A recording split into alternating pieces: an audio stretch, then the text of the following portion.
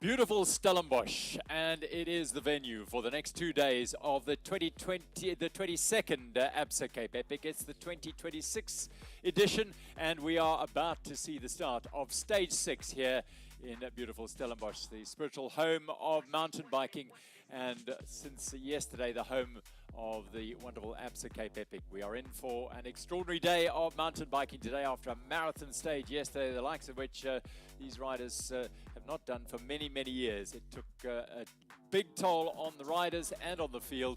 And now the survivors will set off today from Stellenbosch, do a loop around Stellenbosch in the vicinity of the trails here, and come back here for the final day tomorrow, the grand finale. The weather today, very, very good indeed. After rain yesterday, it's cool in the morning. It'll get up to around the mid-20 degrees centigrade and a gentle wind. It really is absolutely prime conditions for the very best mountain bikers in the world and thousands of amateurs to get out and enjoy the wonders of the Stellenbosch Trail Network. Benno Willett sits alongside me. Great expectation ahead of this weekend's racing, and today I head out into the Banhoek Valley and Boschendal, some wonderful trails for them to enjoy. Yeah, no, it's a beautiful day here in Stellenbosch. It has been crazy days. The last few days, we saw so many things, and now I think this is the stage that all the cross-country guys were looking forward to. I expect them to be right away at the front. There's a lot of single track coming up today. It's the heaven of single track all around us. They go from Stellenbosch to Banhoek to Boschendal. We're gonna come back into Stellenbosch again. 76 kilometers of trail riding, and the conditions, like you mentioned, they could not be any better. The little bit of rain yesterday settled all the dust, and I'm looking forward for a very spectacular stage today. Yeah, the expectations are high, and the riders will be looking forward to getting to Stellenbosch and enjoying these trails. They all know it very well, most of them. But of course, they had to earn their way here over the last 7 days, or 6 days. It's been brutally, brutally hard. The Queen stage yesterday, 134 kilometers from Greyton all the way to Stellenbosch, over 5 hours and 10 minutes of racing for the front end of the race. And the back end of the race, well, we saw a lot of riders, unfortunately, not making it to the various cut-off points, or the time limits weren't reached. So very sad for some of those, but those who did make it, congratulations. You're on the bike again. 2 more days, and the reward for that is to enjoy the trails of Stellenbosch, South Africa's second oldest city, dating back to 1679, Stellenbosch, and it is really a hotbed of athletes and mountain biking in particular over the last number of years. So the elites are preparing to load. Those are those riders who are from 10 and down in GC. The top 10 will be called up very shortly to take their places in the the start shoot, and that's how it looks. Oh, well, that was stage 5's results. 5 hours and 9 minutes for Luca Braido and Simone Avendetto. Dramatic last kilometre of racing when Avendetto went down, managed to get up again and passed 5 riders in front of him to 4 riders in front of him to join Luca Braido and take the stage win ahead of Valero and Stutzman. Beers and Tristan Norkier just couldn't stay with them. They've lost 12 seconds on the GC because Braido and Avendetto still hold the yellow jersey. Schwartzbauer and Gaze for Canyon fought hard all day. They finished in 4th place. Becking and Thijs what a week they've had, the double Dutch pair. So experienced, Hans Becking. And Thijs likewise been here before. He's a younger rider than Hans Becking and having better luck than in previous years. Poro, well, he knows these trails very, very well. And he's been solid and consistent throughout with his partner Martinez. So that's how it looks today. Up the shoulder, the ridge line of Botmaskop, and then into the Banhoek Valley they go. Deep into there. Knickknacks is a single track climb, and then they drop through the Toyota Tough section down Klipwerf. Wonderful, smooth. If they've had rough terrain and rough trails, well, they today will be getting some of the most beautifully sculpted and smooth trails they've ever seen. That and Afterburn. And then they traverse across the flatlands towards Boschendal, across the road and into the Boschendal Trail Network. And they'll do the greatest hits of Boschendal as well, Inferno, Porcupine and Sugar Bowl, and then come back to Stellenbosch via Ida's Valley. Some wonderful forested trails deep in that Ida's Valley. Really, really cool riding there. Up the old Hellswater Pass, under the road through the stormwater drain, up to the Doctor, and then they plunge down the sensational Doctor descent, and the finish will be on their doorstep very, very soon.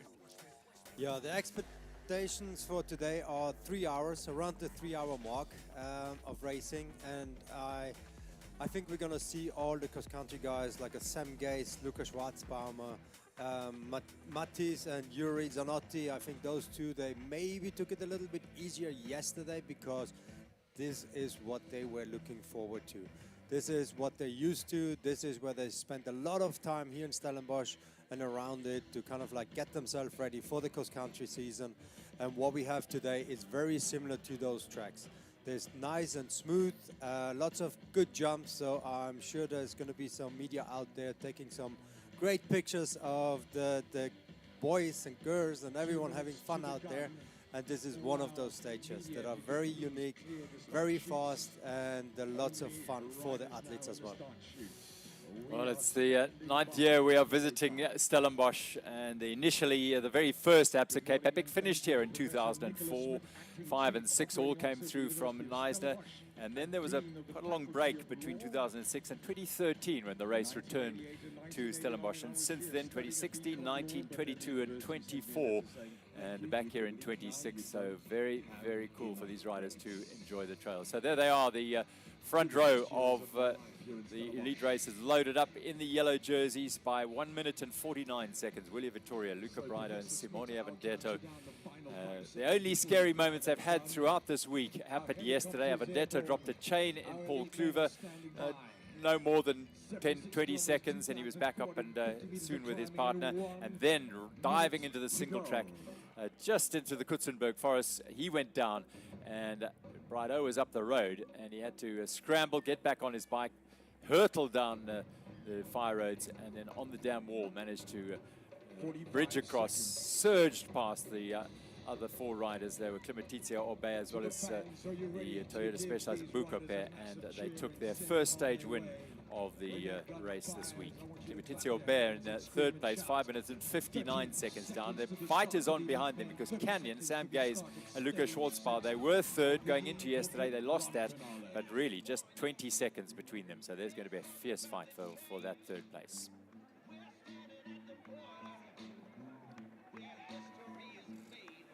To our lead men, you are in the hands of the starter. Please wait for the gun. 5, 4, 3, 2, 1. And the gun fires. Stage 6 of the 2026 Absa Cape Epic is underway, and our elite men charge away from the University of Stellenbosch playing fields here at Coetzenburg. and head out on a 76-kilometer loop with a intimidating 2,450 meters of climbing. They will go up Botmaskop, they will head down into the Banhoek Valley and do some sharp, steep climbs there, then across to the slopes of Simonsberg through Boschendal, and then come back via the Banhoek climbs and back into Stellenbosch. So plenty for them to get stuck into today as they circulate the cricket fields here, staying clear of the playing surface and heading out. So who has got it in the legs today, and can the red jerseys of Matthew Beers and Tristan Norkier, who are 1 minute and 49, Benno, how are they going to manufacture clawing back some time on the yellow jerseys today? Yeah, they need to stay at the front like always. They cannot give the yellow jersey an inch. We saw how strong they are. They have been riding super smart and smooth all the way till Stellenbosch. They were very conservative to start off with. They did not fight for the yellow jersey too early yet. They really every day kind of like were looking forward for the Queen stage yesterday, making sure that they're not too far ahead. If they were in the leader jersey by that time, that's a bonus, but that wasn't the primary goal for them, I would say, to start off with, because they knew they can make a lot of time, good time within those trails today.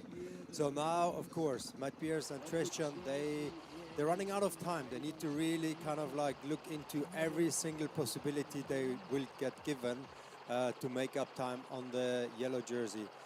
Unfortunately, they also had some mechanicals and there's nothing you can do. Stuff like that just happens, a little bit unfortunate, and all of a sudden you find yourself next to the road with a bit of a puncture, you're losing time, and so on. Villiers, they did not have any of the issues so far, very smooth riding, and again, you don't want to let it down to a mechanical to decide what's going to happen, but it's all part of this race as well. News to us that just being fed to us here that the Insect Science Safari Essence team have lost a rider. Wessel Botha has rolled across the start line and withdrawn. So he's left his teammate Johan van Zyl to ride solo, as we saw Mark Pitson do yesterday.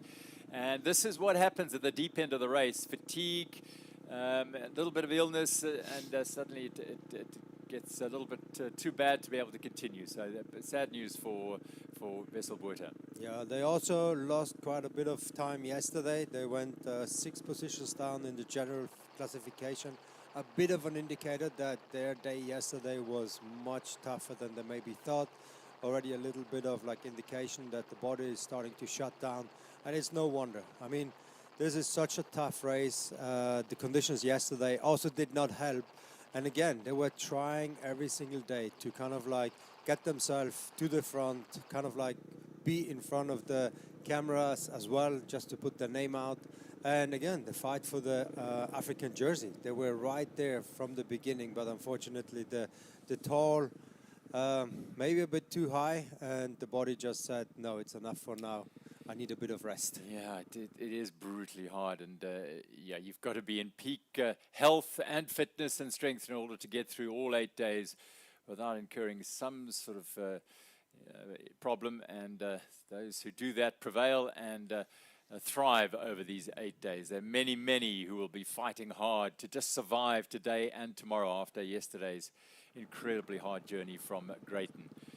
They sweep now, they'll cross the Eerste River, which is the river that flows through, there we go, flows through the town of Stellenbosch. Wonderful sight, colloquially known as the Hangbrug, that hanging bridge, footpath over the river. If you don't want to get your feet wet, well, these riders will get their tires wet early on. And this is the low point of the first 10 Ks or so, because they'll head from here, start climbing ever so gently initially, and then onto the slopes of Botmaskop, and then they'll know they are in for a tough day. Lots of short, sharp pitches today, and it'll test the legs, test the fatigue, test the strength, and the stamina of these riders. Through the suburbs of Stellenbosch early morning, many locals will be well aware of the presence of the Absa Cape Epic. There's so much else going on in Stellenbosch this weekend, but the Absa Cape Epic has been on the radar for a long time for all these riders. Valero has been super strong. He arrived here in good condition. He won the Andalusia Epic earlier this year, and a third at Calpe. He's done a lot of racing, rode the Med Epic as well. And he and Mark Stutzman have been very animated throughout, and they've got assistants at the front there as well. Samueli Poro, who has a rich experience at the Absa Cape Epic, left up Omega Street now, and Botmaskop, if they look up, they'll be looming ahead of them. Yeah. When your alarm is a helicopter flying low, you know the Cape Epic is in town. Yep. And that's what's happening right now. Beautiful to see again, like everyone is fighting for position. They know exactly when the first single track is coming up. And it's going to be feisty once again. Like, you want to be in front of it. You can see there's already a little bit of like team tactics maybe with Marco at the front. Trying to put the hammer down, I would say, stretch it out a little bit, and again, they have been so smart, so good with their tactics as well, trying to make time on the yellow jersey, and I want to see what's happening today, what they came up with overnight. Obviously, the local mountain bikers out cheering as they go on. They'll go and have a little ride and perhaps come back and watch them come down the doctor and finish the stage here as they go in. I'm just looking at the Kilometres Aubert team, and we've got Valero on the front. Stutzman is there, and Poro is tucked in there. I'm wondering whether Poro is not riding alone today, or is his partner here? I can't quite see. So there comes Poro. So there may be. Yesterday we saw Mark Pitson doing the job with Matt Beers and Tristan Norkier, helping them out on the flats and really putting in some surges, and it's totally legal. It's allowed in the race, no problem at all. And so they may be adopting that tactic, the Kilometres team. Could well be, but unfortunately Mark Pitson is not within this bunch today. He will start as a lonely leopard farther down the race. It's only possible for the one day, but your partner has to ride over the start line with you. Only from there onwards you can actually start racing. Onto the first trails now on Botmaskop, and a scramble. They know now the importance of being at the front of this race and not getting left behind. Look at the yellow jersey, just out the saddle, making sure he's in contact. Important moments. It's a 76-kilometer stage. In the context of the Absa Cape Epic, 3 hours of racing is fairly short. So, yeah, they've got to be on their game, paying sharp attention now. Let's go back to the start. Just before the start, Max Clear caught up with some of these top riders. Look at just 2 days to go now on the 2026 Absa Cape Epic. You are in the yellow leaders Tiovita jerseys, but you know that you're in a home ground disadvantage against South Africa. They're going to be doing everything they can to come at the European teams, but confidence is key, and you guys have got the lead. Yeah, we are happy to be Stellenbosch. We knew they tried the place, so we are more ready of the other stage, and I think will be too good stage for us. A lot shorter than yesterday, but the 76 kilometers today has got some big altitude and some big climbing from the start. You've got to be warm from the start. Yeah, for sure. Will be not easy. Also because the effort is high now. Also the pain in the legs. So yeah, we'll try our best. A message in Italian to everyone back home quickly? Dai che teniamo duro questa volta. Not easy converting from English anymore, huh? Well done. Sam Gaze, yesterday was just mammoth. Yeah, I guess that's a good way of saying it. Yeah, Queen Stage at Cape Epic definitely lived up to expectations.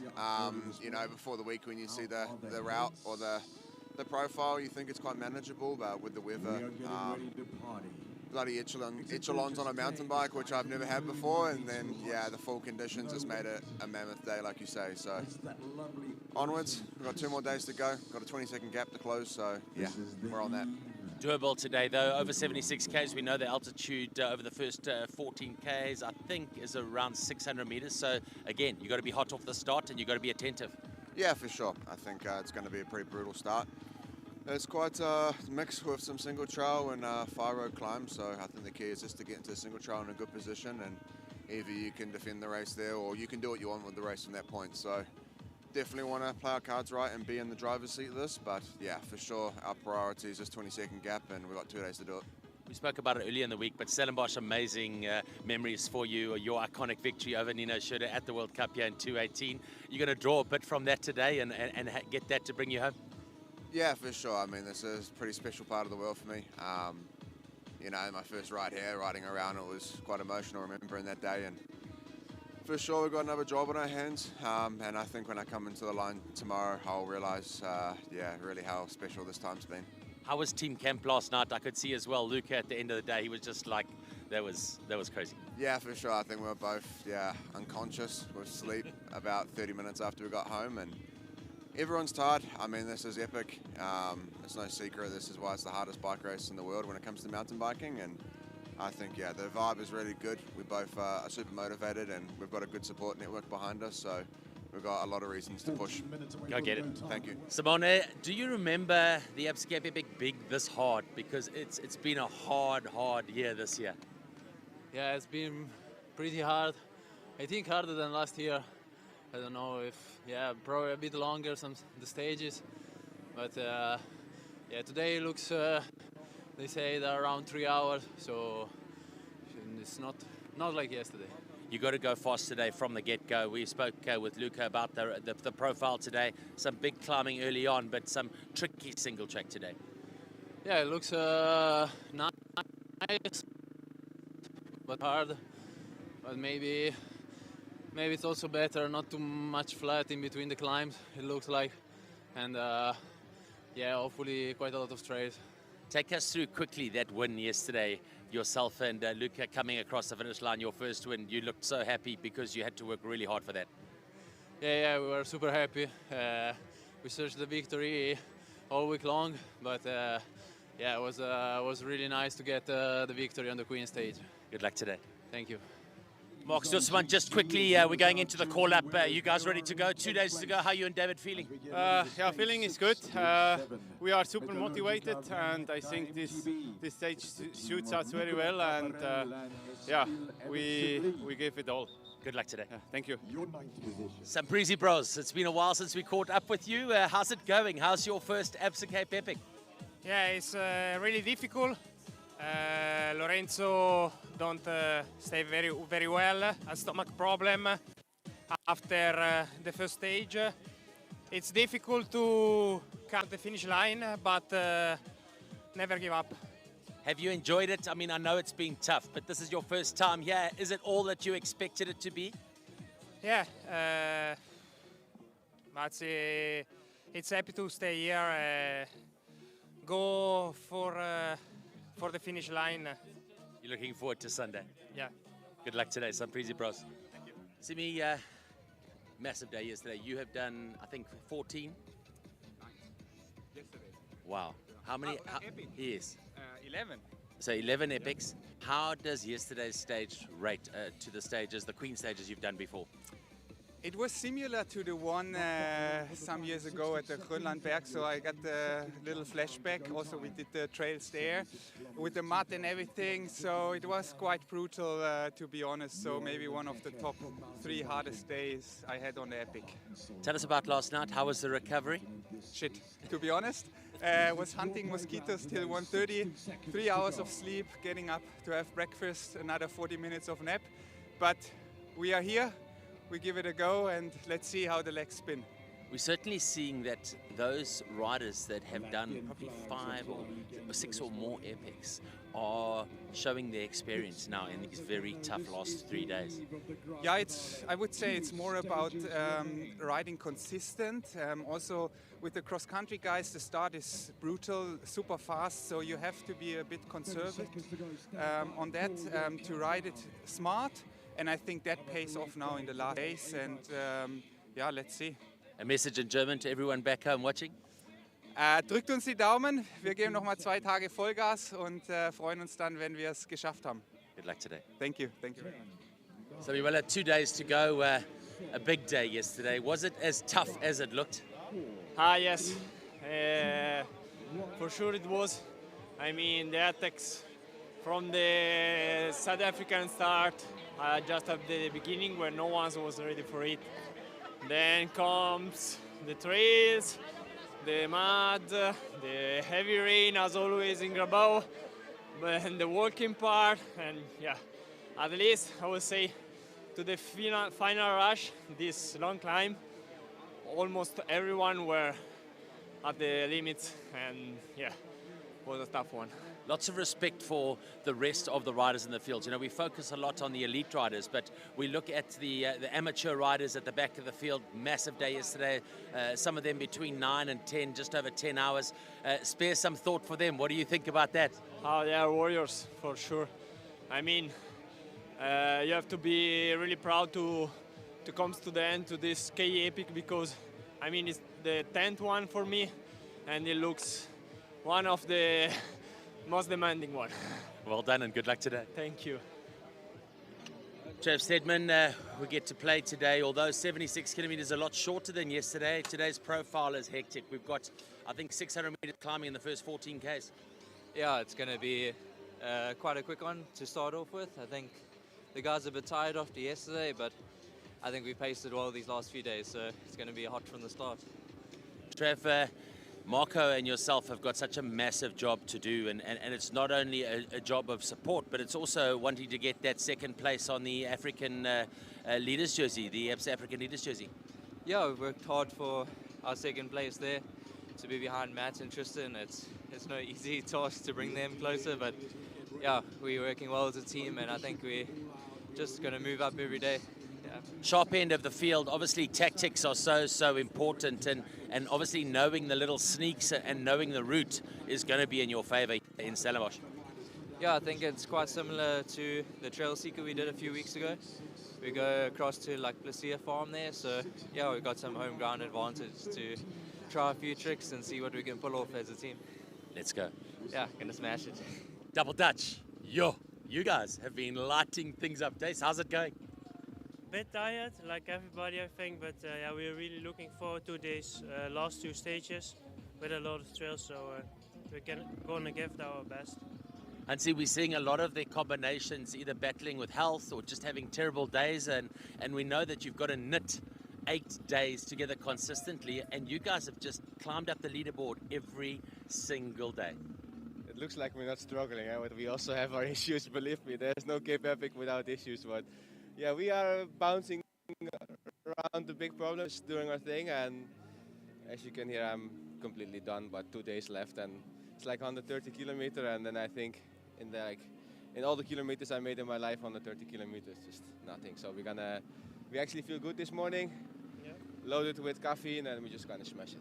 Everyone was obviously building up the Queen stage, but everyone forgets that there's still two, although shorter, massive stages over the next 2 days. Yeah, also we have 5,000 meters of climbing left, so I think today will be interesting. I'm curious to see what the big guns will do, if they push directly in the front or they take it easy, but if they take it easy, double Dutch is ready.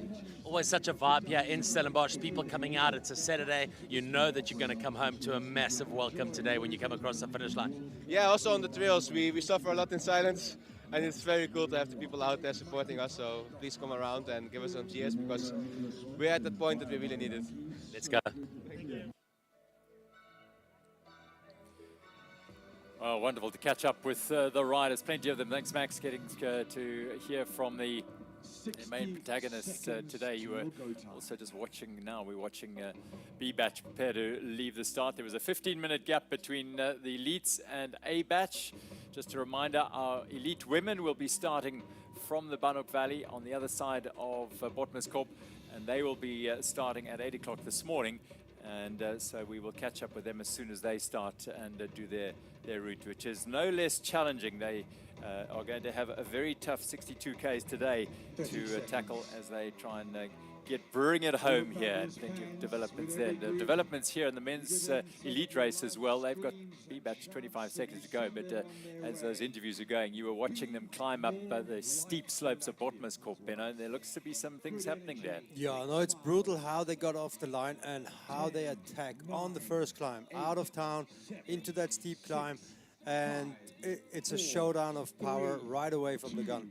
You could see that the yellow jersey wasn't even together anymore. You got a little bit of a glimpse, and that's exactly what Matt Beers and Tristan need.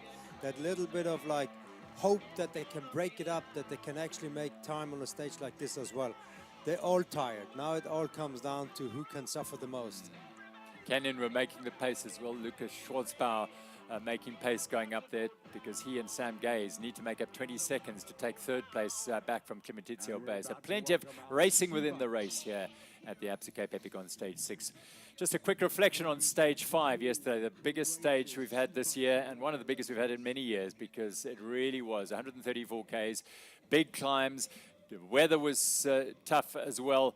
And there were obviously riders at the back of the field who didn't make the various time cutoffs at the various water points, and it's heartache for them. But this was right at the finish line. Jeremy Christmas, our UCI commissaire, firing the gun. And that, as you can see from the shadows, was very late in the evening. And those are the appliances you do not want to see, particularly if you roll in after that gun goes. And absolute heartbreak for these riders. The numbers cut off. They are no longer part of the Absa Cape Epic. Real drama and emotion on that finish line. And Sergio Zulu and partner as well, I'm afraid it was sadness and disappointment for them. Yeah, it's heartbreaking to see. Like this moment here when you have been fighting so hard for so long and then seeing that your number is going to be taken away 2 days before the Absa Cape Epic is actually finished. It's just devastating to see, but it is also a safety thing. Sometimes you have to look after the riders because they would just go until no more. And yeah, it's brutal to see, but at the same time, it gives them hope for another entry and also another chance to try it again and again. This is not losing here. This is still winning. This is still winning. Making it this far within this race, it's a win at itself. Just remember, they've done, this is the Queen stage, some 6 really, really hard days. So, yeah, commiserations to them. Congratulations for getting to this stage, and to all of those who are still in the race. Well, fantastic. Well done. And to those of you who were cut off, we hope you'll be back to take it on, and this will inspire you to come back and complete the journey.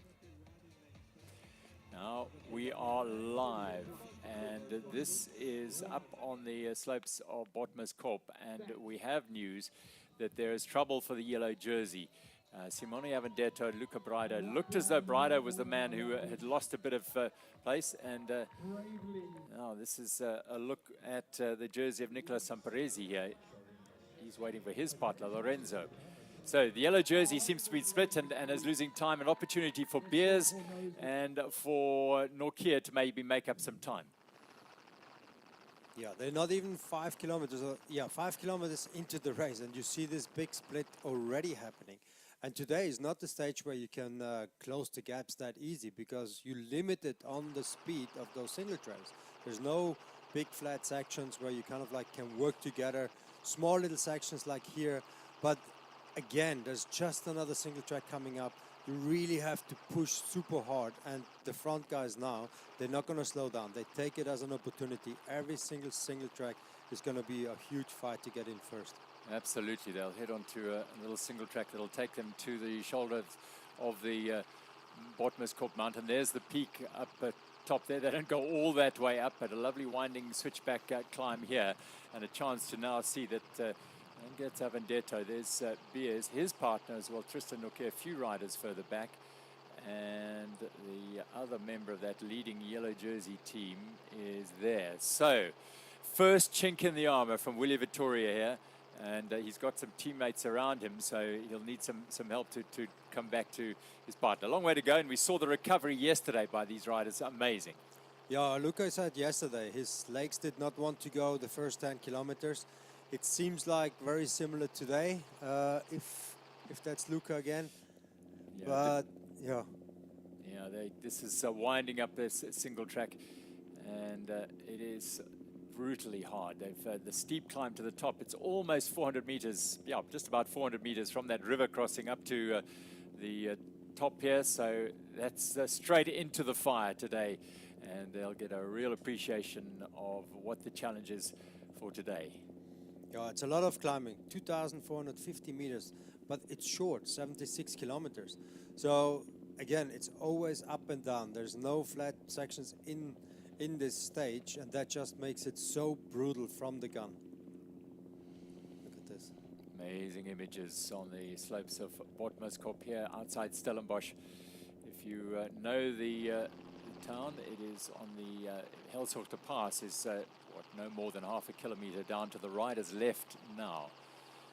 So Luca Schwartzbauer and Sam Gaze looked animated early on here. We also saw Luis Meyer, the man from 7C Pedregal. We saw them yesterday on the attack.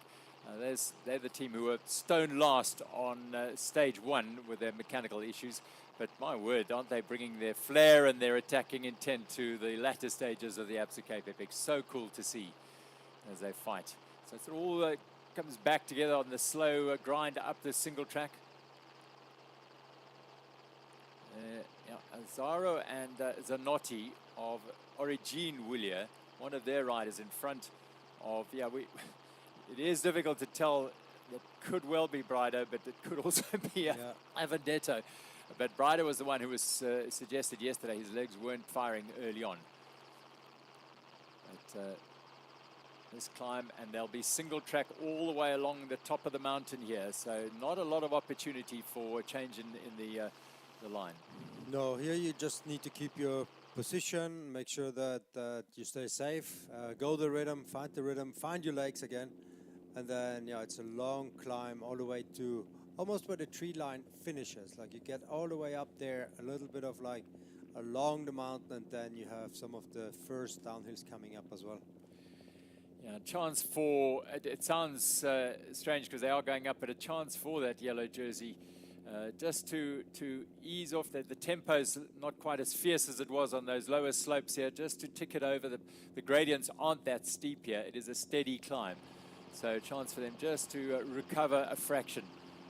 And closing in on the top of the mountain, Luca Schwartzbauer. He's doing a lot of the pacemaking on the front here. Letizia Aubert there, they are in that fight for third place. Sam Gaze is there as well, just behind the yellow jersey. I think that is Avendetto. And then it's Beers and Bart Alleman, who's a stage winner in Stellenbosch in years gone by, so he knows what it's like to ride in here. Down they go on the other side, into the sunshine on the Banhoek Valley side, the Banhoek Conservancy area. Beautiful trails. Yeah, a bit of bad news for all the locals here, but I think your KOMs will be smashed today. The way those guys are riding, the conditions of the trails will be interesting to see how fast they're actually going to be on the local trails here. Yeah, it's been a dry summer, as it so often is in the Western Cape, but the rains yesterday, a little bit the day before, would have made these trails absolutely prime. Yeah, definitely. That is what the trails needed. A bit of water, a bit of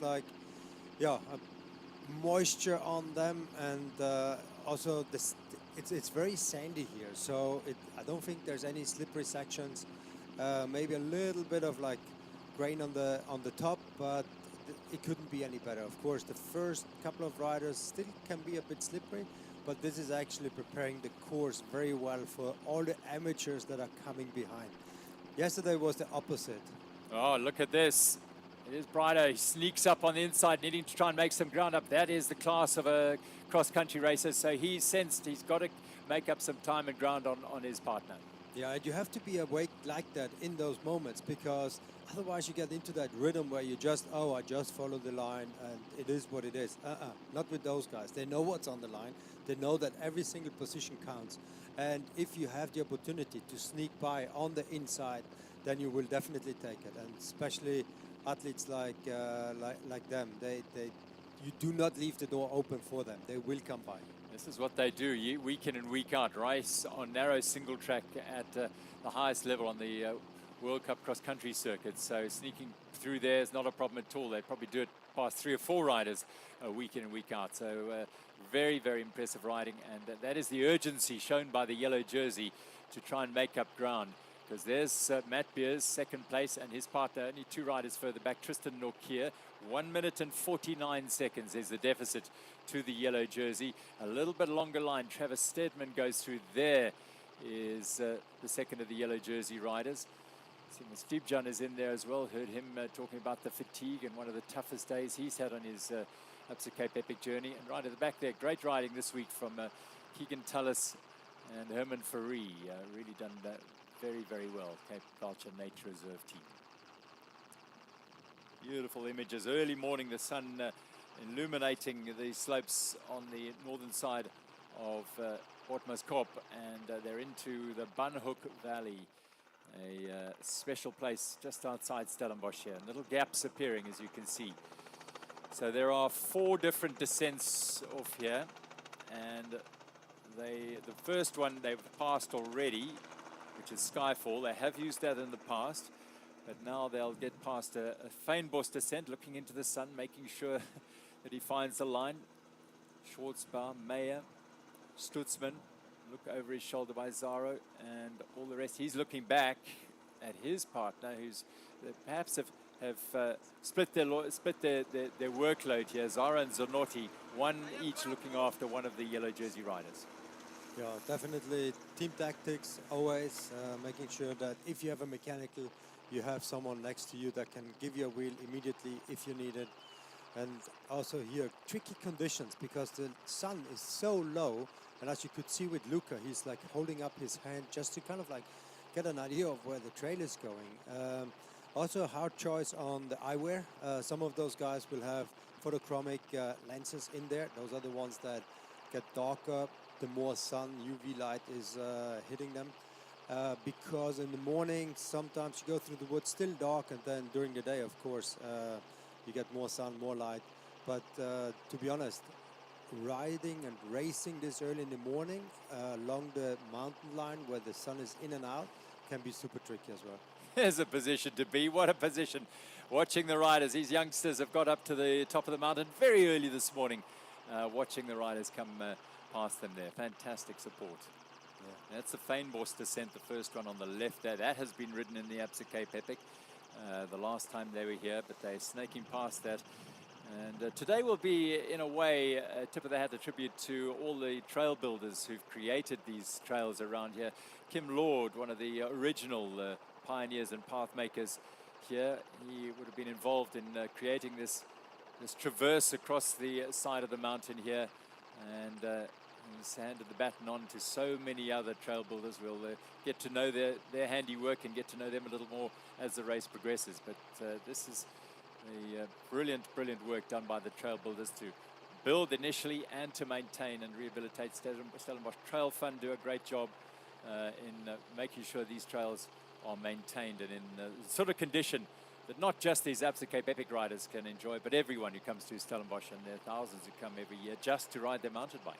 Yeah, this is cross country, down country heaven. The trails that we have here within this area, you will see they are beautiful, shaped in along the mountain ridge. You up high, the views that you get from the top over there, you see almost all the way to Cape Town. You see Table Mountain even from that far away when the weather is good. And so also it's for anyone, even for the kids. I take my kids out there. It's well shaped. It's beautiful. You have jumps in there, big berms in there. There's ladders, everything. Like it really is world class trail riding you can have here. Yeah, you can see the trail just to spring out of shot there. That's another descent off this mountain. It's called the Comissa's descent. So, yeah, they're passing that one. They passed a couple here because there are so many options to drop down here, and they'll be dropping down for the first time in the Absa Cape Epic, a run called Gum Run, and that'll be coming up very, very shortly. And the pecking order is established here. No real chance to get past, although we did see Luca Brido manage to get past a couple of riders on that switchback a little bit earlier. The skill of the man. Sam Gay's in there as well. These are the cross-country stars. Matt Beers, marathon and gravel specialist behind him. Wout Alleman, the Belgian champion, has had a real roller coaster of a week with Martin Storsek, but they're still in the thick of it. Wout Alleman, he wants to have a say here on this stage. Down they go. Yeah, beautiful trail, you will see. They're all having fun now. That's also a bit of time to bring your heart rate down again.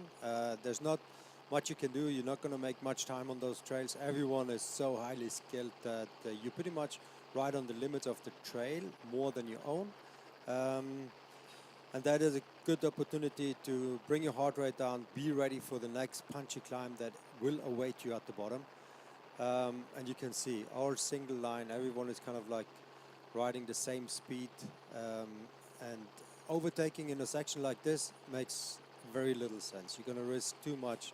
Everyone is going too fast anyway, so it's just kind of like awaiting your turn. Beautiful scenes in the Absa Cape Epic on stage 6 here as the riders get to grips with these trails. And talk about grip, they'll be very, very nice today after the rain that fell over these last couple of days here. It'll be nice and firm and grippy as the riders like as they swing into these switchbacks. Luca Schwartzbauer on the front. Luis Meyer is just behind him, the Colombian. Mark Stutzman is there. Matissa Zara. Then Simone Avendetto, Sam Gaze, and Matt Beers. A line of the very best riders in the world enjoying these sensational trails here in the Banhoek Valley.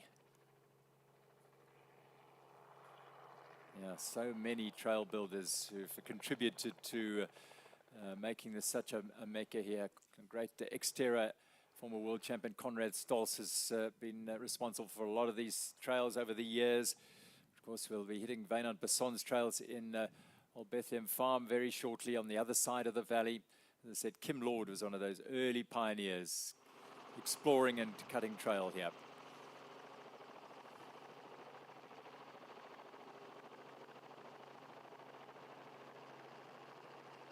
Beautiful scenes. It's an effort to get up to these trails from the Stellenbosch side, to get up over Banhoek, but you can also access them from this Banhoek Valley side. If you go over, drive over Helshoekte Pass, and you can park at one or two of the wine farms and access these trails. So you don't have to go all the way up there, but if you're on an e-bike, it does make it a little bit easier. Yeah, definitely. That's also where the women start. So they're going to come through the first tech zone, feed zone very quickly. That's at 15 kilometers. So the elite woman race is only 15 kilometers less today than the men. So it's very little. And they are going to pass through there very shortly. So the women are starting at 7:45 today. And it will take another, I would say, 10 minutes the most to get all the elite men through that point, and then from there onwards the woman will be joining the same course. Yeah, it's a movable feast to a degree. We saw yesterday it took a little bit of time to get the riders, in fact the previous day, to get the riders through in Greyton. One or two had picked up some mechanicals, so it does take a little bit of time, but they need to get the last rider of the elites out, and then the elite women can start. Boy, you can only but enjoy that. I tell you, these riders will be absolutely loving this. Out of that little section of trail, a little bit of a traverse across the dual track now, and they'll drop into another section of single track down towards Camissa Farm and Banhoek Farm. And look at Gay starting to move up. He wants to join his partner, Luca Schwartzbauer. Yeah, if you weren't inspired to buy an early entry ticket yesterday because of all the drama and the long stages, you should, and you will be today. I mean, there's no better riding than what we get to see right now. There we go. You can on Monday put your name down and get onto that waiting list, or not even, actually get an early bird entry on Monday, and you are secured. You've got a whole year to get your mind and your body in shape to prepare for this Absa Cape Epic. It is a must-do. Diving into that single track. Everyone wants to get in there. Alaman did well there, just behind Matt Beers, who's following the line of Simone Avendetto. Further back, Tristan Norkiers, not too many riders back, 3 riders back. And then Luca Bride. So a little bit of a chink in the armor of the yellow jerseys, who until today, and maybe even that last kilometer yesterday, the recovery from Simone Avendetto after the fall he had going into the single track was quite remarkable. The adrenaline must have just driven him with huge determination to catch up to Brido, and they took their first stage win and increased their advantage by 12 seconds over Matt Beers and his partner Tristan Norkier, who had the yellow jersey after the prologue, but eventually they lost it on stage 3 to the Brido Avendetto pair. Yeah, that finish of yesterday was something else. Like, I don't know how he managed to get by all the riders again. I mean, there was 4 or 5 riders between, oh, actually 3 riders. And coming dead last and still making it through on the last kilometer of the race when it's so twisty and windy. It's impressive. I think Gaze has done well here. Is that him second right? I can't quite make out, but if it is, the Canyon team are putting a bit of pressure on Kilometres Aubert. Remember, just 20 seconds. Canyon lost third place yesterday to Kilometres Aubert. Valero and Stutzman were superb yesterday. They really were. And they are looking to take that third place back. They've had 2 stage wins already, and they're clearly fired up and fighting today. Yeah, and some guys in the interview, he was very motivated for today. He said, like, yesterday they lost a little bit of time, but they're ready to make it back today. And this is definitely the right move to do. Try to split it up, get ahead of it. We saw it in the women's race yesterday. You do benefit from riding your own race at the front. So, yeah, it's going to be interesting. They did a good job to kind of like get together that early again when it was split up earlier. And now it's, yeah, we'll see how far they can push it now. Yeah. Well, a minute into their journey for this batch, rolling off the start line at Coetzenburg. And yeah, fatigue legs, no question about it. If you're not fatigued now, then you never will be, because this is a grueling, grueling journey. If you think where we started back in Mirandal, and we were looking from that prologue, a 20-kilometer prologue, we could see these mountains in the distance, and the riders knew they had to get here. But the journey here was well, paved with pain and some disappointment and plenty of elation and enjoyment. Up they go on the Banhoek Berms here, sweeping down. This is the work of say Conrad Stolz, the trail builder who spent many, many years at the very top of the tree. He's actually a winner of the Absa Cape Epic in the Masters category, I think it is. So he's, or the mixed, I can't quite remember, but he's certainly done this event, and now he's creating the trails for these riders to thoroughly enjoy. Yeah, huge amount of effort going into building trails like this, and a lot of it is still handmade. Like, there's no heavy machinery that they take out there. Some little diggers here and there, but it is a lot of labor that goes in to create those kind of trails. And it's not too intimidating. These, as Benno was saying, you can bring, you can come down here. These riders obviously flying over this little jump, nothing too serious, but all very, very rideable. And there are, you know, if there isn't, there's a B line to ride. The A line, in fact, is down next to the dam here. The riders going around on the paving and dropping down into this forested section. A wonderful, mazy little trail here to enjoy. So they're sticking to the traditional route down past Banhoek Farms, Maria Stein's property here. Wonderful landowner, big mountain bike family, of course, Maria and Mariki and their family. And you know, looking probably from just next to their garden. The dinosaurs are out. How cool. The dinos are here. Are they going around? There's 2 lines around this port. Yeah, that first line they avoided there is ridiculous. You come down and then up a very steep little hill. But they've avoided that where people are standing there. You can see them watching there. So they've just come through the fence line onto the lawn. And well, they are all out today. What an absolute sight it is. Schwarzbauer and Gaze, Luis Meyer from 7C Pedregal. Through the first tech zone, it is Matt Beers, Wout Alleman, and Tristan Nokia has done well here. Matisse Zaro guiding their Stutzman, Valero, and they are together. Yep, Brido was the man at the back there. Their yellow jerseys have saved a little bit of a scary moment for them. Marco Hubert, Simon Stipjan, then Travis Stedman, Lucas Baum, Samueli Poro. And right at the back here, Gioli Di Cosmo. Plenty of Italian riders who know this race very, very well. Knows Fabian Rabensteiner, his partner, pulling out on stage 4 after a horrible crash. Casey South, broken collarbone and shoulder. He's being treated, sadly. Rabensteiner not involved any longer, sadly. Here we could also get a glimpse of the women's start. They're waiting there in the field for the man to pass. And a quick look at those splits after 15 Ks. So Canyon have a little buffer early on, trying to put pressure on Klimetizia or Bear in third place on the trails here. That's a race within a race today, because they're fighting for third place. Toyota Specialized in Buco, Willie Vittoria separated by 5 seconds, so nothing really to go on there after that initial little chink in the armor there. Whether Brido was caught out of position going up the climb, or his legs just cold at the start of the day, and he'll ride himself in.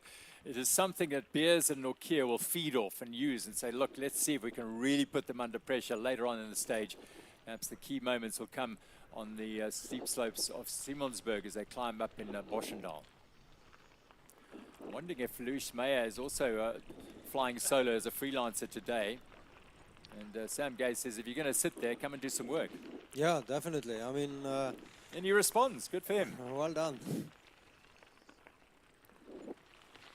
It's not a free ride, says the Canyon men, so go and do some work on the front. And they head past Oldenburg and Rainbow's End Wine Farms up on the right-hand side here, deep into the valley. Yeah, it will be interesting to see if he's riding by himself today, if he's just showing off his strength, and or if he's going to wait for his partner a little bit later on. We saw yesterday similar scenario, I think, and now it just... yeah, same again.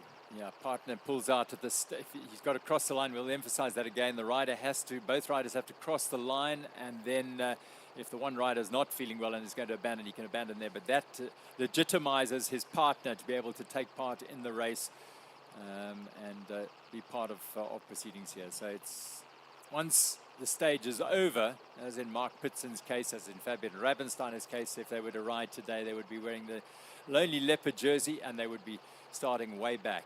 Look at Wout Alleman and Martin Stosek, they're the Belgian and Czech champions, having a conversation there, trying to plot a plan here. Alleman won here in 2022 with Fabian Rabensteiner. Now, to the start of the women's race, and getting called up, the Haley Preen, Haley Smith combination.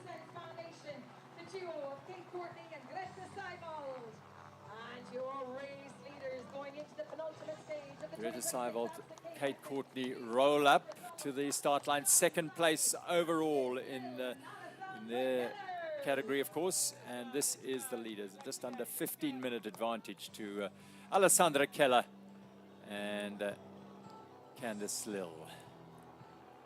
Thomas Maxim Sabi. So the elite men should all have passed through. You can see Max there. Max is there. He's been doing some interviews. Yeah. I think Ariane's down there as well. We'll hear from those riders. Our official starter today will be the UCI Next grandstand. 3 minutes to the start. 3 minutes to the start of the women's race. And starting just a little bit behind schedule. As I said, it's a logistical thing that the Absa Cape Epic are coming to grips with, but it seems to be working. Yeah, no, very much. Speaking to all the women after the race, it again, compromises from everyone is required, but so far it has been a very, very, very good race. They definitely benefit a little bit from the shorter stage, the same race time as the men, and I'm sure it's going to continue this way. It is a more feisty race and a more fair race for everyone. So stage 6 for our elite women. 2 minutes. Our UCI commissaire holds up his fingers saying 2 minutes to the start. 14 minutes the advantage to Candice Lill and Alessandra Keller over Kate Courtney, the world champion, stripes on her jersey, the marathon world champion. Wonderful to have the marathon world champion here showing off the stripes, and she's certainly done that. Winning a stage with Greta Seibold into Greyton. But yesterday, firmly snatching back the advantage and the initiative and nailing it down, you feel, with Candice Lill and Alessandra Keller. But if anyone knows how cruel this race can be towards the latter stages, that's Candice Lill. She had the leader's jersey on her shoulders on the last stage, only to lose it to a major mechanical. in 2023, and the race that year went to Vera Loza and Kim Lecourt. Vera no longer part of the race, sadly. Rosa van Doorn, a nasty crash on stage 4, having to withdraw from the race. Yeah, I'm sure they ride very conservative today. Like you mentioned, you have to look out until the very last moment, not to have a mechanical, not to have an issue. They have a very good gap now, so there's no need. We all know they were very strong. They are very strong, and I don't expect them to push off the gun too hard, more conservative.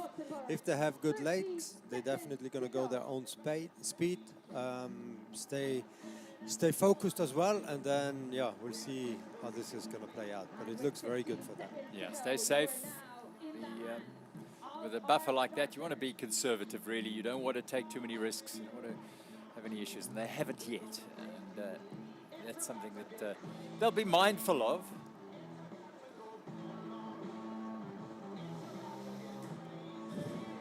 So about to get underway. Away they go in the elite women's race. And they roll off the start line down in Banhoek Valley and head out on their journey today. 62 kilometers. Greta Seiwald starting with a long sleeve jersey is not a good sign. Let's see. Yeah, she was in that blue long sleeve jersey alongside Kate Courtney. We'd like to keep an eye on her. It is, she wasn't feeling 100% this morning, so that is a great distress for She Sends Foundation. And again, we've spoken about it before. If a rider's not feeling 100%, they might, in order to keep the team or her partner in the race, start the race, and then you're officially underway as a team, and then one rider who's not feeling well might pull out. No signs yet. Yeah, that gives, if that's the case, that gives Kate Courtney the opportunity to ride another stage, race another stage, not just ride another stage, race another stage. Maybe help some of the other teams to kind of like, close some gaps, or if it's just to be within the race, get more coverage and enjoy those trails. Along as Eva and Freeran, let's go down to the start and hear from some of those riders at the women's elite start. Alessandra, you just put a jacket back on. It's pretty chilly this morning. It's almost like going back to Switzerland. Almost. But still, there is sun, you know. Like when you get up in the morning and you see the sun, then it's a good day. You have ridden a 4 trail seeker in this area and know probably most of the trails. Are you looking forward to some great single track today? Yeah, I would say I probably know almost every corner. It almost felt like coming home. Yeah, I spend a lot of time here, so I'm really lucky and I'm looking forward. Would have been also cool to do it with even a bit more, like less tired legs, but I guess that's what it is. It's your first Cape Epic, waking up with such a tired body. It must be quite something that you're not that used to, and how is it, and how do you convince your legs to just still keep turning? Well, I think with Cape Epic it's just you go with the flow. I mean, it's for everything, for everyone it's the same.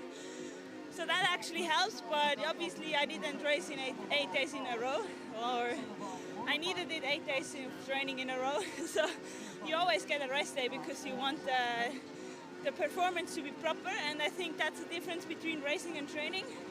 You want it also to be proper, and you find that extra energy.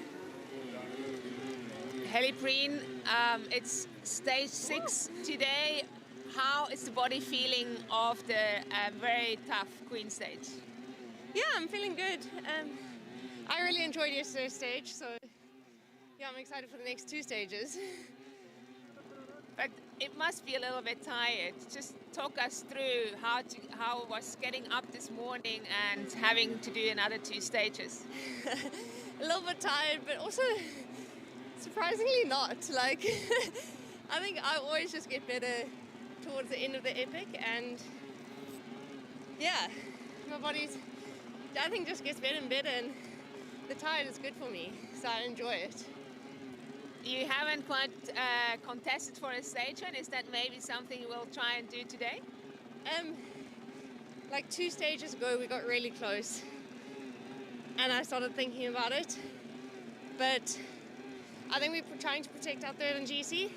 If we're in that position, then that would be really cool. Great, thank you. Good luck out there. Thank you. Hayley Smith, the Canadian marathon champion. How's the balance on the rollers this morning after so many tough stages? It's okay. It's a little bit hectic in this field. It's a little bumpy, but honestly feeling pretty good and excited for today. I asked Hayley as well, is that maybe a day we will be trying for a stage win? I mean, we're trying for a stage win every day. We haven't been successful yet, but we're just going to take it as it comes. We have plans A through Z, and we'll see how we feel once we're out there and once we get on the single track. But we're just hoping for a clean day. Coming from Canada, you must be looking forward to some great trails today around Stellenbosch and Banhoek. Yeah. Have you ridden any of this?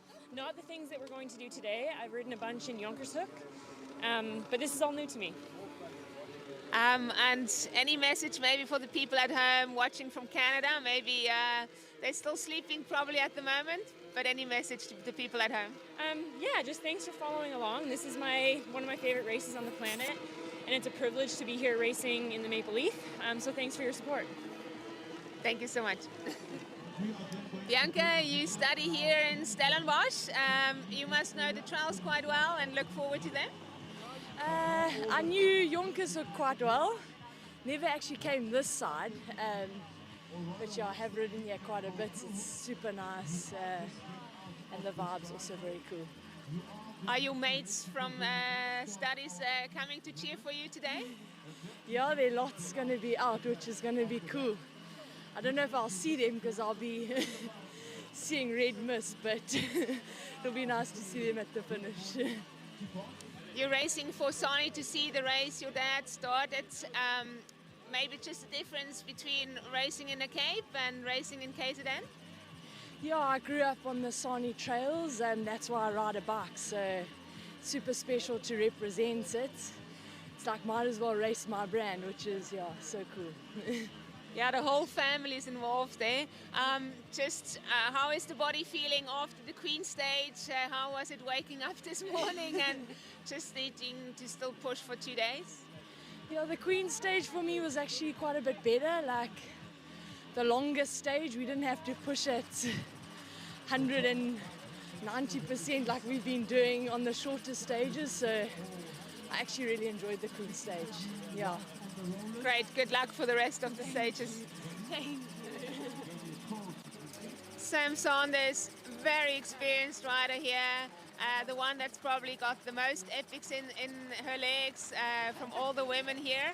A tip to all the other women this late in the stage, just how to convince your legs to still keep turning. Yeah, this is all about the head game from here on out. Everyone's tired, everyone's legs are sore. Yeah, so you just mentally have to prepare. Well, I think knowing that it's going to hurt, but yeah, you have to wrap your head around it. Do you have a certain strategy in your mind? Do you kind of break it down in certain stages? Or what's your approach going into the last stages of the Epic? Shucks, I mean, now that I've done so many, I think I just know what to expect.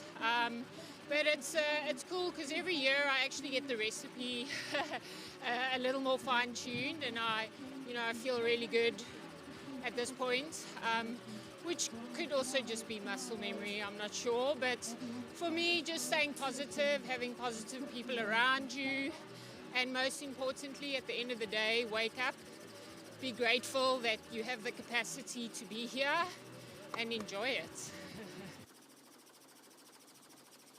Sam Saunders, who is into her 7th Absa Cape Epic. She's won the mixed twice in her 3 events in the mixed, and this is her 4th as in the women's race. She finished 8th in 2017 with Jeannie Dreyer. Didn't finish in 2019. It was an individual finish in 2018, so hoping with Bianca Hoare to finish off this one, she should be doing that. We're with the elite women heading up into the Banhoek Valley, little short, steep pitch that they get over there. Hayley Smith on the front of the race here at the moment, and we'll see some changes going on in this elite women's race.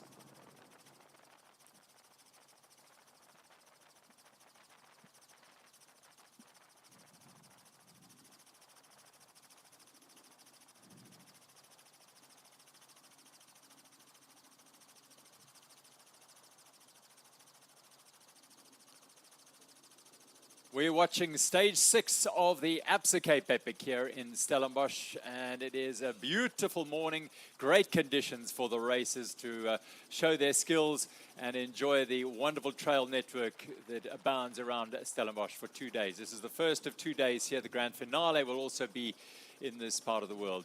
The elite women have just started their race, 62 kilometers. They started in the Banhoek Valley, 1,850 meters of climbing.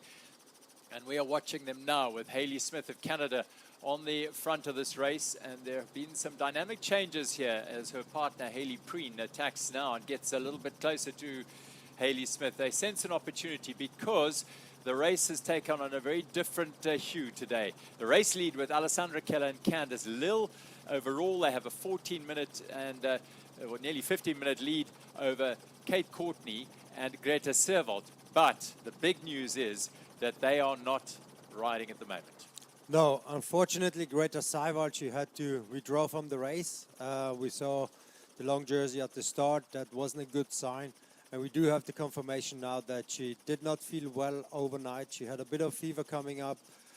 She did try to get more food into her body. She couldn't eat last night. And that is a very sad information. And we really wish her well to recover quickly, and she pretty much just rolled off the start to kind of like give Kate another day within this race. Very, very disappointing news for the world champion Kate Courtney and her Italian partner Greta Servold. But it is the deep end for Servold and a lot of these riders who are making their debuts here, getting down to the second weekend of the Absa Cape Epic. It's uncharted territory for a lot of riders. Yeah, definitely. And again, it is a bonus every single stage that they got through, considering that they just got together the week before, a couple of days before the race. Of course, the dynamic for Greta has changed completely. She was supposed to ride the Absa Cape Epic, but more in the mix category as a preparation for the World Cup. And then within a couple of days, she found herself within the position to race for the GC within the women's race. So very different dynamic, of course. And it's not a lack of trying. She really tried everything. She digged deep yesterday. We saw that Kate was helping her a little bit up the climbs towards the end. And again, it's part of this race. It is the hardest race in the world. And unfortunately, this is just one of those sad situations. But she didn't have a crash. She's fine. It will. Yep. In fact, you can just see them on the right-hand side there, easing off and rolling into the day. So yeah, that's the disappointment for She Sends Foundation, and an emotional moment for Kate Courtney and Greta Servold. You never want to do that to your partner, but sometimes it's just the right thing to do. If you're not feeling well, you've got a busy year of racing ahead. So great disappointment for She Sends Foundation, who was second overall at the start of the day. Earlier today, 7 o'clock in the morning here in Stellenbosch, the elite men are charged away from the University of Stellenbosch fields here at Coetzenburg to start their stage. And the challenge for the men today, 76 kilometers, 2,450 meters of climbing, a 4.5 chainring stage today, which suggests the five chainring was yesterday's Queen stage. So what's left in the tank must be utilized very cleverly today, because there's going to be plenty of hard work to do. If you look at the amount of climbing, 2,450 over 76 kilometers per kilometer. Today is one of the toughest days, and they went straight into it.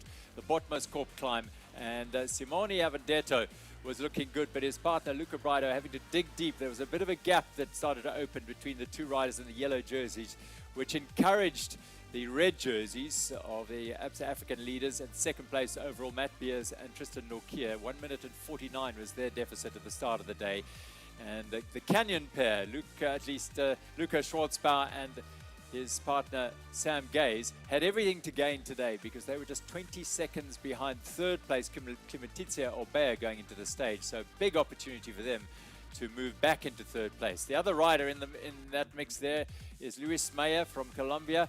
His partner is Kieran Solis. We saw them yesterday at the front of the race. We saw them at stage 1 helping each other. There is Kieran Solis going through now, enjoying the last few days of the Absa Cape Epic after they lost, well, nearly on 3 hours on the first stage of the race in Montague. dashing in, just getting in ahead of Travis Stedman there. Lucas Baum goes in, Shimon Stevjan into the single track. A bit of a breeze on the top of the mountain here.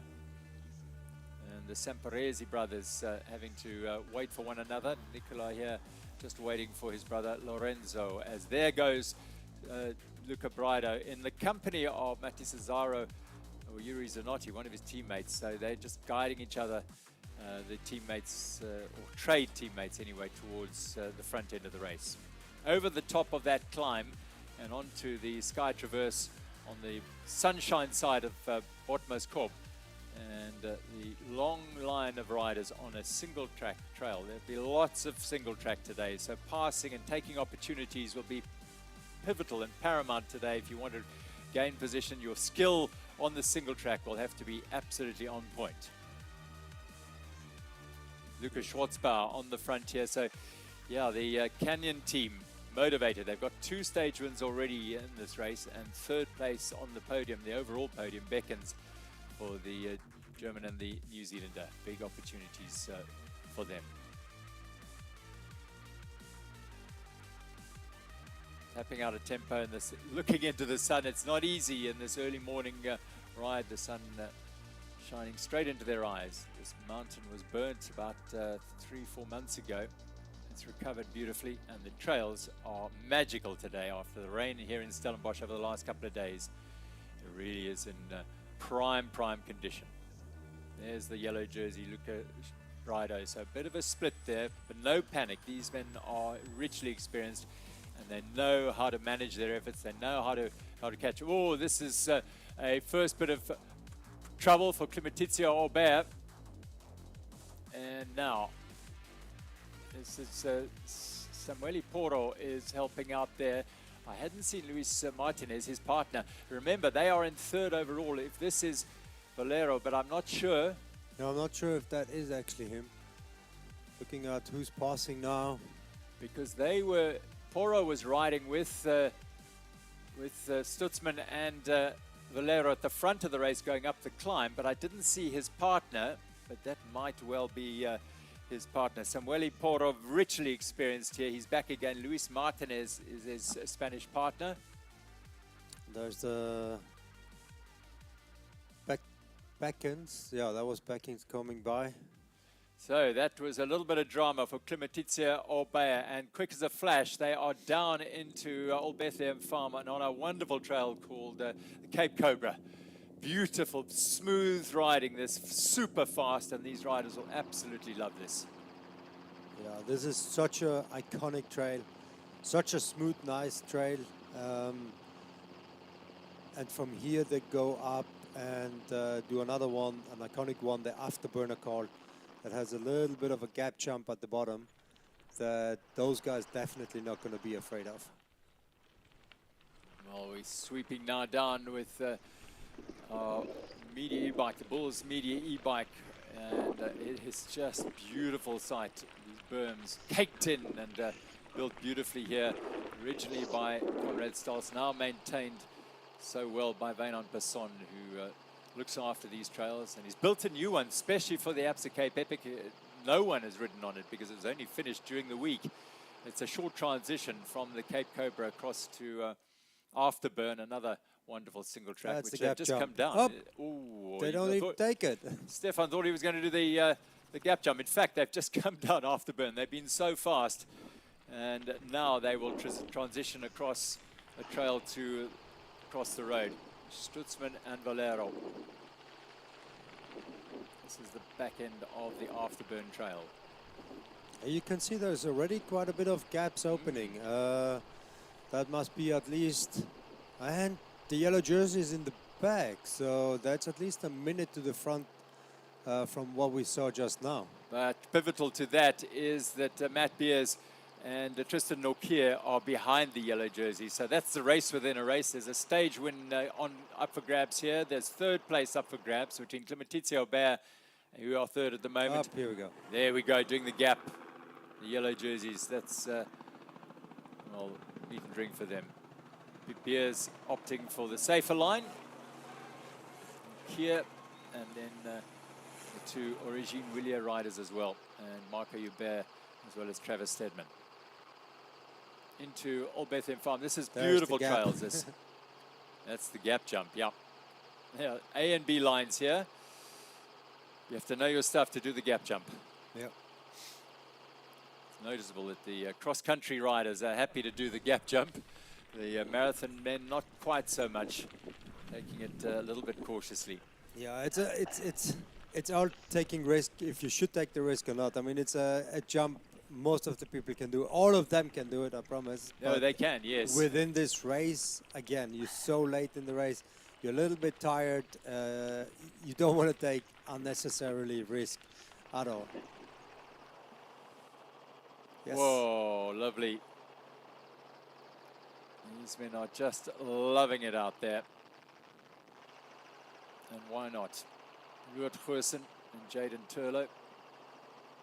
They know these trails so well. There was a big marathon race here not too long ago that saw them ride all these beautiful whipping, throwing his whips and showing his skills. Let's see. He's definitely going to take it. Oh, what? Nope. No way. Oh, discretion, the better part of valor for those two as they go down the Coetzenburg Specialized team there, third team in the race.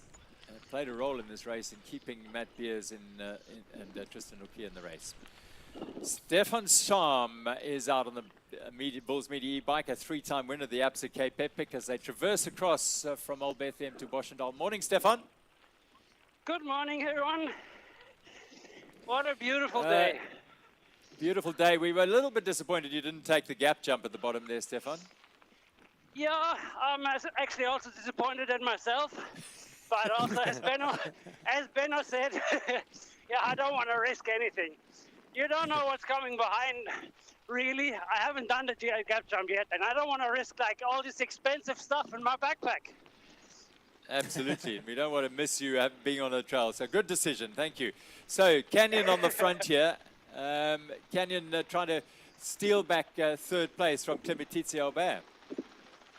Yeah, absolutely. I mean, this is their terrain, this is their day, and obviously they mean business. Taking turns at the front. Oh, well, no, actually Sam Gaze is in the front for the whole single track section. And it looks like he's enjoying it a lot. And it's cross-country terrain. Punchy climbs, the single tracks where you need to stay focused. It's cool to watch, and we got a cool race going on. We have got a really cool race. Lots of dynamics going on here. That fight for third place, the fight for overall 1 minute and 49 in it. Just talk us through the climb up Botmaskop.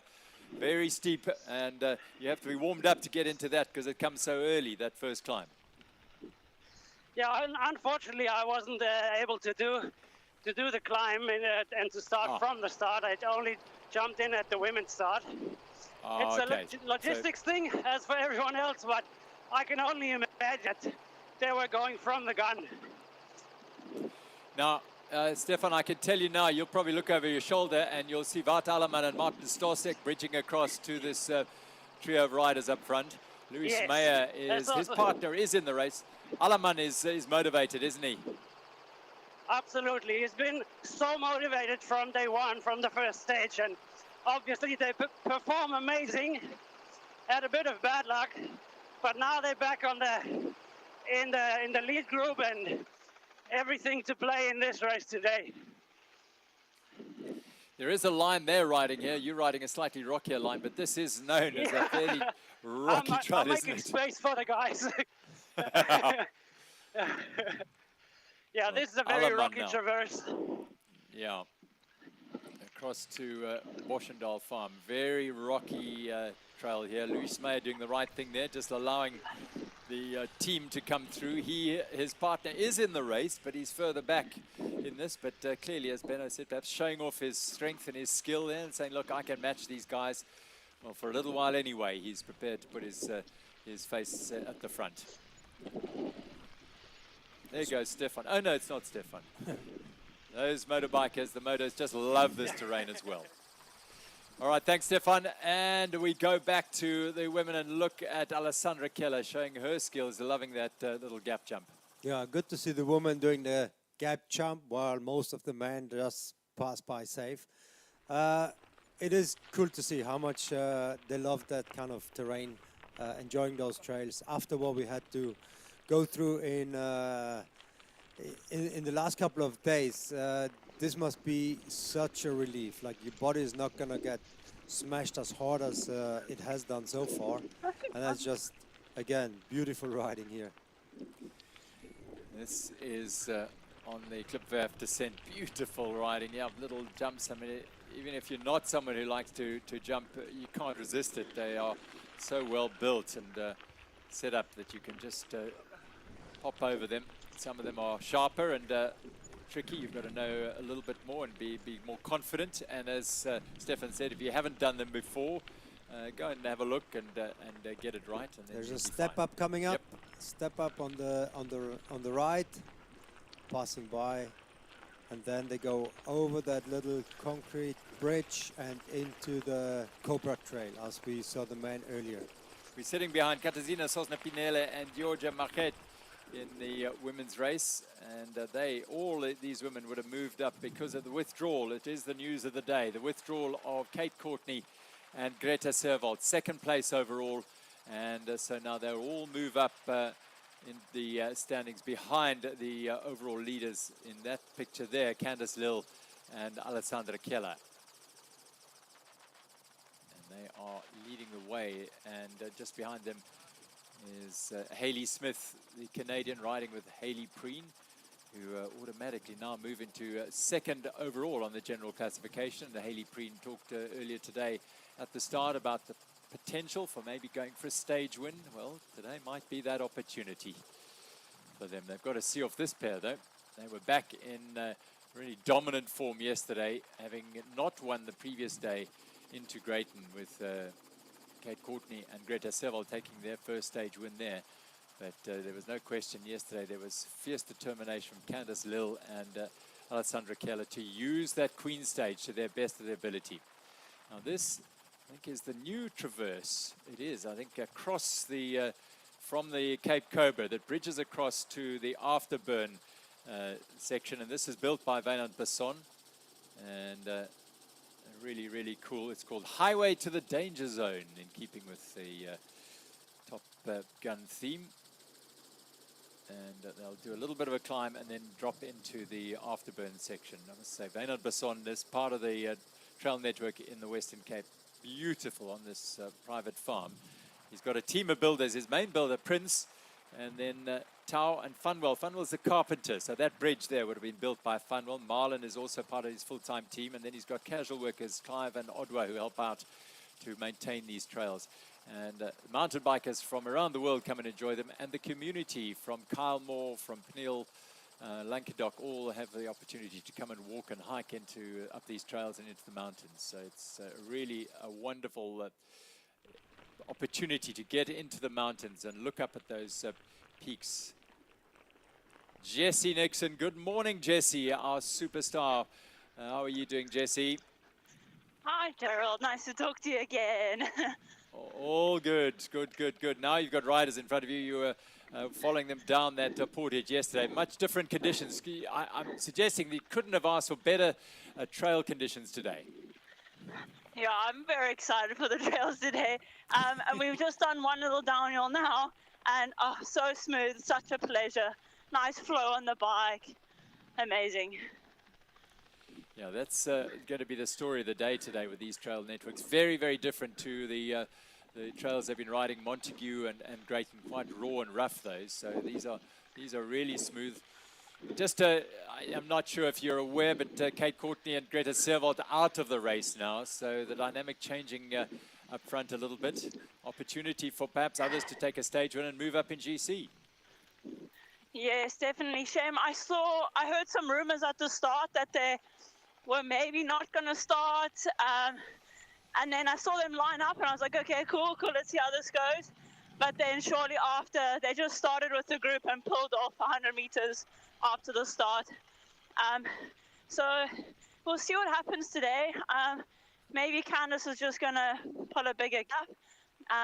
But I still think there'll be a good fight for second place today. Yeah, Hayley Preen and her partner, Hayley Smith, looking for a stage win today. That would be a glorious moment, and they'll be hugely motivated. Now, yes, they will have to ride out of their socks to get the better of the orange leaders jerseys, who just want to keep winning. They've got 5 out of 6 stages in their bag, so they really want this. Beautiful trails. That little rain we've had has made this prime stuff, hasn't it? It's really hero stuff. Yeah, so definitely some hero dirt today, which is fantastic. Because we started the week with such dry, dusty conditions, and then obviously the rain. So it's actually a real pleasant day. Dirt is grippy, temperature's good at the moment, no wind. So I think it's a fantastic start to the day. Where else would you rather be? Riding up this elevator section here on an e-bike. Doesn't get much better. Yeah, it's all in a day's work, eh? Yeah, lovely. Simmonsburg Mountain on the left-hand side. There's great activity going on actually at Simmonsburg Mountain today with Darkfest taking place across there. Maybe some of Jesse's family might be not quite taking part, but watching there as well. Yeah, my brother-in-law is watching and my nephew's there. I do have some friends that are participating, which is really cool. People I grew up with are doing some big jumps today.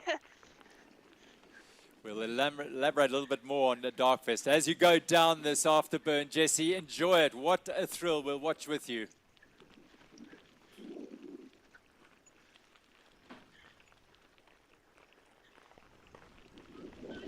Steep bridge coming down. Yep. There's now the afterburner trail. That's what we saw earlier as well. That's where that gap jump is at the bottom. One of the best trails also to take your kids out there because it's nice and smooth. They can go on the beeline or even on the big jumps. It's just a wonderful, wonderful trail. Jesse, have you ridden this before? I have. I think I've only ridden it twice before, so I don't know too well. But this trail is built so nicely that a lot of the jumps you can kind of do.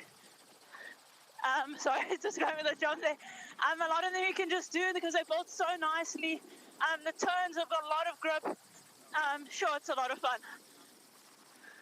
You know about the gap jump at the bottom? I do. I've only done it once before, but I don't think today is going to be the day to do it again.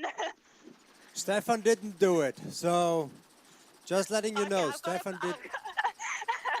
I've got a free pass then if he didn't do it. Exactly.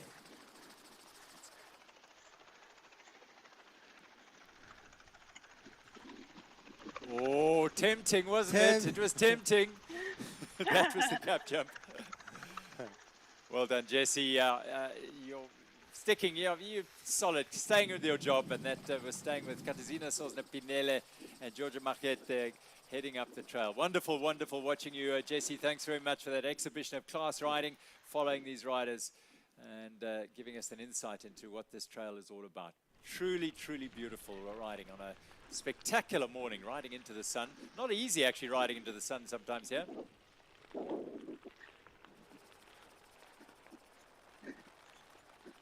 Twisting and turning away and further up the trail. It's a traverse across here. This is, as we saw with Stefan a little bit earlier, it is a bit of a slog across the plains here.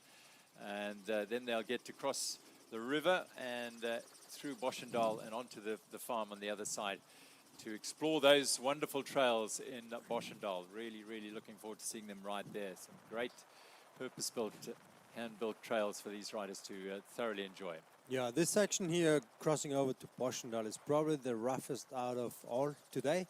It is due to, well, the weather we had here in the Cape before. Some of the fires were here, or we had some fires not too long ago.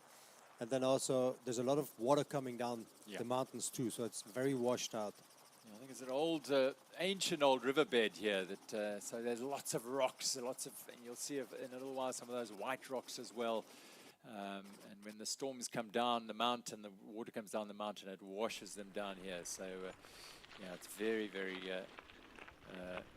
tricky and treacherous, but back on board with Jesse here. Beautiful riding. Simmonsburg Mountain, that is it in the distance there, presiding over. That'll be sort of background to their to their trail riding in a little while as they hit Boschendal farm on the other side of the road, the tar road that bisects the valley here. So Haley Preen and Hayley Smith, the third and fourth riders here, and ahead of them Alessandra Keller and her partner Candice Lill. Another section of wonderful trail. Flowing, fast, thoroughly enjoyable trail day today for these riders, and they'll get more tomorrow as well on the grand finale day. Tomorrow exploring the wonders of Jonkershoek Valley, but today on the other side of the valley and the other side of the mountains from there, and just as pleasant. Now that rocky section that we saw the men riding a short while ago, that begins our rougher section anyway. You can see the white tone here, this old riverbed with plenty of rocks. It's been cleared to a large degree, but you've got to just keep an eye. Anything can happen, as we said earlier. Candice Lill with nearly 15 minutes of an advantage overall. Now, in fact, beg your pardon, a lot more than that because of the withdrawal of Kate Courtney and Greta Servold. So the second place team in the general classification on the stage now as well, Hayley Smith and Haley Preen, the beneficiaries of the withdrawal of Greta Servold. I don't know if Kate continued on riding. We saw a very warm and sympathetic hug on the start line, just after the start line between the two, whether Kate decided to carry on and we'll just ride at her own pace and enjoy the trails. We'll wait and see if we can catch up with her and find out if she's still out there. But no problem here at all for Candice Lill and Alessandra Keller. Then Benno, just to defend, to ride conservative, not take any risks, not do any of the big gap jumps. And well, we did see Alessandra do it. It's just instinctive for the Swiss riders, I think, just to go and do the jumps and get to enjoy the experience of these trails. Benno, we've been joined once again by Ariane Luthi, who was down at that start in the women's race. You perhaps give us a little more insight into Kate and Greta's situation. Yeah, I could follow the interview of Jason Bull that he did with Greta. A very emotional interview. It's always such a tough decision to pull out of the race. I can very much relate. Yeah, she's had a fever overnight apparently, and then also couldn't eat this morning. And if you have a fever, it's really basically always a sign that you don't start a race. If your body is showing that kind of sign of illness, that's definitely a no for racing. And it's so tough, you know. You're first of all tired, plus you're ill. You suffered a lot. She suffered a lot throughout the night, and then having to make a decision like that is so difficult. But it's also so important for everybody out here. You know, one always has this mentality: never give up, never give up. In sport, one is told at all times to never give up, but there's definitely moments when one has to say, look, the better decision is just to not continue racing here. Jesse, just getting past the Absa African jerseys there of Sam Sanders and Bianca Hall, who also will just shuffle up. Yeah, it is. No one wants to make that decision. We saw sort of heartbreaking hug between the two on the start line there. And you don't want to let your partner down. You don't want not to ride the race. That's why you've come here, and they were doing so well. Just to look at the women, they started there. You can see just on the slopes, the northern slopes of the Botmaskop into the valley. They've been already up Knickknacks, down Klipwerf, down Afterburn, and they're on this long traverse across the valley, and they will cross over into Boschendal Farm on the slopes of Simonsberg Mountain, and there they will tackle Porcupine, Inferno, Sugar Bowl, and then back down to the river, if you like, follow the river trail and the road trail, and then come all the way past Ida's, at least Peniel and Kylemore, and then into the Ida's Valley Trail before the last challenge of the day, which is back up Botmaskop from a different angle, and then the delight of flowing down the Doctor Trail, a beautiful single track from nearly the top of the Botmaskop. It'll take you down, rocketing down into Stellenbosch. A little bit of a kicker on the what they call the Bergpad here in Stellenbosch before finishing at Coetzenburg. That's the route for 62 kilometers today for the women. Yeah, beautiful single tracks. Anybody who's come out for training in Stellenbosch has possibly made a little trip over Helshoogte Pass down to Banhoek, where they are doing most of the riding today. Absolutely stunning single tracks there by Boschendal. Porcupine, Sugar Barrel, all these trails are really, really nicely manicured, so much less rough than the previous days. Very flowy. The suspensions need to work a little bit less today. Yeah, it's not quite as punishing in terms of the terrain that we've seen throughout this weekend. Hasn't that been a theme, a sub-theme through this race? The rocky terrain that's taken a heavy toll on bikes and body. And that all feeds into that fatigue that builds up through the week that you've got to manage somehow. Partnerships are tested. This is when they get tested, last couple of days of the race. Yeah, for sure. One always says the Absa Cape Epic only really starts on stage 5, and that's really the first 3 days. You know, any pro rider often trains 3 consecutive days in a row. Maybe for a stage race, in preparation of a stage race, you maybe would add a 4th day of proper load before you take a rest day, and that's what your body is still quite used to. But to do a 5th day, a 6th day, that's when it really gets to you. And I mean, anybody, Canis said it, look, it's for everybody the same. Everybody will feel tired at this stage of the race, and that's for sure it. Although I was talking to Hayley Preen, and she was saying she was actually feeling really good. She really likes stage racing, and she likes the later stages of a stage race. She was looking really fresh to me, so it could possibly be that they are going in the attack for a stage win. Yeah, I think this is a big opportunity for them. Stay with the race leaders as long as possible, Benno. No, definitely. I think also, yes, what's bad luck for the other team is good luck for the others. It kind of like turns around. They take it probably as an opportunity as well. They are with the race leaders at the front. It looks like they're riding much more steady than yesterday. Yesterday they launched a big attack right away from the start to get that gap. Today it seems like consistent pace so far, at least. Yeah, if the 2 Haleys now can stay on their wheel and probably start attacking on the next climb, that's where they shine as well. Get a bit of a gap in it. I don't know if the drive is there to close the gap, or if they just want to do their own race, keep it safe, concentrated for sure, because you do have to, and then just let the others go. Over the big stile they go as they head towards the Boschendal. Let's go back to the start. We caught up with a few more of the elite women ahead of the start.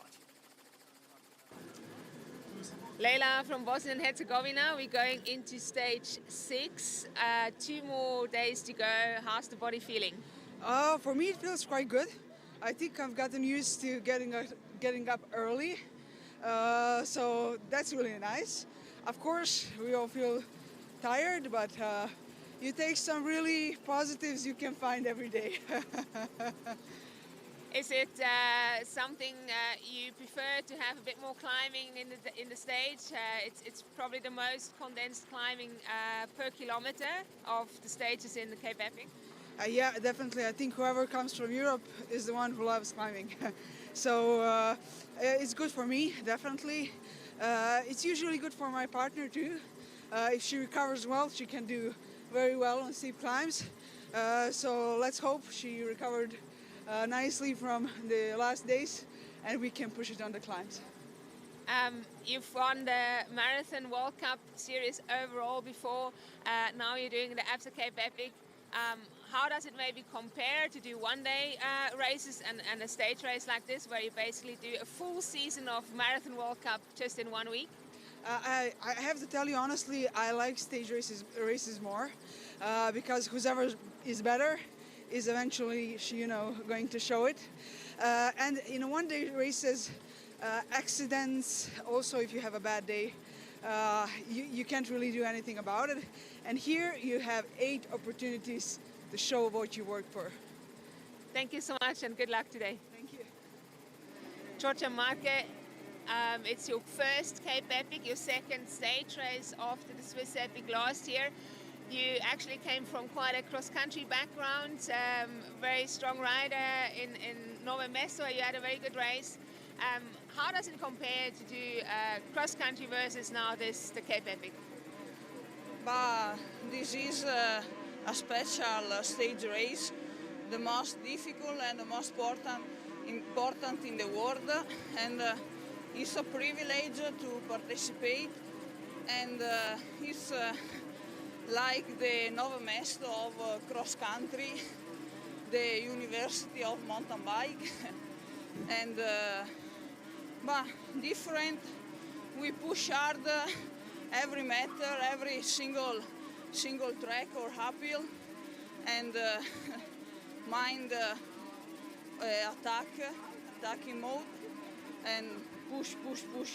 No different.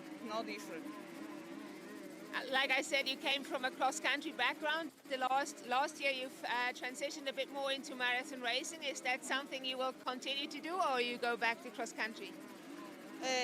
In this season, I will do 80% marathon, and when there is a weekend free, I can do a cross-country, but more marathon this year. And what other Epic Series races have you put onto your calendar? The Four Islands, Andorra, Swiss Epic, any of those? I think with Kata we will go to do Four Islands because it's also closer to our home, and also I think Swiss Epic. Great. Good luck on the last two stages. Thank you. Monica, we saw you were battling a little bit the previous days, but yesterday you had a better day. You enjoyed the bit more climbing stages. Bueno, es una etapa que digamos para nuestras condiciones es un poco corta. Para mí, digamos, es una etapa que me voy a disfrutar mucho, también sufrir, pero que seguramente va a ser mejor que el día anterior. Nada, hoy conocemos un poco del recorrido, así que sé que lo haremos muy bien y será un gran día. Gracias. And maybe just a word to the people at home in Colombia watching. They must be excited to see you representing Colombia here. Ya, Colombia es un lugar maravilloso, es un paraíso. Allá inicié mi deporte, el ciclismo. Y pues ahorita estoy aquí en Sudáfrica en una cuarta Cape disfrutándola. Gracias. Good luck today. Good luck. Yeah, lovely. Monica Calderon and Tessa Kortekas had a bumpy start to the week. They're again sort of riding themselves in. They're only 4 minutes behind Sandy Fish and Infinity, who are in 5th place now. And so there's very much a chance for Masi ISB Sport to perhaps make up some ground. So this is the route for our men's race, which started in Stellenbosch at Coetzenburg.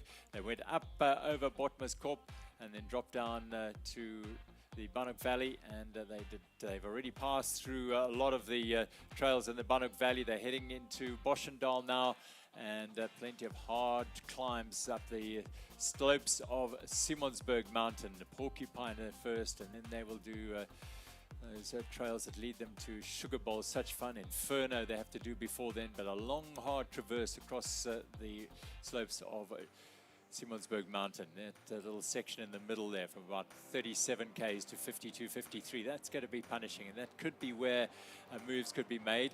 Or will it be after Ida's Valley as they climb up to the Doctor? The fight to get into the single track of the Doctor is going to be intense. We've seen that before. So plenty of great entertainment as they make their way back to the finish here at the Coetzenburg playing field. So we're into Boschendal now, and this is Wout Alleman and Martin Storsek, and it looked like the Canyon team as well. They up these slopes, the Vineyard climb. That's Sam Gaze and Luca Schwartzbauer. We'd seen them earlier there. They looking to make time on the general classification. from 4th to 3rd. And this is the overall race leaders, Luca Braido and Simone Avendetto. And Ariane going up that first climb, there was a gap. I mean, at one stage, around about 20 to 30 seconds between these two yellow jersey riders going up there. Whether it was that Luca Braido took him time to find his legs as he did yesterday, but he managed to catch up to his partner, Simone Avendetto. Yeah, at this stage of the race, there is sometimes a moment where you don't quite have the legs to immediately fire the power. But yeah, they're looking solid again. What's interesting is definitely the fight for third on GC with Klimatita Obea battling a bit and Canyon being up front. It's so tight between those two teams for the third position on GC. Yeah, 53 seconds between them now. Yeah, and that means we've got again a change. Yeah, the virtual third place is with Canyon at the moment. It's an absolute ding-dong battle every day, basically switching positions. But yeah, tomorrow's another day, and that, if the ding-dong goes back, could be interesting. Now the team dynamics coming into it as Matt Beers gives Tristan Nokia a bit of a push there. Marco Hubert is going to sit on the wheel of the yellow jerseys there, get Tristan Nokia, his partner from last year. They finished third, just behind Braido and Avendetto last year. Travis Stedman is there and Matt Beers. So the sort of team dynamic of Toyota Specialized in Buko here is going to come to the fore today and could be a pivotal factor in the outcome of today's stage. Yeah, definitely helpful to have another team in the game just to possibly close a gap. There's not a lot of flat riding here, unfortunately, where they could really benefit of that. There's a bit of bumpy roads between the one valley side and the other valley side where they need to cross over, which is quite rough to do. But otherwise, it's mostly up and down.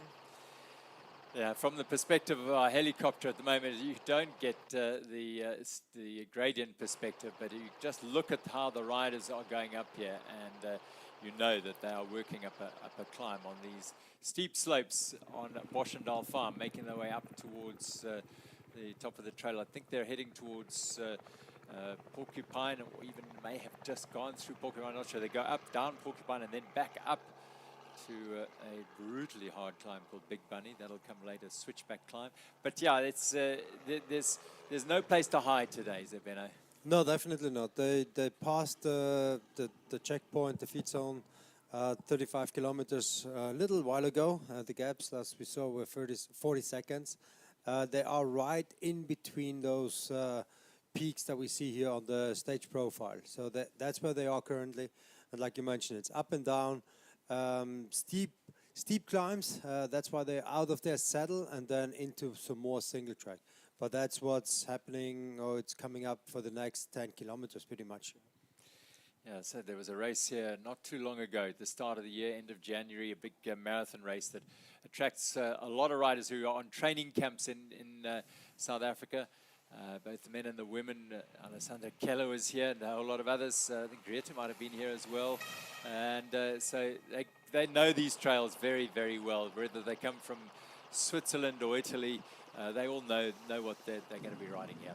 Yeah, there's a lot of riders coming out, teams, even federations, especially next year, I would say, preparing for the next Olympic circle. You're going to have a lot of those federations coming out here as well. French Federation has been here before. Swiss Federation has been here before. So it's well known. The trails and the support. It's not just the trails we have, also the support. We have great medical support all year round with the Mediclinic, with all the different hospitals that we have here. The Swan Years, you have the university, you have big gyms, the food here. Once you're here on the ground, you just have everything you need, and it's not just for mountain biking. Also the triathlon scene here in Stellenbosch is huge, and it just makes a lot of sense for everyone that's based in Europe, cold winters, short days, to come out here and do their base training. Just come out of the Porcupine Trail, a short little section of single track through that forest and bush, and it is Allemann and Storsek with a little advantage over Gaze and Schwarzbauer, and they are frying other fish because they are more concerned about Klimatizia or Bayer. They can put time into them. they could step into third place. Alleman and Storsek have had a real roller coaster during this week. They've won a stage, but then they've lost copious amounts of time through mechanical issues. Alleman had that fall on stage 4, so it's been a tough week for them, but clearly they are in very, very good shape. Despite all that, they are still fighting here. Stage winner, as I said, Alleman's won into Stellenbosch with Fabian Ramsteiner before in 2022, so he knows what it takes and knows what it is to get to the finish here first. It was about a 5-second gap, not a big gap between those two teams at the moment. Schwarzbauer did most of the work for the Canyon team up the climb, and they'll drag up here. It's a long straight. When the road goes straight up, you know it's going to be steep and tough riding, and Gaze just sitting on the wheel. Yeah, we just saw them actually riding next to each other, and I think that was just a quick check-in. You know, how's the legs feeling? Should we close that gap, or should we just ride our own pace? You know, Sam checking in with Luca how the body is feeling. We check in with Stefan. He's closed the gap quite nicely. Stefan, good riding, good work. You've clearly trained. Yeah, I have good legs today, I feel. Martin Storsek and Bart Alleman, when last we chatted, they joined this group, and now they are really going hard. They are clearly motivated for a stage win here, and perhaps to move up on general classification. An opportunity to do that. They are a little bit off the back, on 15 minutes down on the overall leaders. Fourth place at the moment is Canyon, who are now moving virtually into third place. So, yeah, whatever they can gain today. What's this trail like? Talk us through this and that Porcupine trail there, Stefan. Oh, that was just a nice, like a bush tunnel trail down. Visibility was a bit, yeah, not ideal, but and the terrain or the ground is loose like a loamer on some hardpack, so you needed to be very, very careful. Also, tree stumps in the apex of the corners, which is normally not ideal if you don't know the trail and come around the corner very quickly. But yeah, I mean, these are the best riders in the world, and they know how to ride the bikes.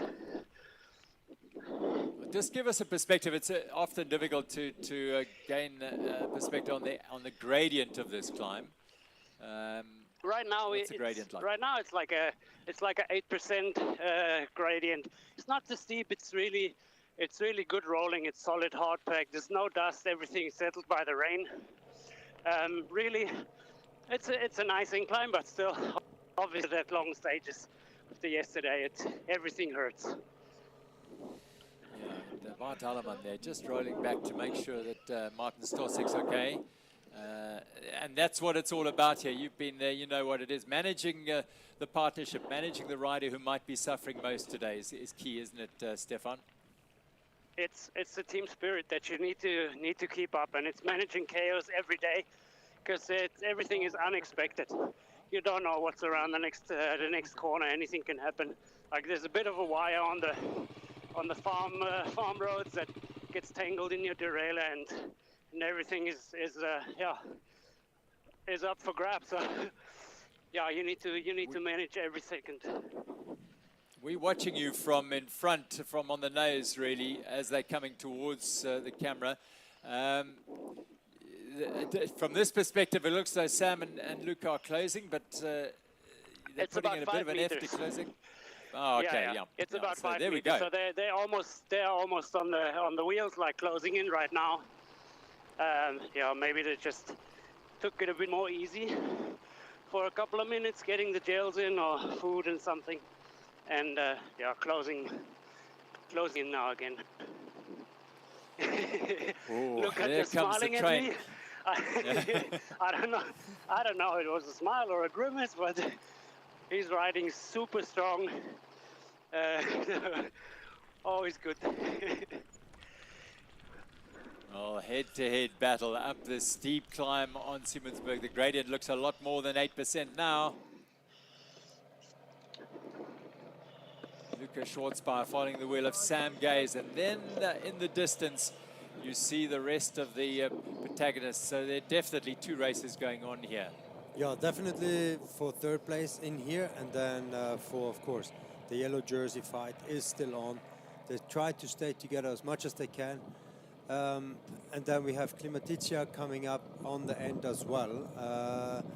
They also try to control the damage that Canyon team is doing right now. I'm not sure if they're aware that they moved into 4th overall position or not, but they're halfway through the race, so trying to keep the gap small is in their interest.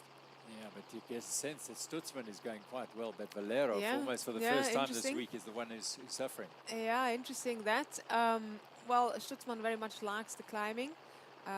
He's very much the marathon rider, and David Valero only has transitioned into marathon racing, really. He's done some epics, of course, but yeah, everybody can have a bad day at some point. But I'm also confident that this is just warming up still a bit. And yeah, I wouldn't quite say it's over yet for David Valero here. Marco Hubert and Travis Stedman now for Toyota Mbuko Specialized on the front, and then Matt Beers and Tristan Nokia. And matching them for pedal stroke. The yellow jerseys won't let them out of their sight today, you feel? No, definitely not.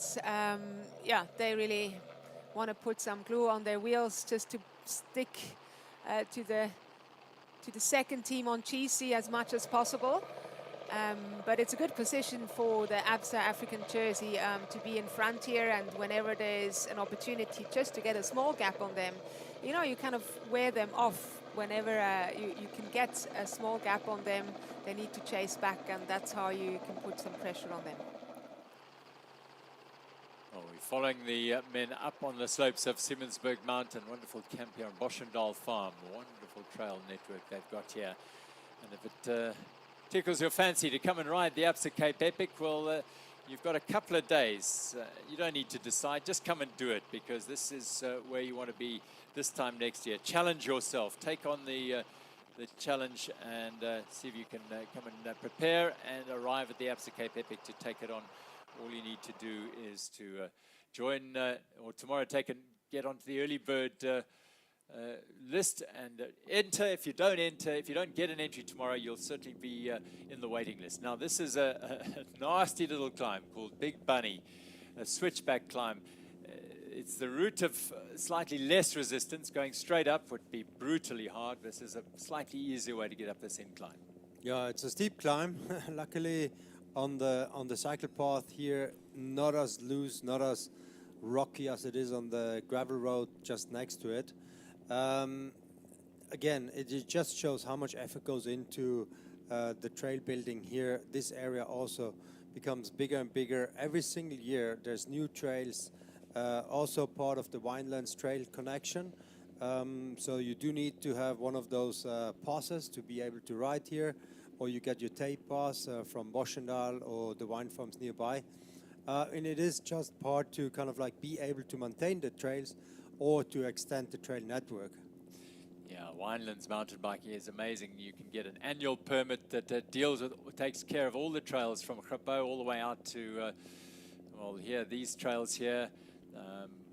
So many, hundreds and hundreds of kilometers of trails, or you can get a local trail if you like, north, south, central Winelands, that if you're just sticking to Stellenbosch or Paarl or Durbanville. So yeah, it's a fantastic initiative. This is the second group going up that climb. Yeah, and it's about a 1 minute and 20 second gap between the front group and second group. Quite a gap, actually. They're just pausing here, 1 minute 30 actually. And the Klimatica Obea team hasn't come through yet, so they're even further behind, meaning their third position on GC is up the road at the moment. Marco Hubert and Travis Stedman leading Matt Beers and then Tristan Nokia up this climb. Called the Big Bunny, and their riders have come up, local riders wanting to watch it here. Wonderful to see them up there. They've made the effort to get out there, and we'll see many of them, of course, on those trails closer to Stellenbosch later today as these riders close in on it. Up towards the top there, Hubert and Stedman. They've done a sterling job all week in support of Beers and Nokia. Yeah, and again, the gap opens a little bit between Simone Amontetto and Luca Braido, who's the second rider in the yellow jerseys. Yeah, these two cross-country superstars, they were supreme last year in finishing second, just 90 seconds behind Nino Schurter and Filippo Colombo overall. And two of the riders ahead of them there were third last year, in Tristan Nokia and Marco Hubert. So we've got the cream of the crop here once again, and of course a three-time champion in Matt Beers. And if you want to be part of this, yeah, you just join the Rite of Passage entry waiting list tomorrow.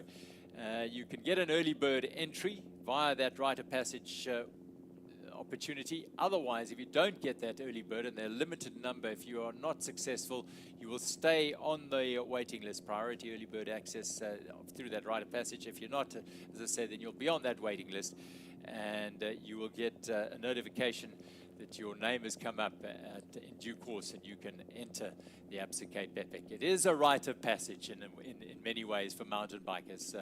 It's that old adage here in South Africa: if you're a mountain biker, the first question you're asked is, have you done the Absa Cape Epic? And if you haven't, well, you're still a mountain biker, but. And we see a little bit of a gap opening between Wout Alleman and Martin Stossek, who seems to be struggling a bit to go with the pace that Sam Gaze is setting in the front. Yeah, this is a really tough little traverse across here. Trends upwards all the way here, Ben. It's going to be testing, and then they'll get the Inferno and the fun of the trails to come. But this is going to test them. Yeah, luckily the weather today is perfect, because this is also one of the sections that can be very hot, because you ride underneath the mountain there. But currently they couldn't ask for any better conditions. It is prime conditions, prime trails to ride on, but it is a lot of climbing within this short stage. So it's again not an easy one, considering the pace they are going.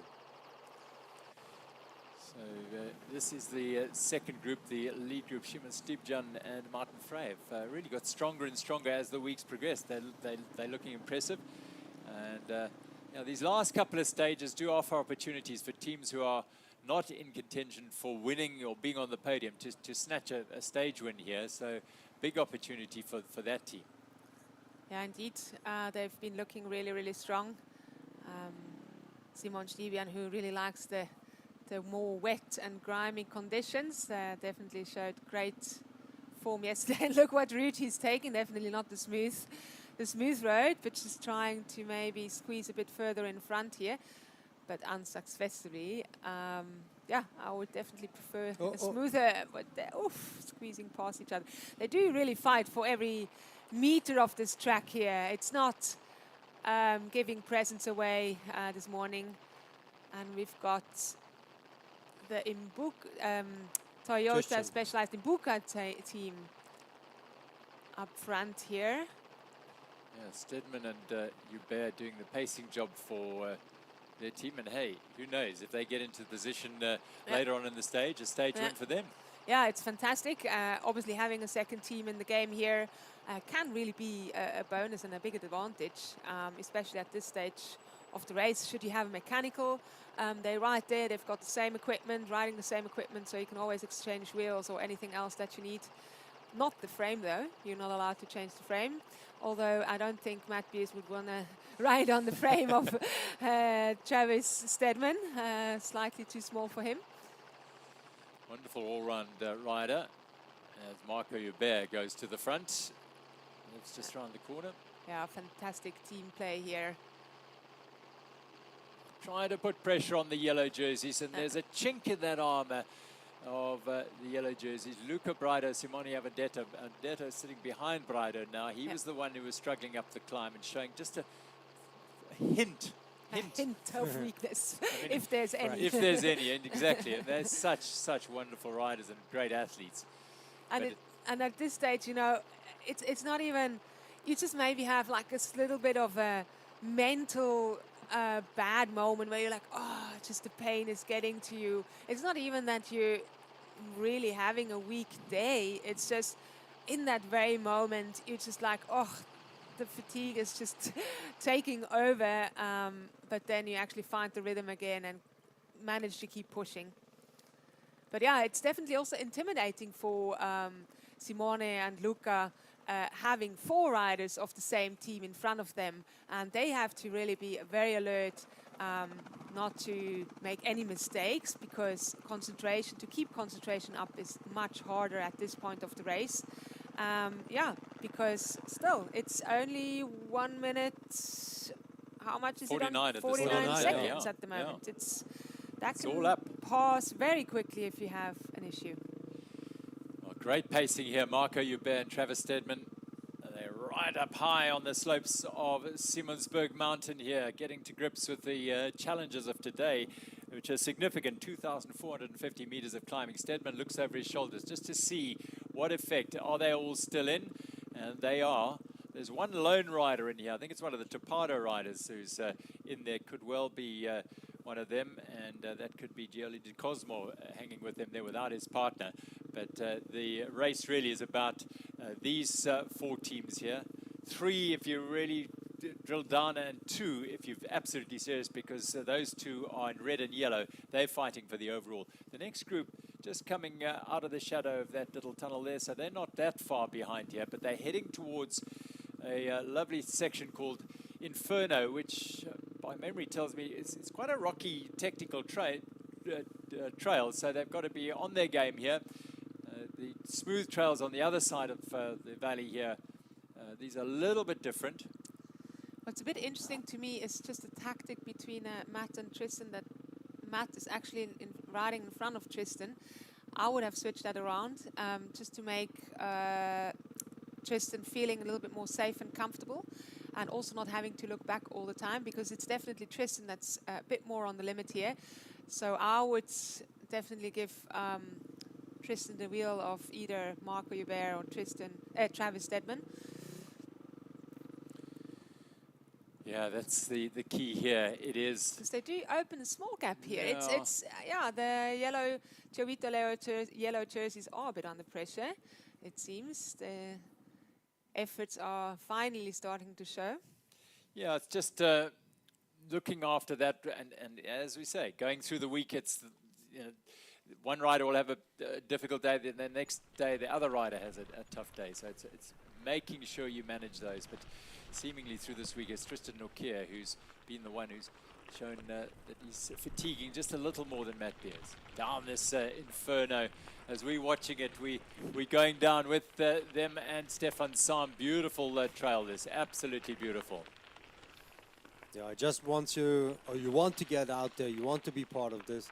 If you see this footage coming in today, beautiful riding, beautiful trails, and also sections where you can make a bit of time. Like if you have no one in front of you, not running the risk of someone crashing or wiping out, you're much more comfortable when there's less traffic in front of you, and you can just go your own speed that you're comfortable with. You look much farther ahead. And within the combinations, there's always someone that likes to be on the wheel and the other one that actually likes to lead. It makes sometimes quite a bit of a difference. Martin Stosek is following the wheel here of Mart Alleman, his teammate, and they were leading up that climb, that initial climb out of Porcupine, but it was evident there that Stosek is the one who can't quite maintain the level of Alleman going on the climbs. And we still got Canyon up front. They managed to get a bit of a gap into the Buff BH team here. Yeah, the cross-country riders definitely love this trail. It's absolutely beautiful going through here. So much fun to ride. Well, if you don't have the tired body as these guys have here. Yeah, they've been racing now for almost 23 hours. That's the general time, or the total time of racing since we started the prologue. It is a lot. It's not easy hours either. It's flat out racing from the gun. We saw that, like there's not a dull moment within the race. You always have to be on alert, and doing that for 23 hours and still have 1.5 stages to go. It's something. And the back of the field, 45 plus hours, those riders still racing here, or riding here. I think for them, it's no longer a race. It is more about just see if I can get to the finish. If you got through yesterday's Queen stage, it really is something to be done. And now you've got 2 more stages here. Just get through them, and when you ride into the grand finale tomorrow, you'll be a hero because you'll get that medal, and it'll be richly, richly deserved. Yeah, yesterday was over 5 hours for the elite men, and I spoke to one of the amateurs who is just here to ride and finish the race, and did 9 hours and 40. That's a very long day on the bike for sure. Yeah, there was some over 10 hours yesterday. The weather didn't help. The thick mud as the back of the field gets the worst of that as well. So really, really torrid day. Coming late in the race, legs and body fatigued. Marco Hubert, Travis Stedman, Beers, Nokia, Braido, Avendetto, and then the KTM Singer team.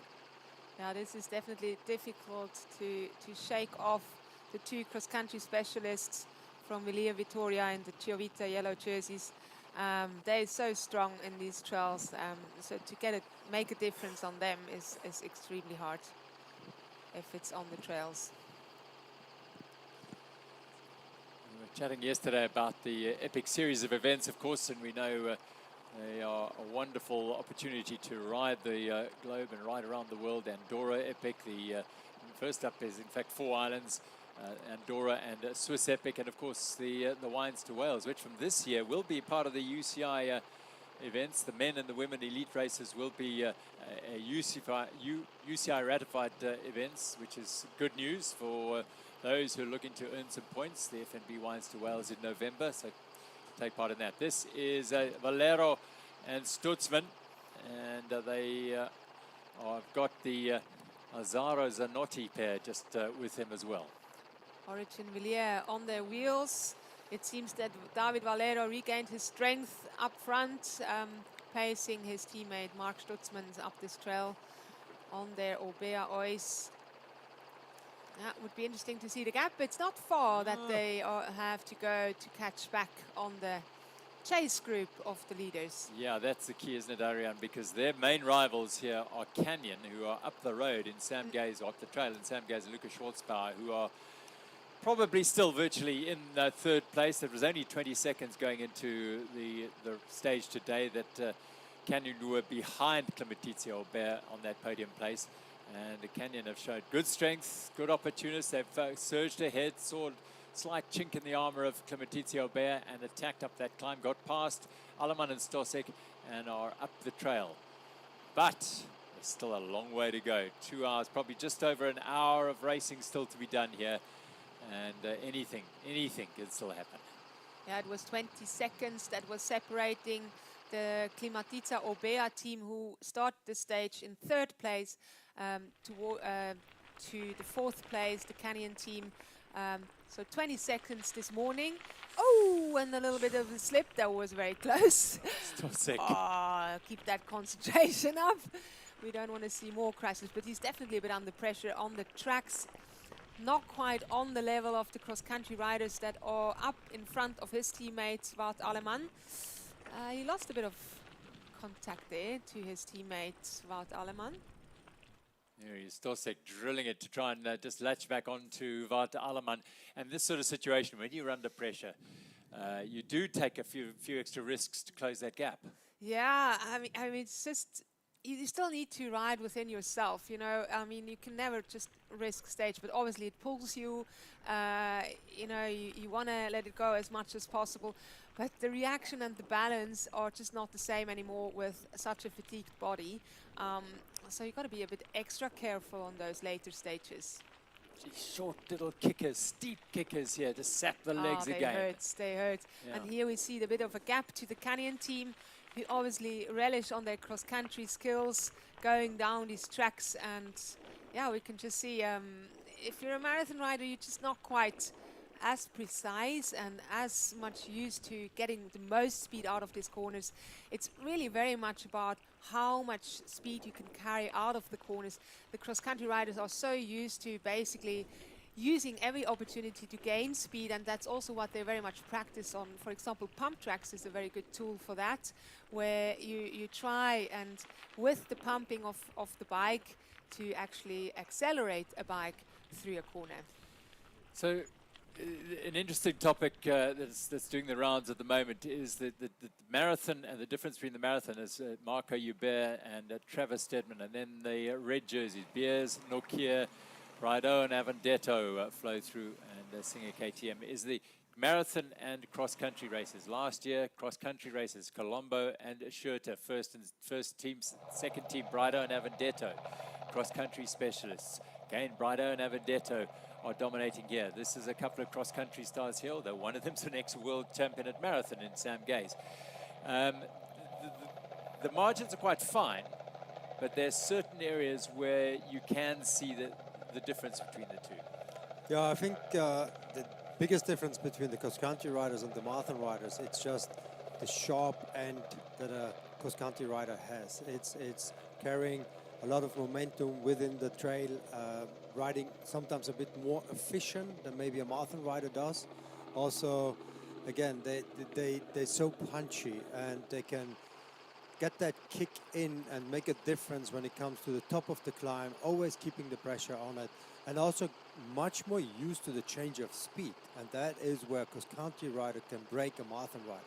The worst for them is the change of speed, when the speed is changing always from kind of like recovering to punchy again, recovery to punchy. A marathon rider can go high average speed for much longer than a cross-country guy. But their biggest weapon is the change of speed, the change of dynamics within the race, those quick little attacks that they always launch. An example was yesterday, Matisse, at least Simone Avendetto, after that fall through the trail, down, and then that incredible power, obviously driven by adrenaline, but over that damn wall, and he just blew past the riders there. And the skills, and seeing the opportunity where someone leaves the door open, where there is a small little different line that you can pass by.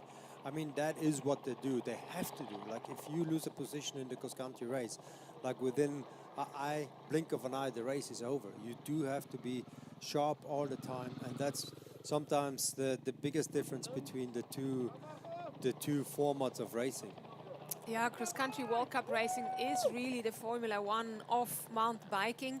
The level is incredibly tough, and that just showed at last year's World Championship, when one of the greatest of the sport, Mathieu van der Poel, was there to try and race for the rainbow jersey, but didn't win it. I mean, and that was the only man last year who beat Tadej Pogačar, the GOAT, the current GOAT of this generation of cycling, maybe even of the entire cycling history, the greatest man in cycling.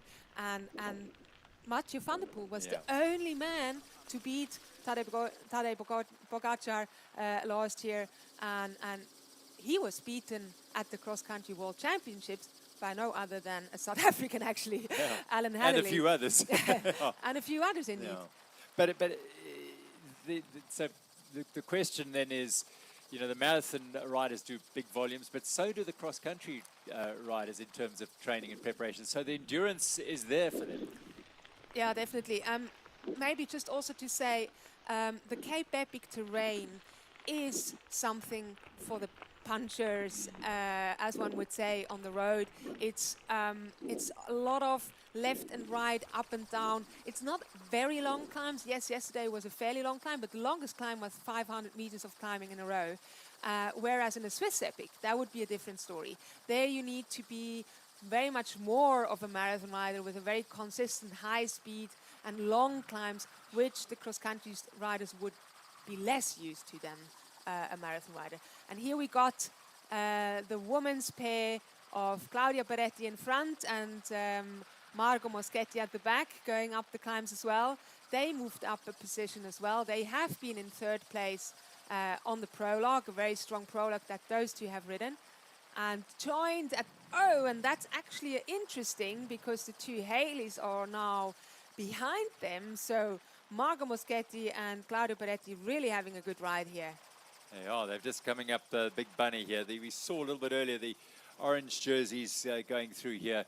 Candice Lill and Alessandra Keller. So they are away now. Earlier we saw that the two Haleys, Preen and Smith of ChemChamp Honeycomb, were with the leaders, but they've clearly got away now. And anyone wants to win this stage and this race, well, you've got to get the better of Candice Lill and Alessandra Keller, who are showing a clean pair of wheels to everyone else just at the moment. Another superb ride by this pair. It looks like they really are in control of the proceedings so far. Yeah, they're just on another level in this race here. They're such classy riders. Candice, who really came prepared to finally step onto the top step of this race, and such a reliable partner she's teamed up with this year in Alessandra Keller, an absolute professional in everything she's doing. She missed out to go to the Tokyo Olympics, where the 3 Swiss took gold, silver and bronze. She was not part of that triplet that made history for Swiss cycling, but she was obviously incredibly inspired by them and incredibly motivated to then go to Paris. Not quite the best race of her life there, but Olympics got a different kind of textbook. They've got a very different feel to it. The pressure is massive if you go there as a rider from Switzerland. But yeah, she's shown consistency in the World Cup racing so much, and last year incredibly took the World Champ title in short track racing in Zermatt in front of the Matterhorn. Linda Neff, Sina Fry, Linda Indegan. Exactly, yeah, Linda. First gold, silver and bronze. Yeah, that was just amazing. I was in tears. Oh, it was so emotional. Look, I mean, the thing is, it's not just, my heart doesn't only beat for the Swiss. I mean, I know I'm such good friends with many of the riders, no matter from which nation they are. I mean, I know actually Can is probably much better than I would know as Sina Fry. But it is so special. It was just so nice to see the team spirit. The 3 just being so happy for each other. It just made me cry. Oh, a little bit of a missed turn there. Yeah. Who's that? Yeah, Oh, yeah, that's a problem. Gaze missed the turn, so he's ceded a position here to Buff BH as they sweep down Sugar Bowl towards the dam. This is a little bit of a moment here for the Canyon team. And that's definitely not down to the route marking, really. It's just... Yeah, it was marked there. You see the arrow, just went a little too hard. It is a split there, and yeah, you can, going too fast, you just miss it, overshoot the corner. Yeah. You just follow the line, the faster line, but then there's always turns left and right. There's so many trails, so you really need to look out for those red arrows. Yeah, and your brain is tired, and I mean, it's really something I actually told our riders from Pump for Peace. Listen, you can't sit on Instagram in the afternoon. Your eyes are getting so tired. You have so much information to process all day long. Trees are flying past you, rock you got to look out for. If you spend your afternoon on Instagram scrolling through the videos, your eyes are getting even more tired. So the advice I would give to any rider, you just got to close your eyes in the afternoon, because you have so much information to process all day long during the stage. Saying that, we actually have, it's called the brick. It switches off your phone, and it only allows your closest friends to call through, but it does shut down your phone entirely. So take you off social media and all that. Completely off. So it's 17 hours that you're not allowed to kind of like go on those kind of things. Yep. You do have to, as a pro athlete, Yep. it is part of your job to kind of like keep your fans, sponsors and everyone up to date. But like you said, it is very important to kind of like give your body rest, mentally and physically, after a stage like this. Yeah, and you actually also don't want to read all these messages. It can actually influence you quite a lot. It's very hard not to do. It's very hard not to read all the comments and everything, and you're so addicted to it, really. All these riders, they are kind of addicted to all these... riders are they're not the only ones, that's for sure. We're opening a very big can of worms here. But you're right, yeah, absolutely. Yeah, just the dopamine, you always get by all the cheers and stuff that you get, but then there's somewhere this message in there with a little bit of critic on you, and if you're in a race like that, you just, it doesn't do you any good reading those things. Well, back now with our leading quartet, because it has all come back together again after Canyon surged up that initial climb, got a bit of a gap on the traverse across the top of Simonsberg Mountain, and then down through the forest.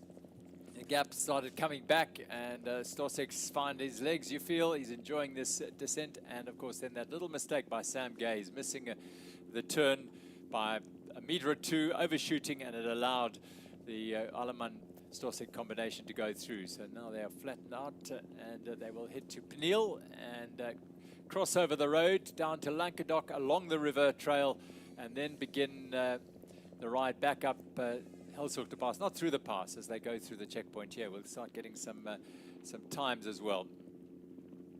So the fight for third and the fight for the stage win is on here, but do not discount those teams behind, because it's not even a minute the last we checked. So we'll have a look, see. There's nothing between these teams, but we'll see what the gap is further back. Here they come. Beers, Nokia. Oh, trouble for Steepjan and for Martin Frey there, dropping a chain. Maybe a stick in the derailleur, I believe. Oh yeah, maybe, yeah. Something to clear out of the derailleur. And off he goes again. That was a short step off the back. Short, but and again, now he's got to put in the effort, and let's just close that down again. It's so tough, isn't it, this sport? It is so unforgiving. Yeah, and it's just that break of the rhythm and getting off and on your bike. The body is just so stiff at this point that even getting off and back on your bike feels very uncomfortable. So 25 kilometers to go. It'll go by in a flash, I can tell you that, because these riders are going so fast. Yeah, Stellenbosch should definitely get slowly ready to welcome these superstars back home in their stadium. The men are expected to finish at 10:05, so not even an hour anymore until these men cross the second last finish line of this race. I reckon they're going to do 10:05. We've got another 45 minutes.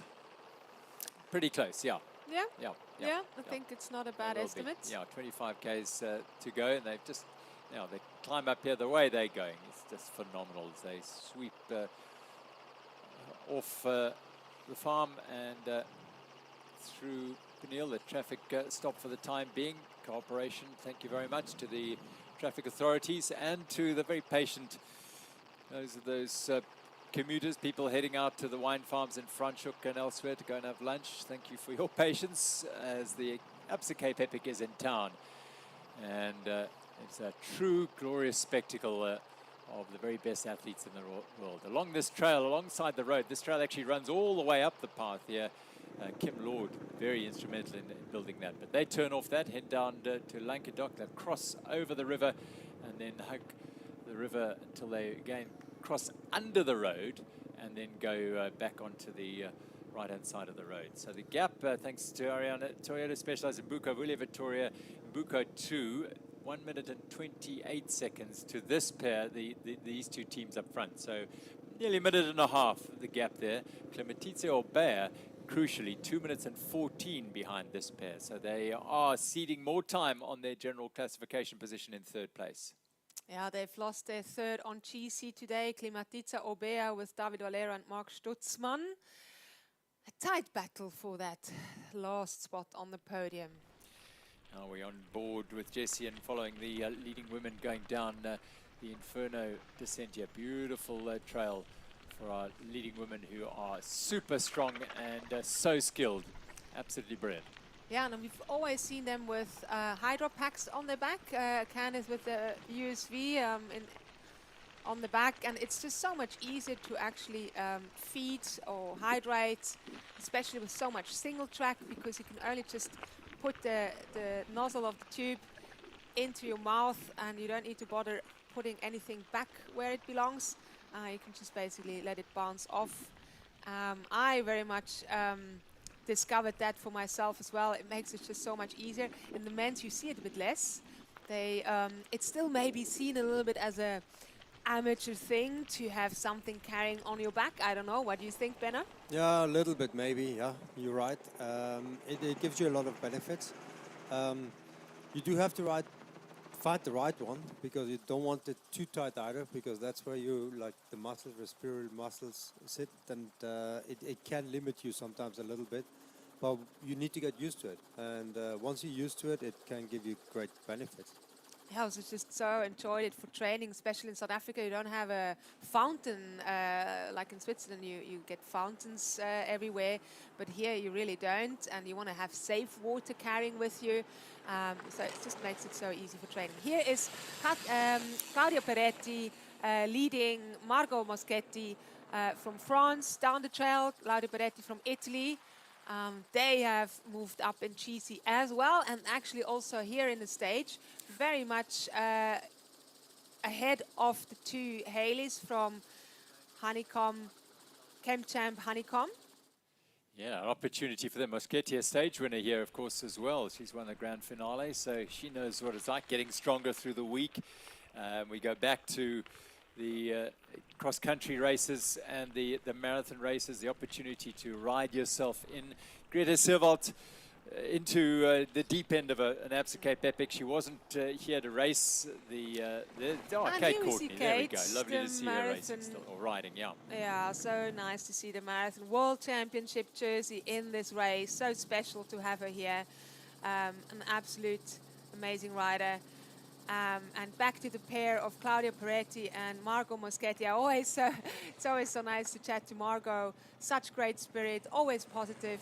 And here is Hayley Preen flying down the track just behind Hayley Smith, the Camp Champ Honeycomb pair.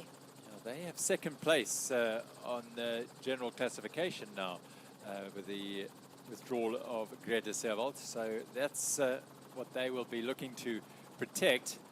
Moschetti and Peretti are, I don't think, a serious threat to them. But it's quite a big gap, actually, between, now the new second on GC Camp Champ Honeycomb. They have an about 8-minute advantage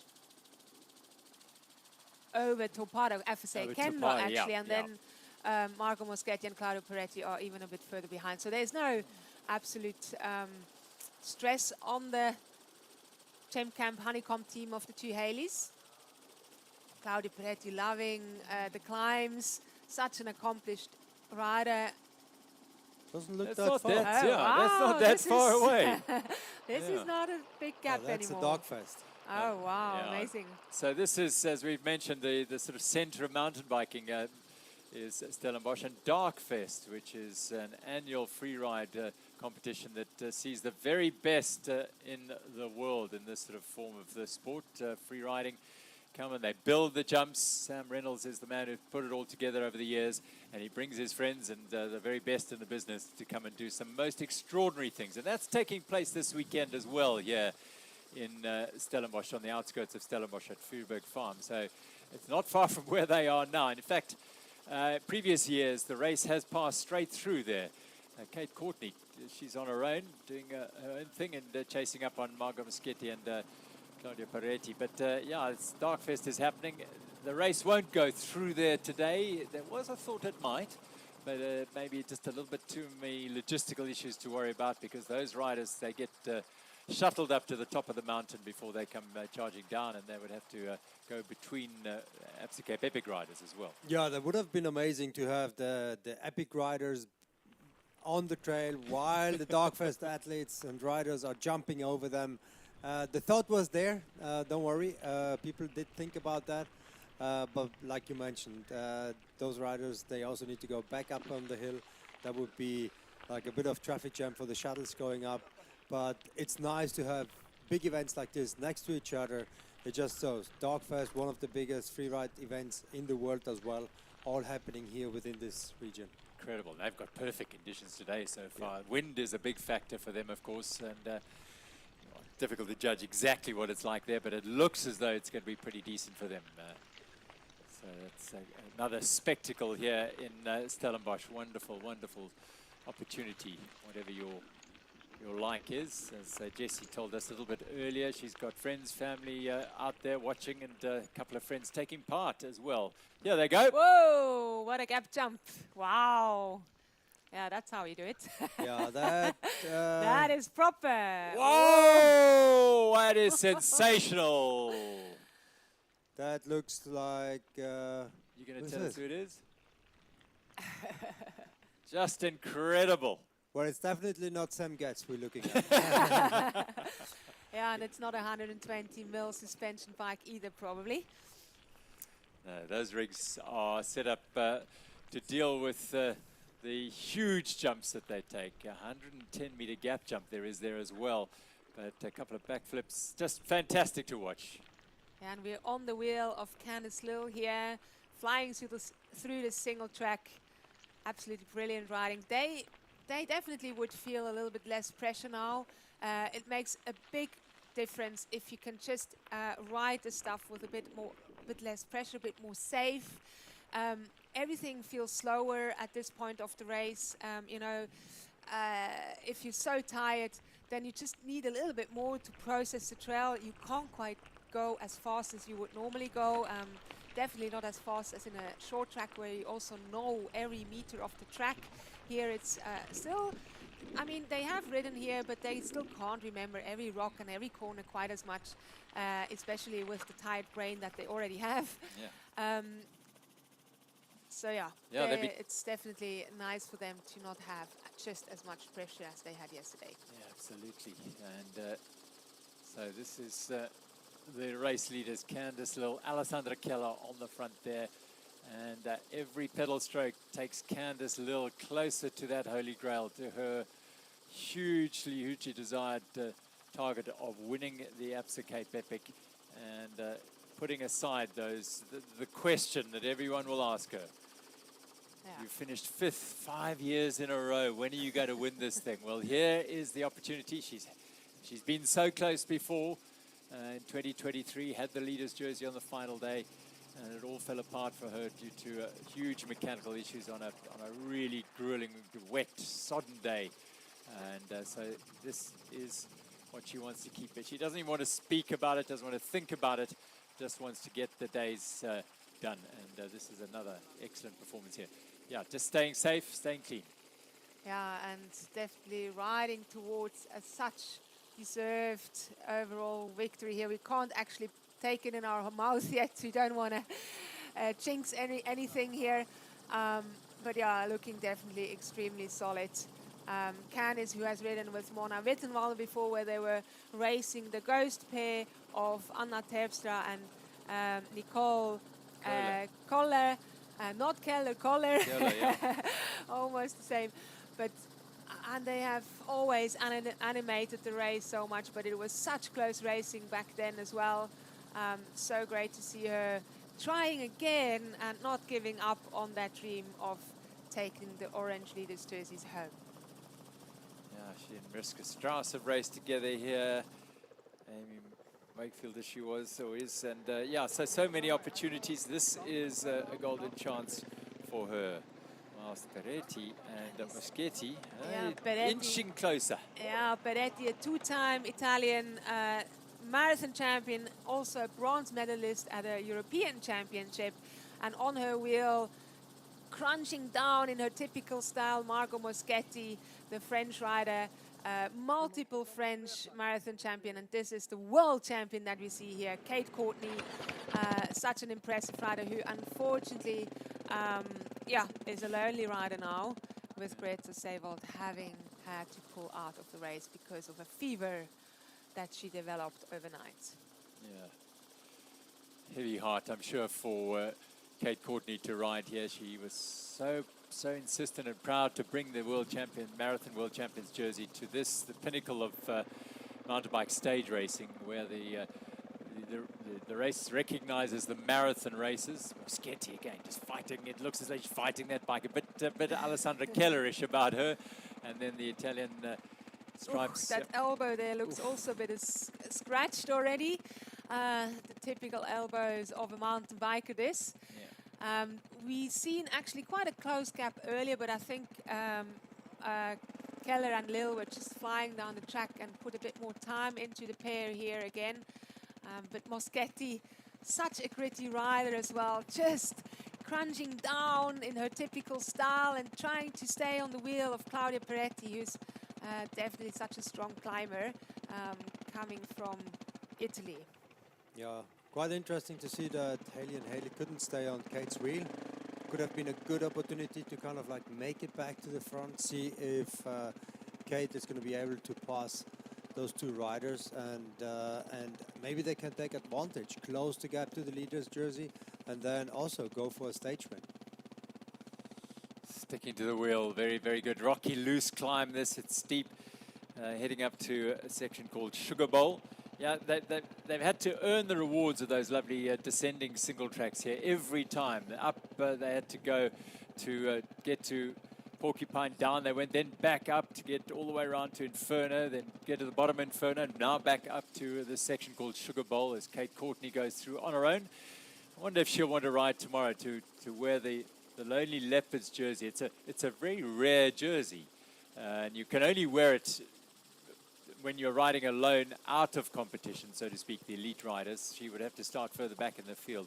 But some riders like to you know, if the race is over, they're not in the race. Well, but it's a nice jersey to have. And funny enough, it overrides even the World Champ jersey, meaning that right now, Kate, even in the leader, she is wearing the... She would have to wear that tomorrow. Yeah, she has to. It's an official event jersey. Now they drop into this section called Sugar Bowl. Beautiful trails in Boschendal Farm, where the trails just are delightful. So much flow, this trail. Beautiful built berms, as you can just see. So much craft going into these trails. Kudos to the trail builders out there, which just make riding down this track so much fun. Yeah, multiple trail builders, and Peter van Beek was involved here as well. Those are the riders coming up, making their way up, and there go the leaders there. So that'll give you a visual idea of the gap. We're about to take a time, and now we move over to an interesting scenario. Two yellow jerseys, and Marco Hubert and Travis Stedman here. Where are the red jerseys? There they are. Up the road, and they are putting time in and pressure onto the Chiavita yellow leaders jerseys. Critical moment here. Zorgvliet, they're into Zorgvliet now. And it is Beers and Norkier looking to try and eke back. They are a minute and 49 seconds down at the start of the day. Is this the beginning of their real attack? And the yellow jerseys wanting not to let them get too far up the road. Avondetto and Brydo, and look at Marco Hubert getting in the mix here. They are their teammates of Beers and Norkier. This is a fascinating scenario unfolding here on the farm at Zorgvliet. It's only about a 5 seconds gap at this stage, but you know, Marco Hubert trying his best to block the road a bit, I guess. Slowing things down. Yeah, this is a bold move. High stakes riding here it is, and you know, you don't want to get into a situation where you're impeding the riders, but he's taking every risk. He's highly skilled, trying to get in front here, and the idea would be to ride a slightly slower tempo, and he still can't get there. Two of the very best cross-country racers in the world, in Simone Avondetto and Luca Brydo. Yeah, Marco Hubert won't be the most liked rider in Italy right now. Yeah, but sometimes you're gonna do what you gotta do. Great attack here. Beers and Norkier, they're trying, and that's what we've sort of been hoping to see, trying to eke back some time. No panic at the moment, just ticking over, going through these vineyard climbs for Brydo and Avondetto to just claw their way back. And Marco Hubert, well, that tempo's too high for him. He had a look. Travis Stedman on his wheel. They definitely need to stay on alert now, because if Marco gets in on the single track and slows down the pace, that would get them a great advantage. And it's an 8 seconds gap down. 8 seconds gap now, meaning we have 3 seconds more than just earlier. It is maybe slightly going up. We keep an eye on that for sure. Yeah, they've got open road now, and once they get to the top here, it'll be at the crown of Helshoek Pass with the entrance to Takara Wine Farm and Thelema Wine Farm on the right, and they'll hug the right of the road and then drop down onto Old Helshoek Pass for only about 50 meters, and then into the single track at Ayers Valley. But look here, this is Wout Alleman and Martin Stosek. They are up the road, remember. But these are the two races we're watching here. Alleman and Stosek looking over the shoulder because I think they may have got away from Gaze and Schwarzbauer. And they are looking to win the stage and maybe get some time back on general classification as well. Yeah, it would be interesting to see if Sam and Luca are in front or behind. That we can't see right now, but I guess the leading bike is with them right now. Yeah, right? I think that's the giveaway here. They are on this little dogleg that takes them up through the trail that Helshoek to pass on their left-hand side. Here's the red jersey, Beers and Nokia. Beers urging and cajoling his teammate who's been an absolute soldier throughout this week, suffering but giving his all in the service of the Toyota Specialized Ibuko team to try and bring them back to that yellow jersey. And you can just suffer so much more when you're in this position to actually put pressure on the yellow jerseys here. You know, that just gives Tristan certainly some wings, Benno. No, definitely, definitely. And it's all in right now. 2 more stages left, still a little bit behind. They need to try everything they can to kind of like open up that gap, see if the cracks are getting any bigger on the cross-country guys. They know that they also must be tired by this stage, and hopefully by digging deep they get a bit of time back today. You know that Beers is in beast mode when those hands are in the center there. He's bent down, he looks over his shoulder. Just for the moment they're out of sight. They'll come into sight now through the forest. They're still ticking it over. It's all about Tristan Nokia here, you feel. This is the last bit of climbing before they drop down onto that single track in Ida's Valley. Nokia looks over his shoulder. He desperately wants to keep that gap growing. Yeah, I know, you can suffer in different modes, and if you're in the lead, you definitely just suffer so much easier. But you can see he's grinding his teeth here. They're the leaders popping out onto the tar road. They'll go on the right-hand side here. The Beers train is still coming behind them on the gravel road there. Look at the spectators lining the road here. The trippers are out there. I think the day trippers enjoying the spectacle of the best riders in the world. Opportunity to ride some of the trails here with the day trippers. Here they come. There's Sam Gaze This and is- Luca, I guess. Yeah, this is second team, and I can tell you the gap just in a moment. It's at around 30 seconds between the Buff BH and the Canyon team. Buff BH are significantly behind them on general classification, so their real motivation, yes, they'd like to earn some time back, but to win a stage here, as I say, Alleman has won a stage into Stellenbosch. That's their big goal. Oh, they're actually behind. Yeah, here they are.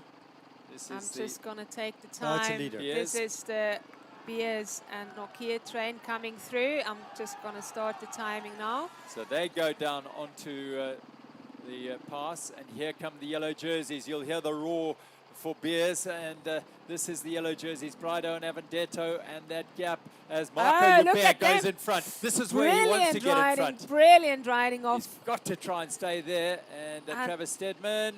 The gap was around 20 seconds, and brilliant riding off. The team, Toyota Specialized in Buko here, they now can actually put a brake on them and just open that gap a little bit more. Brilliant riding.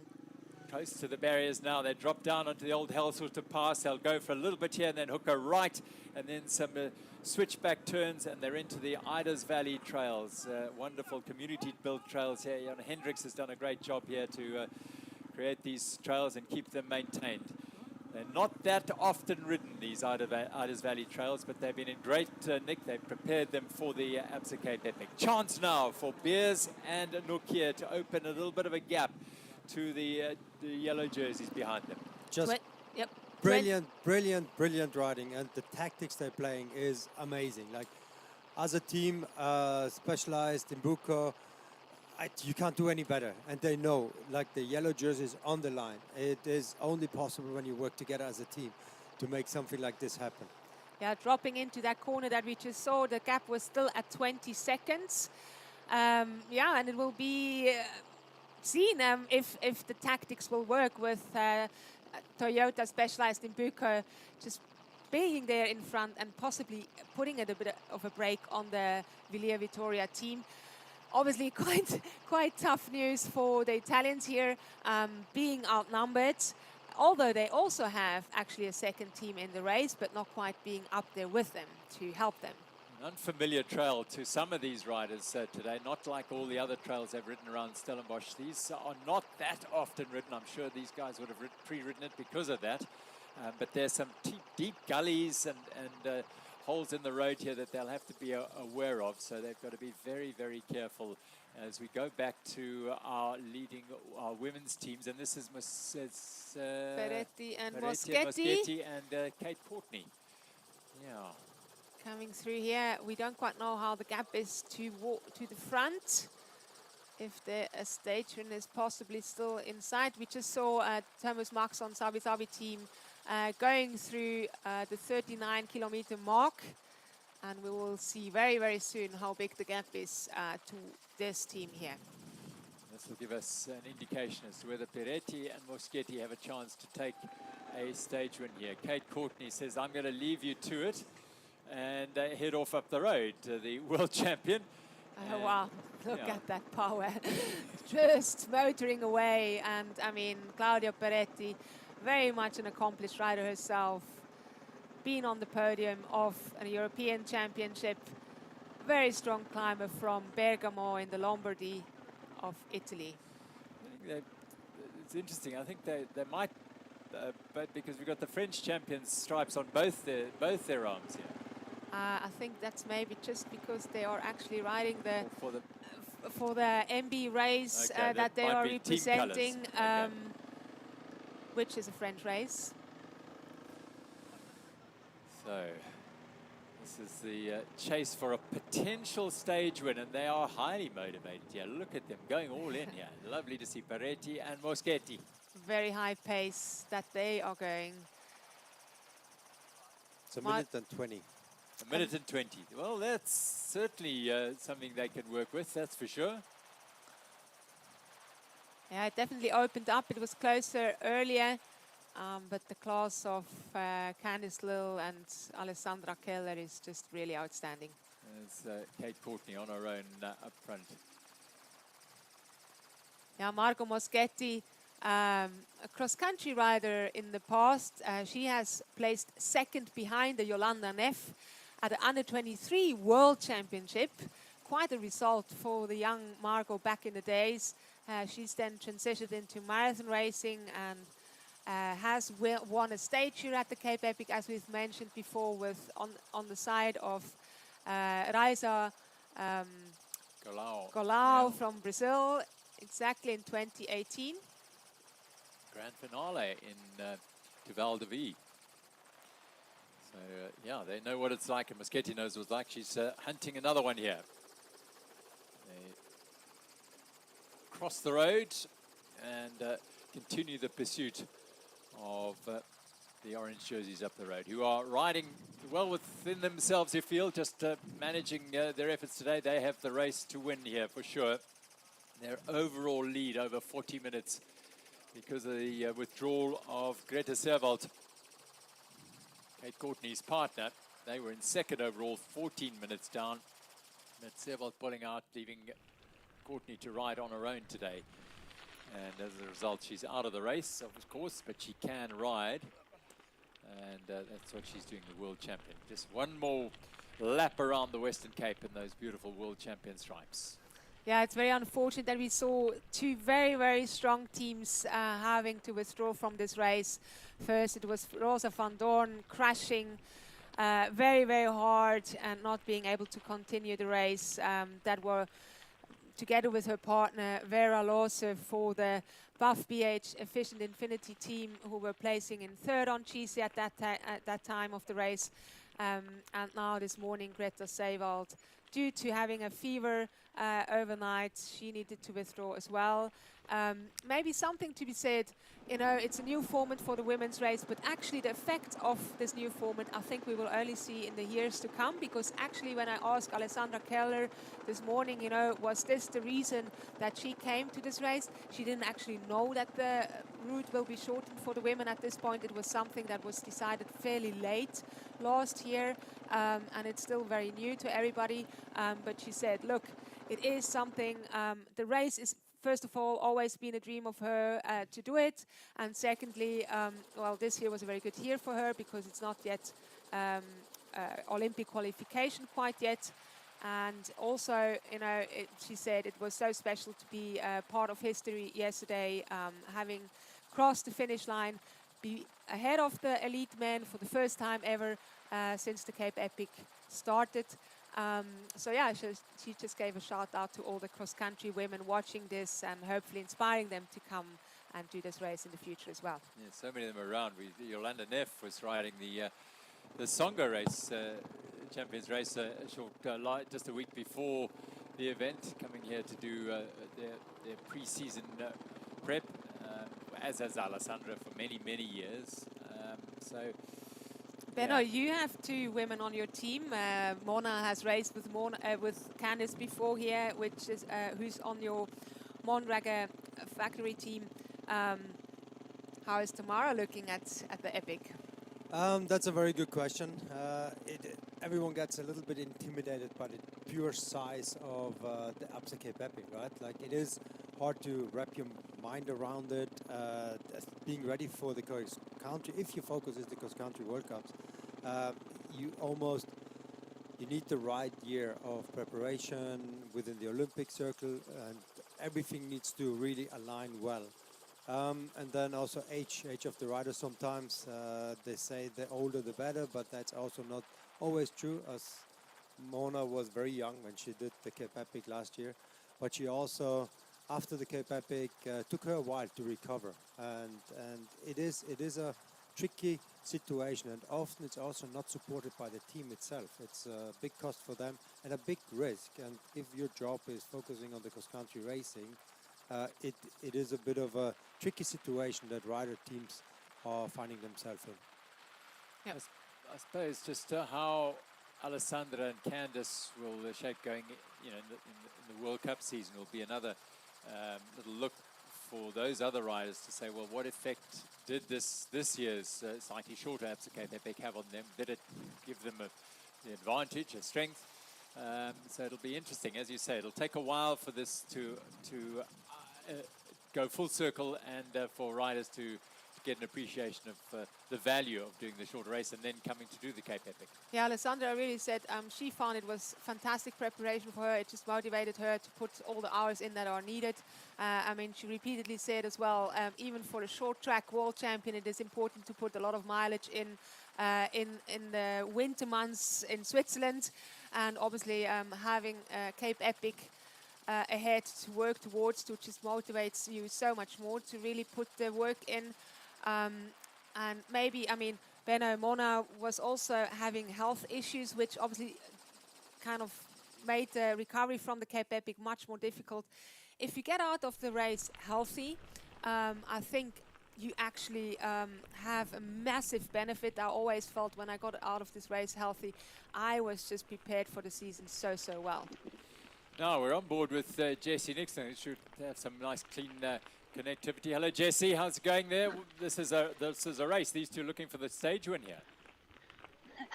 Hi, Gerald. I think they are fighting at least to try and catch up to the orange jersey to make it a little bit easier to sit on their wheel.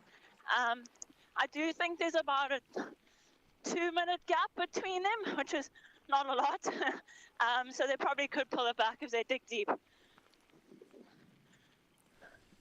Well, it's they're putting in a huge effort, but the orange jerseys are looking very comfortable as they ride along the river here. That trail in Boschendal, you must have enjoyed that, and they must have enjoyed it as well, Jessie. Yes, it was a lot of fun. Look, it's still hard work on the down. It is a little bit of recovery for the legs, but the body's still having to work, especially after, what are we on, day 6 now? The body is fatigued, so it's easy to make little mistakes even on the downhill. Yeah, brilliant.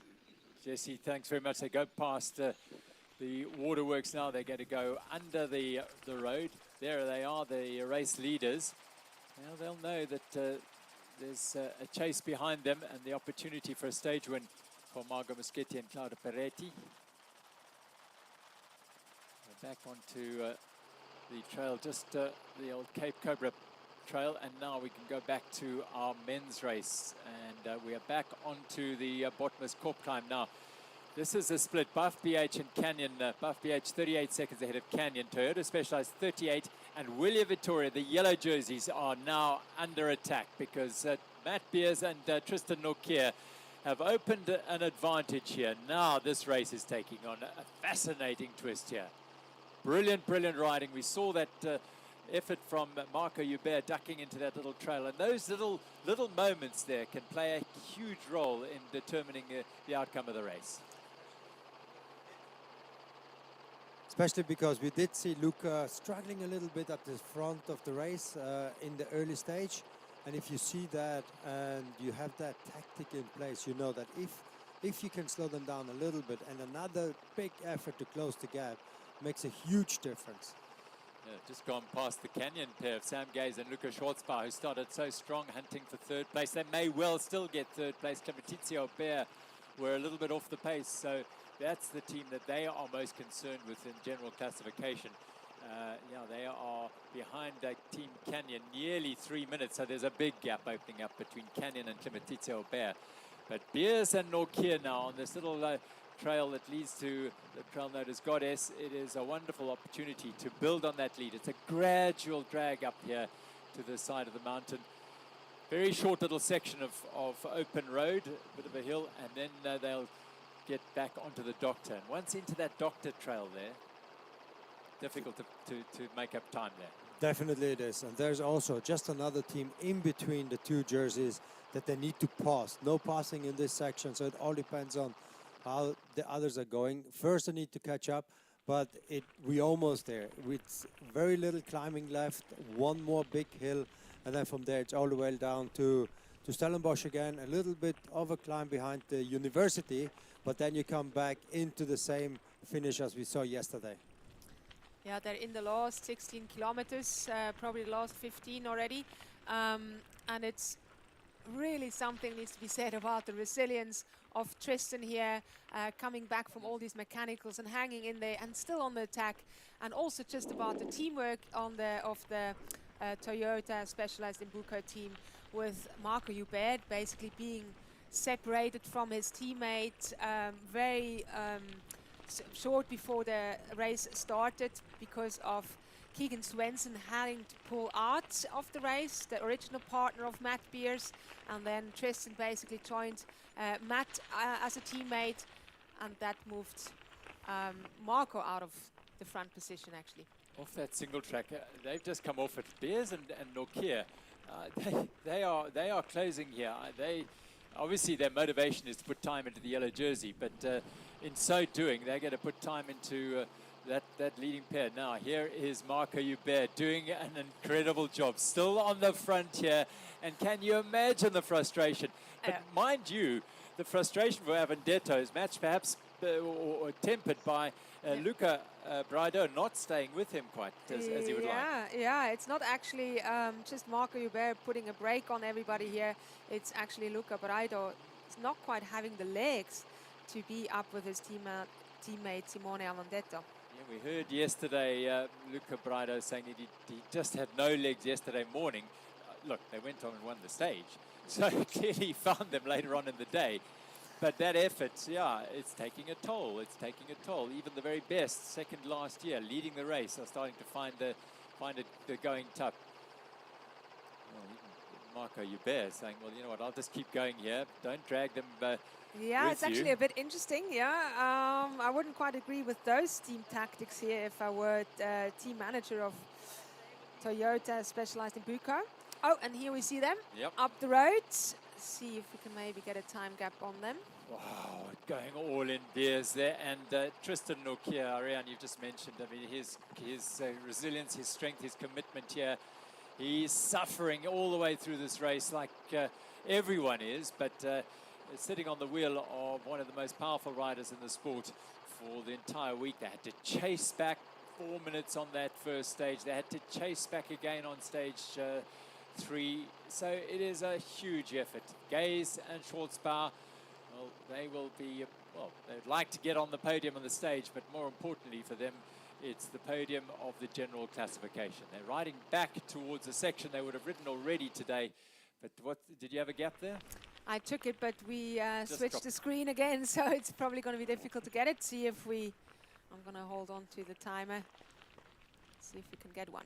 Dr. Trail now, in memory of the great Dr. Richard de Villiers, who was so instrumental in getting the Stellenbosch Trail Fund going, and a terrific backer of that, and a wonderful Stellenbosch resident, and this named in the honor of late Dr. Richard de Villiers. The Trail Fund's still going, and it's close, and Alden Marshall amongst so many others, doing a great job. Now, an opportunity for the yellow jerseys to try and get back time. Marco Hubert can't quite stay with it. They're going to drop into that single track very shortly. Hubert holds up. Well, fascinating here. They are going to go past the and I think it's about reservoir. A minute now. If this is the same place where I saw the others disappear, it would be about a minute, but I'm not 100% sure if that was the same spot. I had our director whisper in my ear, it's 78 seconds at the moment. Remember, 1 minute and 49 at the start of the day. Mine might be that they won't claw back all of that time today as they're now heading towards the Doctor Trail. And I think Marco Hubert has seeded this into this trail. It is a super fast single track descent. Those cross-country boys will be unbelievable down here. Bart Alleman and Martin Stosek, they are at the front of the race, and they are flying down this trail and heading towards a potential stage victory here. It was actually a downhill World Cup in the past, this track. Can you believe it? If one would go a downhill downhill World Cup track at this stage, Benno, I don't think you would want to tackle those with a 120 mil suspension. Definitely not. No, the times have changed, the equipment have changed, and what you ride now was a downhill, well, on cross-country bikes, it's downhill track from back in the day, right? Exactly. In those days, they were probably riding these sort of bikes. There are Beers and Nokia flying down this trail, trying to put pressure on they are putting pressure on the yellow jerseys and following the Czech and Belgian champion down here. They'll break into the sun, the bottom section here, still some pine trees, some sketchy, tricky little corners here, taken fast. If you're not quite aware and you lose focus, you can lose your wheel as well. But they are super skilled, world-class racers flying down to the bottom of the Doctor Trail.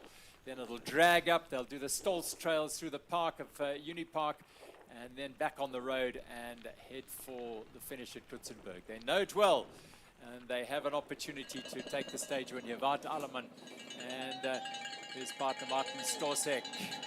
Yeah, we just got word on top of the Doctor here before they got into the descent.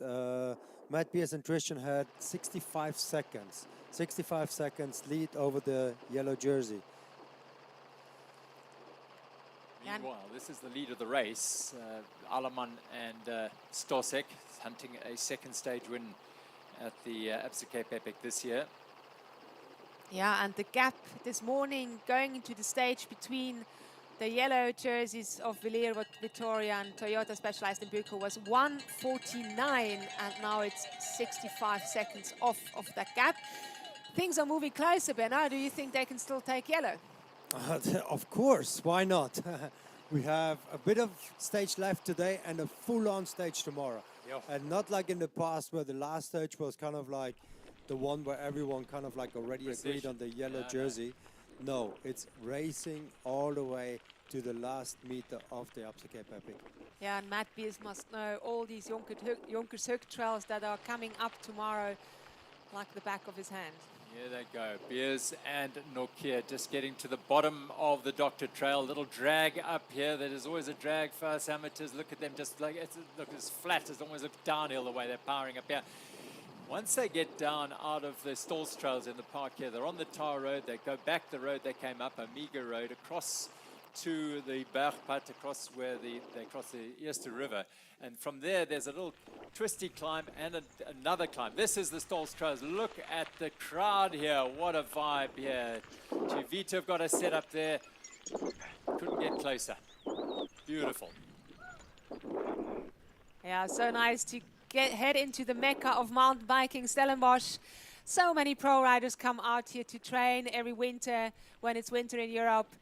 Nino Shorter has made it very much his training terrain.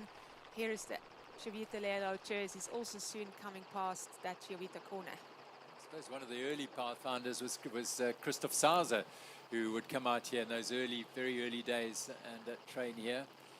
And they've all followed now. The pressure on the yellow jerseys. You can see the urgency in the pedal strokes of Simone Avendetto and Luca Brido. Their hold on that yellow jersey, they've probably still got them, but the pressure is mounting. The pressure is coming on them from the red jerseys of Matt Beers and Tristan Nokia. They must be definitely very pleased that it's mostly downhill from here. The terrain that they really excel on. They're now putting a bit on a gap of Travis Stedman and Marco Hubert here, who just try and keep and stay with them. Maybe still trying to put it and squeeze it in front of them to block them a little bit on the trail, which they did before. But it's turning out to be harder. Yeah, I think they went so deep to put that effort in to make that, and that it was a critical moment as they were in Zorgvliet. They're critical as our race leaders Alleman and Stosek flying down Omega Street here on the outskirts of Stellenbosch, and Stosek goes to the front. They'll flick a right and a left and head down to the Eerste River, and that little slope on the in the distance there, the Bergpad, is where they will dig deep. And they, again, we've seen the race change there. Here is the yellow jerseys. Then it's Canyon, at least Stedman and Marco Hubert. Canyon, well, they are building on an opportunity to take third on general classification. Hopefully we'll see a camera on the Absa African jersey soon, just to see if we can maybe catch a gap soon. But we will see just at that checkpoint at the Stolz Berms when or how big the gap is between yellow and red, basically. 5 kilometers. There is... There must have been something, yeah. Victoria what in happened? Third place, crossing there. So Beers and Tristan. Either there's an issue with them or they've been caught. So one said they've been unbelievable. Willia Vittoria's skill in that Doctor Trail, they must have rocketed down there and closed the gap back to Matt Beers and Tristan Nokia. Quite simply unbelievable, the yellow jerseys. They must have had a mechanical, because they were with Canyon before. Now they're actually behind. They must have had a issue on the trail. That's Marco Hubert and Tristan Nokia. Yes, yes. There they are. So where Beers where is the red jerseys? Unless they didn't pick up on the timing. There they are. Here so they are still there. They are still ahead. So that's... So Canyon 30 seconds, so they've still got about a minute. A minute and and 9 seconds. Whoa. And they actually moment. Yes, that was now don't do that to us. Yeah, please not. Not that we're biased in any sense at all. We want a fair race here and everyone to win it here, but we like to see the underdog fighting hard here. They are bringing the racing to the Absa Cape Epic at the very deep end here. Quite brilliant. We thought the Queen stage would be a decisive moment in this race. They didn't. They lost time. In fact, Beers and Nokia 12 seconds on the Queen stage. But here on stage number 6, a trail-laden day, shorter day, 76 kilometers. They've made it count. They've taken an opportunity. Actually, on a day when you would think that the cross-country riders would prevail, interestingly, the Queen stage was just there to get them tired and actually really get a crack in that Armady. Right, this is a steep little pitch here, and you can see Schwarzbauer and Gaze can't stay the wheel of Tristan Nokia and Matt Beers. Nokia out of the saddle. Beers, when he's out of the saddle, then you know it really is. He's going all in on a very steep section. There's the lead, and they all turn up there. So crossing the Eerste River now are the yellow jerseys. Yeah, they're quite a bit behind. They're only at the bottom of this climb. I would say the gap is actually opening up. There must be more than a minute and a half by now. They're definitely losing time on Matt and Tristan. There they are under the stone pines on this long, gradual but painful drag up the Bergpad here. And now, as I said, Beers out the saddle, you know it's work, that's for sure. And his key now is to look at Tristan Nortje. This is a key moment because Nortje has been suffering on the climbs, and he needs him to sit on his wheel. Travis Stedman and Marco Hubert go to the front. There's not much single track left for them to deal with, but Brido is suffering here, and Lavandetto is having to nurse him. And this has been a bit of the theme of the last day, or the last 2 days. So now it is a chance for the Toyota Specialized in Buco 2 team to go ahead and say, well, you know what, we're going to try and get ourselves a podium here. Benno, you're Italian yourself. What would you say to your Italian teammate in this moment? Dai, andiamo ragazzi, forte, forte, spingi, dai! Thank you. With a bit of an German accent in my Italian as well, as coming from South Tyrol, but I'm sure they would have gotten it. And a little push from Matt Beers on Tristan, who is riding incredibly in this race. An absolute outstanding ride of these two men for South Africa, making South Africa so proud here. And they are closing in on the Ciovita yellow jerseys on this penultimate stage. Wow. Big push there for Matt Beers up the top of that little climb. Tristan Nortje, head down there. He's in South African parlance probably saying, "Kani mirni," and Matt is behind him saying, "Kom, giom gas." That's what he might be saying. So the Italians and the South Africans. Here is the Belgian and the Czech on the Bergpad here, powering towards the finish, and an opportunity to claim another stage win on the Absa Cape Epic in 2026. They have had such a roller coaster, the Buff BH team, across both races here. Rosa van Doorn, of course, that nasty crash that put her out of the race. Same day, just a couple of minutes before, Wout Alleman had a heavy crash there. But here goes Beers and Nortje. Nortje head down, all in there as they try and eke seconds out of the yellow jerseys. The collateral damage or earners from this are the Canyon team, who are riding themselves into third on general classification. Whew. Now that's a picture, isn't it? They are suffering. Like there's no more team tactics from the Buco Specialized Toyota team at all. This is now purely them fading a little bit away, unfortunately. Who saw that coming? They were looking rock solid all week, and we are on the second last stage, and they are actually showing some weakness for the very first time. They were even taking the stage win so impressively yesterday, and here it is. They are struggling.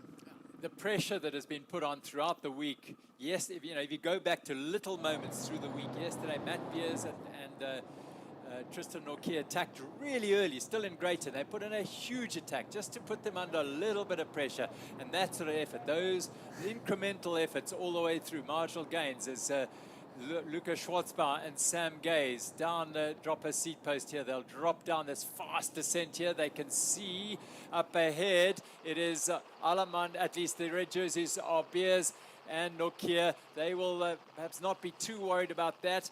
Up the road are Alleman and Stosek, and Beers and Nortje. All about taking seconds out of the yellow jerseys here. Nortje, for the umpteenth time this week, regains Matt Beers' back wheel. That's what it's been about for him, digging deep at the most critical moments to stay on that huge, powerful wheel of Matt Beers. There's the finish just over there. They can see it. They're on the last bit of trail now is Martin Stosek and his Belgian champion partner, Wout Alleman. What a ride they put together here today. They're looking good for a second stage victory. And another stage victory to Stellenbosch for Wout Alleman. He and Fabian Rabensteiner did so in 2022. And they are heading down fence line to the rugby field, the Darnie Craven Stadium on their left. Last trail, they'll know this. They did this yesterday, but yesterday it was the yellow jerseys who were riding themselves into the stage win here and opening a lead of 1 minute and 49 over the second place team at Beers and Nortje. Today, it is Buff BH here who are doing a sensational job in not just taking the stage win. They might find themselves, because the carnage that's happened behind here might mean that they will move up and put a bit of pressure on the ultimate podium of the race. But Canyon, they're behind them here, will be secure in third at the end of the day. But it's all about Wout Alleman and Martin Stosek right now as they'll turn left onto the Coetzenburg playing fields out of the shadow of the oak trees in the bush and into the sunlight and the spotlight. It is Wout Alleman and Martin Stosik. Alleman has a grin on his face, and why not? Because it's a second stage win at the 2026 Absa Cape Epic for Buff BH. Wout Alleman, the champion of Belgium, and his Czech champion partner Martin Stosik. A brilliant ride in 3 hours and 13 minutes as they roll in as victors in Stellenbosch. But the real winners today, you feel, are this pair. Huge draw for South Africa's Matt Beers and Tristan Nortje. Toyota Specialized in Buko going all in. Every second counts here. They have taken time out of the yellow jerseys. How much time? We'll wait to see. They will finish second on the day. And more importantly, they are taking time out of the yellow jerseys. We'll wait now. Third place, Canyon. They are into third place on general classification. In 20 seconds' time, they definitely will be. Sam Gaze and Luca Schwartzbauer. The clock is ticking. Here come the yellow jerseys. They are still a way to go. This lead could well change today. We could see Beers and Nortje going into yellow overnight. The last 5Ks have really put this pair under the cosh. They are suffering, Brido and Avendetto, and that lead could well go today, and we could have a new leaders going into the final stage. What a dramatic day this stage 6 has been. It's going to come down 2 seconds again, like 2 seconds on this stage. Penultimate stage. We are on 1 minute 16 right now. The clock is ticking away. This looks so good for the South African pair to get back into the yellow jersey. They're still not there. They're still not there. Here they come behind the field here. They're watching the clock anxiously. Well, they're just trying to get home there. There's no question. They have gone so deep through this week, the two cross-country specialists, but they've been put under immense pressure by Beers and his partner Nortje. Broad smiles from Marco Hubert and Travis Stedman, who played a big role in the success of the red jerseys today in giving them the opportunity to build that lead. Well written, Marco Hubert and Travis Stedman. They come to the line now. Is it going to be yellow for them tomorrow? Will it change hands? They surge to the line here. It's going to be possibly yellow still on the shoulders of Brido and Avendetto, but it might only be 5 seconds or so. What it a is so close. Drama. Wow. 155 actually. 155 is the difference officially. So new yellow jerseys on the shoulders of Toyota Specialized. Oh, beg your pardon. Sorry. We're getting a little excited here. 155 behind the stage winners. Wow. 18 seconds, we'll take off that 155, which will, leave it a handful of seconds. A handful of seconds. Yeah. It is so close. Who would have thought? After so much, 13 seconds. I think we got the confirmation. 13 seconds. That's what the Villiers team is still ahead of Matt Beers and Tristan Nortje. Whoa, catch your breath, ladies and gents, and set up for a grandstand finale here. But let's hear from the men in red down at the finish with Max. That's stage 5, not 6. Wait, it could be more. All right. Here at this finish line, we're just waiting for that confirmation from GC. By the time I heard it, it looks like it's going to be 12 or 13 seconds. So 12 or 13 seconds is the time on the GC. Matt Beers, what a day.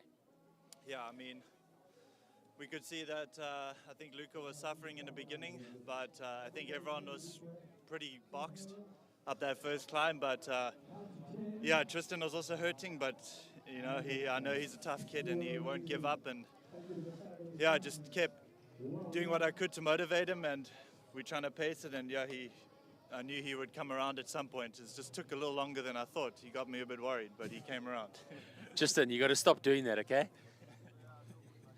Yeah, I think today was definitely my bad day.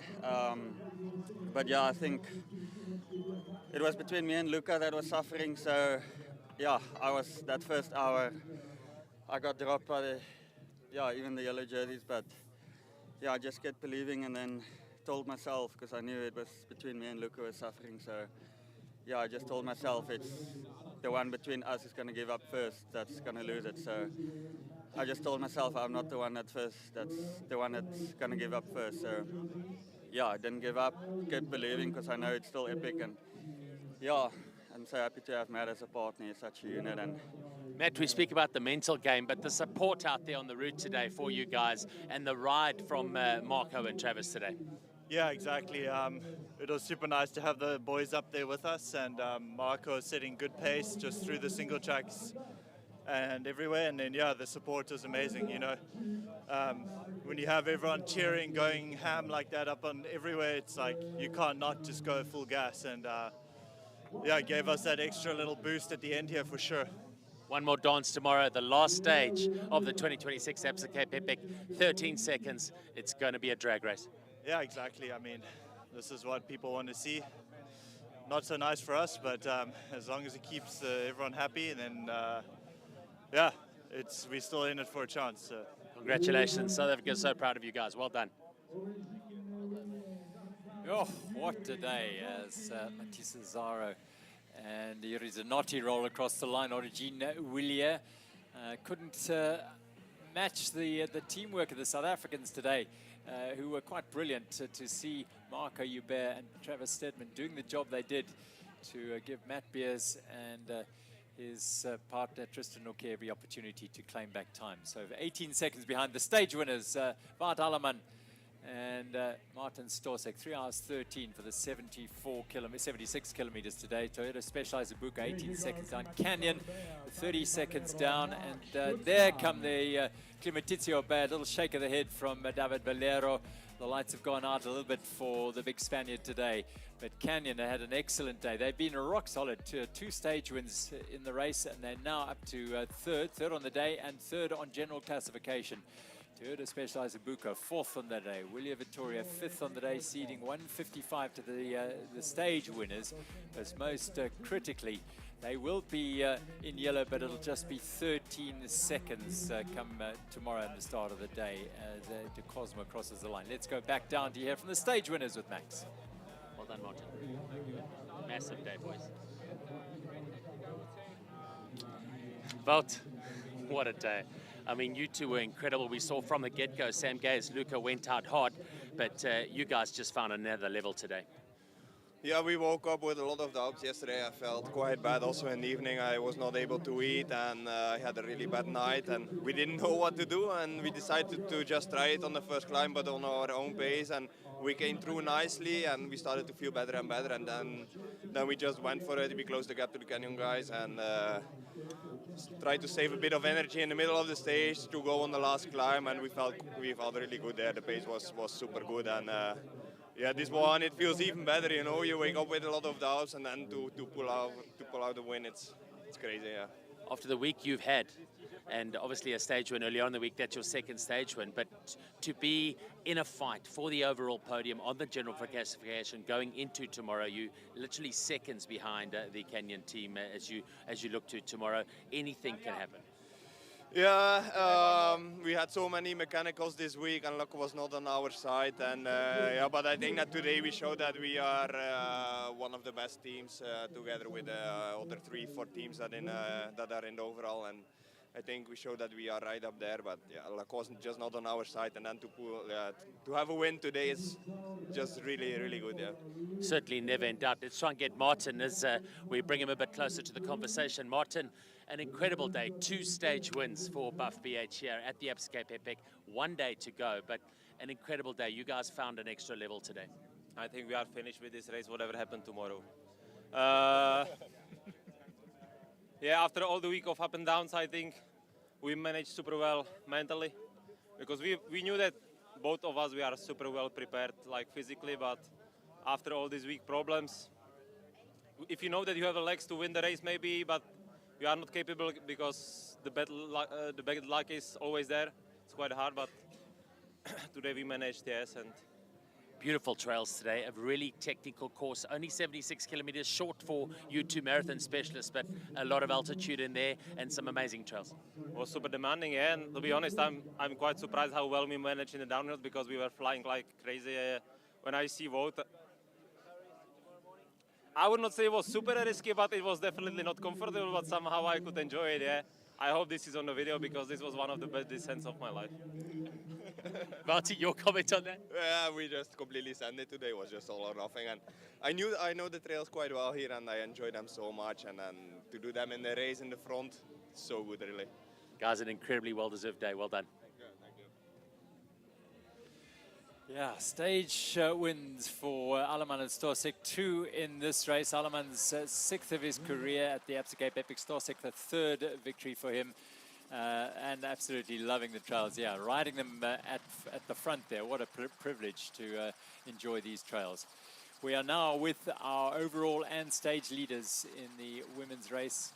Alessandra Keller and Candice Lill, and the pilot fish sitting just behind them, none other than the world marathon champion Kate Courtney. Let's now go back to the finish and hear from the Canyon team of Sam Gaze and Luca Schwarzbauer.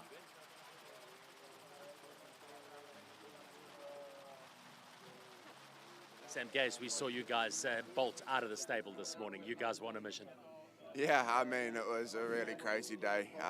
Luca was incredibly strong, and he took command into their first single track. I got by and used a technical aspect. We had a small gap, and then it was just full commit.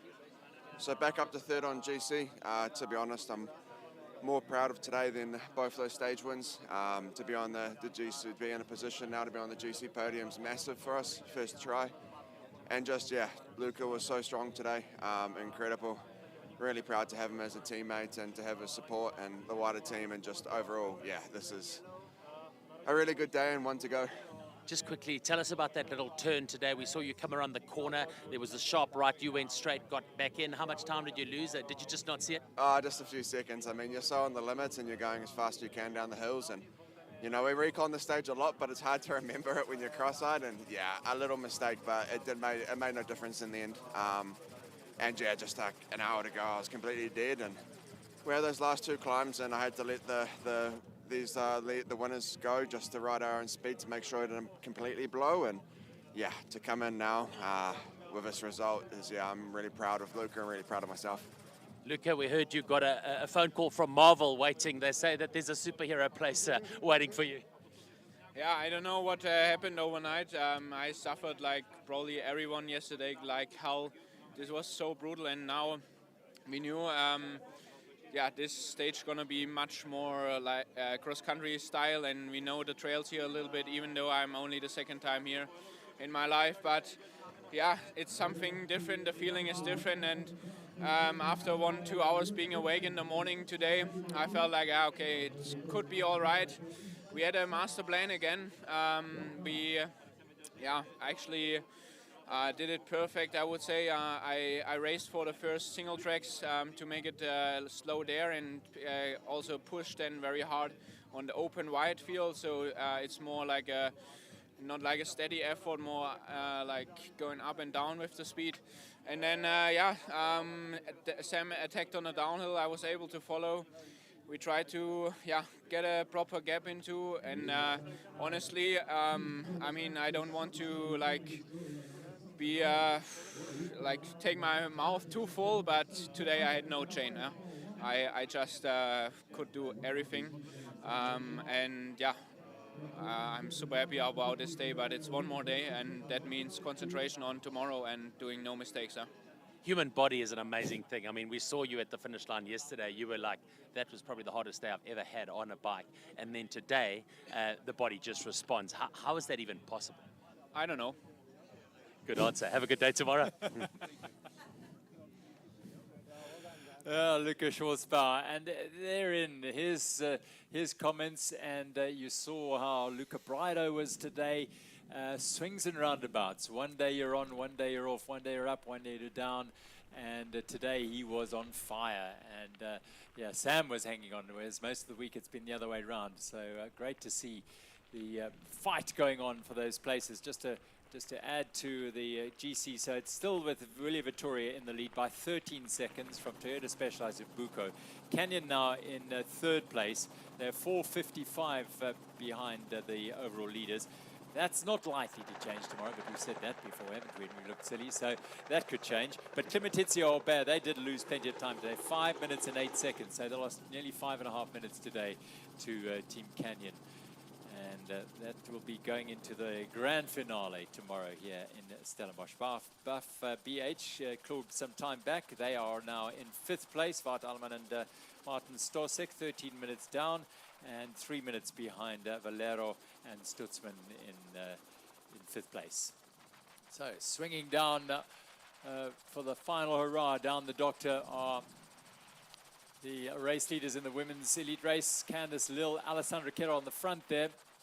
And just behind them, the world champion Kate Courtney not getting involved here. She's riding alone today. Sadly, her partner Greta Seerwald, second place on GC going into today's stage for the She Sends Foundation. Unfortunately, Greta was not feeling well. She rolled off the start line, and then emotional scenes at the start as she decided she couldn't continue and left Kate Courtney to ride on her own to take those beautiful World Champions stripes one more time around Stellenbosch to show them off and take the appreciation of the crowds, and they certainly have been wonderful to see. Yeah, just very sad that they couldn't finish the project that they only started a week ago, the two of them coming together. But yeah, it just, sometimes it happens, you dig so deep. The Cape Epic is taking you to places not just on the bike that you haven't seen before, also sometimes inside yourself. It is a lot of effort, and sometimes it's just a bit of a dirty bottle that you pick up during the race. Could be something that gets into your guts, whatever it is. We wish Greta Seerwald a very speedy recovery. This is second place on the trail today. Claudia Peretti and Marga Muschietti holding left thigh there. Yeah, rubbing that leg a little bit. Maybe also just a bit of gel that got on her glove when she last took a gel. Let's just hear from Jessie on the trail here. Jessie, what do you see from there? I didn't quite see what she was doing. It might have been a little bit of a massage on the leg. After yesterday's stage, riders are tired today. I'm no doubt that they're taking strain. But these two have put in an excellent job there as they look as though they're going to take second. Here goes the leaders heading down the Doctor Trail, and you've got that to look forward to, Jessie. It's going to be fun riding behind these two. Yes, it's going to be exciting. I love following the professional ladies, how they handle the trails.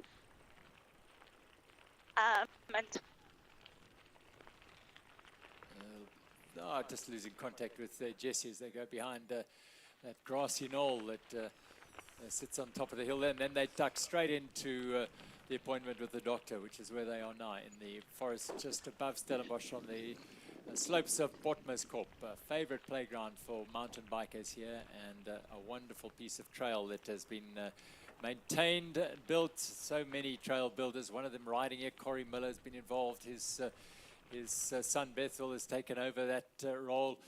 We'll see Mark Gordon's skills. We've mentioned Conrad Stolz will ride down through his trails shortly. So many just contributing to making this an absolute mecca of mountain biking and trail riding here. Special place to ride a mountain bike. And in Switzerland you have many as well. Beautiful trails to ride there. Yeah, quite different. Switzerland is a hiking nation, and we've got a massive, probably one of the most dense hiking trail networks in the world. So they basically being repurposed for mountain bike, but now there's more and more actual mountain bike trails being built, with the winters being a little bit more mellow due to the global warming. Ski destinations actually realize, well, we also need to get our muddy in during the summer seasons. It's not such long winters anymore. So more and more ski destinations build tracks and trails purposefully built for mountain biking, where you can then take the lift up and ride down the beautiful tracks. Swiss Epic is covering quite a lot of those beautiful destinations in the east of Switzerland. But here in Stellenbosch, it's really absolutely stunning. That's also why I always come out here for 2 months with our Pump for Peace team. It's not only perfect training conditions, there's also so much great racing here ahead of the Cape Epic. Some cross-country races that were already taking place here, where one could even collect some UCI points. And yeah, Candice raced the SA Cup, and yeah, it's always good to bank some points ahead of the cross-country season. Little flat section here before the last two segments of the Doctor, and it's Ben, I said, I think all those comms might have gone today on this trail because there's been some serious riding down here. Wonderful to see. Yeah, they're riding fast. They're actually ahead of schedule today. Looks like, yeah, they did. Well, the anticipation was 11 o'clock, 10 past 11, but they're not too far away from the finish anymore, actually. Yeah, this is the second place team on the trail at the moment with the race leaders. Here they are, Alessandra Keller and Candice Lill heading towards yet another excellent performance here for Thomas Max and Sabi with a stage win in the offing. Another hugely efficient job done, safe, and riding very solidly and consistently throughout as they get to the top of the Stolz trails, and then they'll flow down that lovely flow line through the forest as we go back to the more rougher and rocky trail of the Doctor. Also past the checkpoint on Old Helswigte Pass at 50 kilometers of the women's race is the Massey ISB Sport team of Monica Calderon, Tessa Kortekas. Actually ahead of them is the Camp Champ Honeycomb team, Hayley Preen and Hayley Smith, who were earlier racing in third but were overtaken by Marco Moschetti and Claudia Peretti. In fifth through that checkpoint is the Torbara FSA Kenda team of Katarzyna Szoszna and Georgia Marquet. And also through that checkpoint on Old Helswigte Pass is the Chiovita red jersey, African jersey of Sunny to See Efficient Infinity with Sam Saunders and Bianca Hall. So just caught a glimpse of the orange jerseys at the bottom of the Stolz Trails, just on the outskirts of Stellenbosch. This is the second place team heading down to the finish, Marco Moschetti and Claudia Peretti, Simtech.net. And flash as they went through that hydration station, but back on the trail now. It's a bit more exposed here, this area devastated by storms a couple of years ago. Trees just cut in half almost. The wind coming down the valley here, as it quite often does in the stormy season, but it does create a beautiful trail down to the bottom of this. It's almost 2 kilometers from the very top of the Doctor.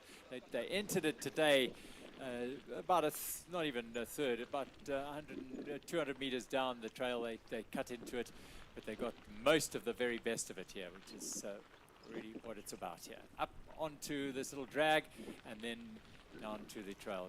Moschetti and Peretti. Excellent day for them. Their best of the week thus far. Getting stronger and stronger as the week progresses. More than likely finish second, about just over 2 minutes to Hayley Preen and Hayley Smith, Camp Champ Honeycomb. How was that, Jessie, with us there? Yeah, that was a lot of fun. It's such a nice little break from all the climbing.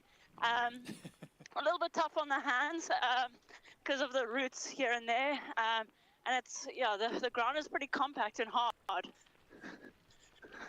How much battery have you got left, Jessie? I just did a battery change, so I've still very much got full battery, because yeah, yesterday I ran out of battery twice, so I did a mistake again. Yeah, you don't want to do that. Following the wheels of these very strong women here. Yeah, I've had that. I was actually also following in a race in Switzerland one day where we were going up on high altitude, and just when we were approaching the top, my battery went flat, and that's not not what you want. No, that's very tough on the legs following these strong women. What a vibe through there. Lovely, lovely. Great support from the locals. Chivita are there, the official apparel sponsor of the Absa Cape Epic. Everyone there to welcome the riders down back into Stellenbosch. Moschetti and Peretti and Jessie flowing down these trails. And that'll be it until they just hit that final trail in towards the finish. Head down to the tar road and link up with the road that they headed out on in the men's race. The women will be riding this for the first time because they started in the Banhoek Valley. Yeah, and they're just about to cross the next checkpoint and 56 kilometers. We already had the Termus Maxon Sabi Sabi team coming through here, and soon we will have the first gap. Earlier at 50 kilometers the gap was 2:25, so we will see very soon whether this has come down or gone up even more. in the last check, they had 2 minutes on the ChemChamp Honeycomb team in third place, who will be no doubt just consolidating their place in third on general classification. And these two women are on the last incline of the day, going up just after they crossed the river. And soon they will approach the stadium here in Coetzenburg, where we are sitting. It's not long to go, and they must be pleased with their riding. Very, very solid riding of those two. Kate Courtney, the marathon world champion, just following them. She unfortunately, had to leave her partner behind because she fell ill. Wonderful support along the trail here, Kate, just loving it, and high-fiving riders, the spectators as they go past. Yeah, it's not often that you get a high five from a world champion. Yes. This is the ASAP pair, the amateurs. I tell you what, this pair, they lost nearly an hour and a half on stage one, and they have won every stage since then in the amateur category. They were third overnight, 15 minutes behind the leaders in the amateur, and they are looking, JP Duplessis and Cronje Bekkers, at trying to regain the lead they held after the prologue. It's been a fight all week for them. This pair, well, they took the lead at the prologue, and they have never relinquished it. They have been in charge of the women's race, not entirely completely, if you get it. They've had to cede a stage to Kate Courtney and Greta Sewald.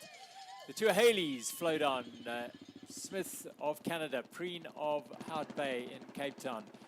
And they are in third on the stage, third on GC, and a last drag up here for Alessandra Keller and Candice Lill of Thomas Max and Sabi, and Kate's got her phone out.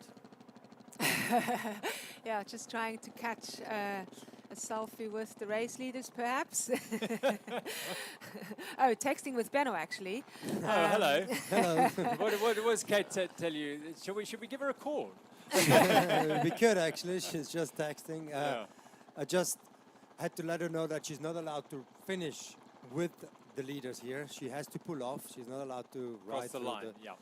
Finish arch. So that was just something she was asking for. And I'm very actually surprised that she got her phone with. But yeah, she was aware of what's maybe going to happen, and we just a bit in contact here, making sure we're not interfering. Embedded with the teams here. Wonderful. Thanks, Benno. Been looking after the Sewald and Kate Courtney team. Wonderful. Well, last look. It's not often you get to look at world champion stripes here in South Africa. And this has been a rare privilege to have Kate Courtney, the marathon world champion. We have the short track world champion, of course, in Alessandra Keller, but she can't wear those stripes. You can only wear the champion stripes when you are riding and participating in an event in which you are the world champion. We've also got the cross-country world champion here in Jenny Risvets, who's riding the Toyota mixed race and dominating that with Simon Andreasen. Yeah, and look at all the spectators here. So beautiful to see. I mean, that just gives so much strength in the legs, just getting a bit of a cheer and not just being all alone out in the woods.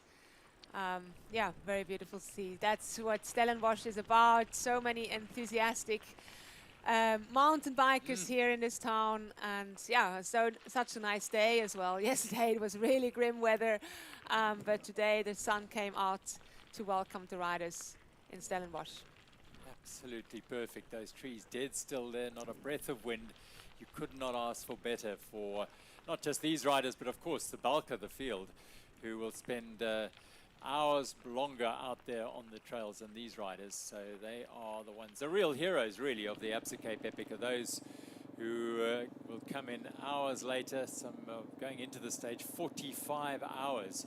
Some of those riders have spent out on the trail, and you add another more 5 or 6 hours today and tomorrow. But they will roll into the finish at the grand finale as real heroes. Splash across the Easter River for Hayley Preen and Hayley Smith. You got round the trail all dry, and then just before the finish, you get your shoes wet. Yeah, a little pre-shower. Just sprinkle the legs already a little bit. At this stage, it must be actually quite refreshing. It was quite cold starting this morning. So they're definitely pleased they didn't have to go through the water right early in the morning and carry the wet shoes all the way through the stage. But at this stage, it might be welcomed. final few building blocks put together here for Candice Lill and Alessandra Keller as they power up the Bergpad, and the finish will be in sight very, very shortly for the Swiss and the South African. What a performance it's been throughout the week. Really Rock solid. Yep, absolutely. So interesting to see also on both those bikes, they actually got a saddlebag. I believe it's inner tube in there. What do you think is in there, Benno? Most likely, yeah. At least one of them will carry a tube with, the other one maybe CO2s. It is nice to have it outside the bike, or at least on the bike. So especially with the backpack, it takes time. It takes time to get it off. You have to help each other out to actually get the stuff out if you need to. With the saddlebag, it's right there if you need it. But yeah, it's small little spare CO2 bombs, some tire plugs, one tube between the two of them, but not much more than that. So rolling down, this finish will be in their sights now. They'll be able to see it from this road and hear it. The helicopter will be alerting the fans inside the venue that they are on their way. The stage winners, the overall leaders of this Absa Cape Epic in 2026. Their lead ballooning out today because of the withdrawal of She Sends Foundation in Kate Courtney and Greta Servalt, who weren't able to start today as a team. They had 14 minutes that they had to make up. That was going to be unlikely anyway on a day like today, but now that lead, well, it could be well over 45 minutes to the, if not more, to Hayley Preen and Hayley Smith, who are going to move into second overall at the end of today's stage. Yeah, very slippery corner, these last corners here on the Bergpad of Stellenbosch. You can come very, very fast. These two women can take it safe. They don't need to risk anything at this stage. But when we saw the men coming down here, it was about every second, and one can so easily slip on this hard pack covered with sand. And yeah, those two really riding brilliantly down here, keeping everything safe.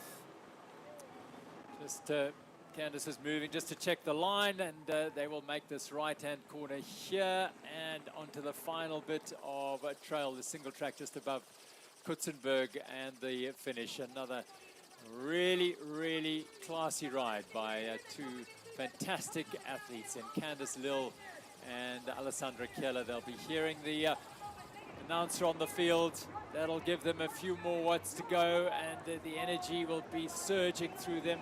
Don't get anything wrong here. They are so skilled, so slick. A faultless ride once again from Candice Lill and Alessandra Keller as they put another one to bed here. They have been so, so good. They won the prologue. They won stage 1. They won stage 2. They won stage 3.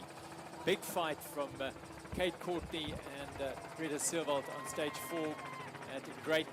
Saw them take that victory, but then an emphatic win on the Queen stage yesterday put their hold on those jerseys to bed, and they won stage 5. And rolling onto the field now, it is the Thomas Maxim Sabi team.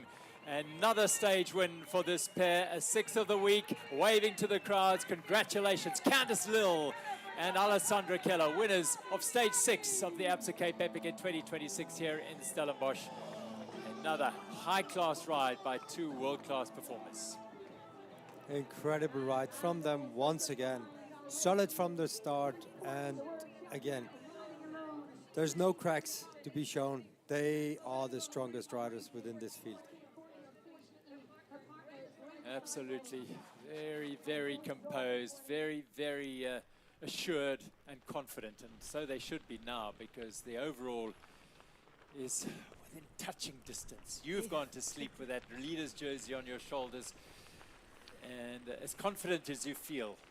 Yeah, you need to keep that tension up. You need to really, because you cannot lose focus. If you lose focus, it can be slipping away with any second.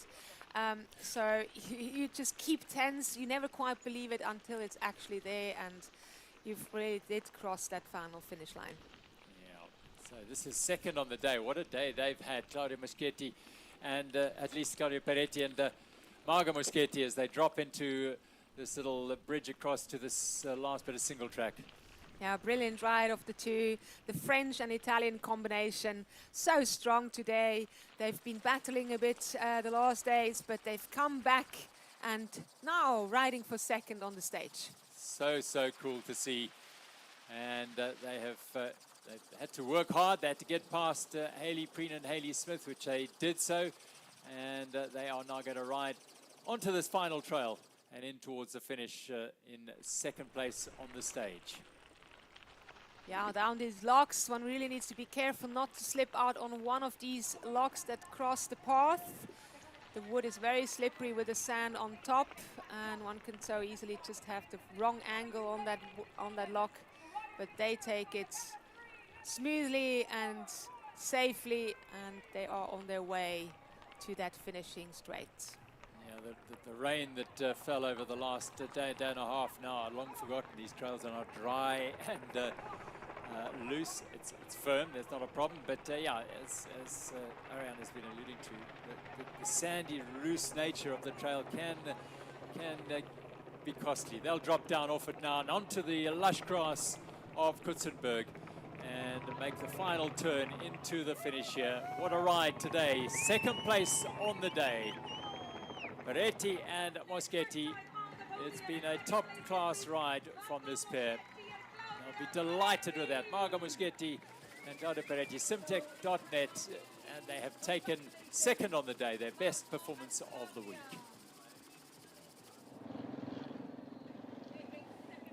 And they would have heard them being called in, Hayley Preen and Hayley Smith. They won't be too concerned by that pair because most importantly for them is securing another step up on the overall podium, and that is Hayley Preen and Hayley Smith.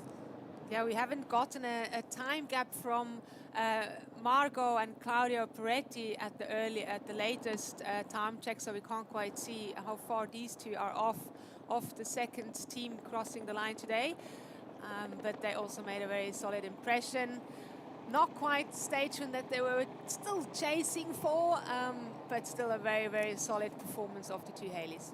Yeah, I mean, you know, lovely, incredible. You want a stage win, but to finish the Absa Cape Epic in second place overall is a mighty achievement and a mighty goal. So that is the priority you feel for Preen and Smith, and they are in prime position to do just that. It's the nature of the sport, particularly over 8 days on rough, rugged, treacherous terrain with unpredictable weather, that you will see riders and teams, as we've seen across this entire field, fall by the wayside for one reason or another. And the beneficiaries are those that manage their efforts and manage to stay safe, manage to stay on their bikes, and their equipment doesn't fail under this intense pressure. And that's exactly what's happened here with Hayley Preen and Hayley Smith. They've rode solidly all the way through the week, made very, very few mistakes. And they will roll onto this field here in third place on the stage and ride themselves into second place on general classification. And that'll be a huge achievement for these two. There's the lovely from the world champion listening to Benno and not getting across the line, but Kate Courtney applauding them across the line. It's Courtney and Sevald second place that now belongs to Hayley Preen and Hayley Smith as they come home in third place on stage 6 in Stellenbosch on the Absa Cape Epic. Well ridden, Hayley Preen and Hayley Smith. Who do you think is going to be more nervous, Candice or Darren, as he's responsible for her bike? Yeah, I spoke to Darren this morning. I also asked him, you know, how it is to wear the pressure. Here is Kate crossing the line, wonderful, the world champion marathon.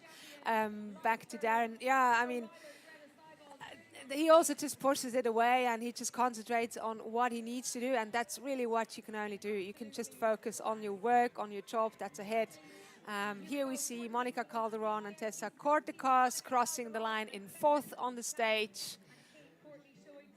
And they seem to have regained their team spirit a little bit as well.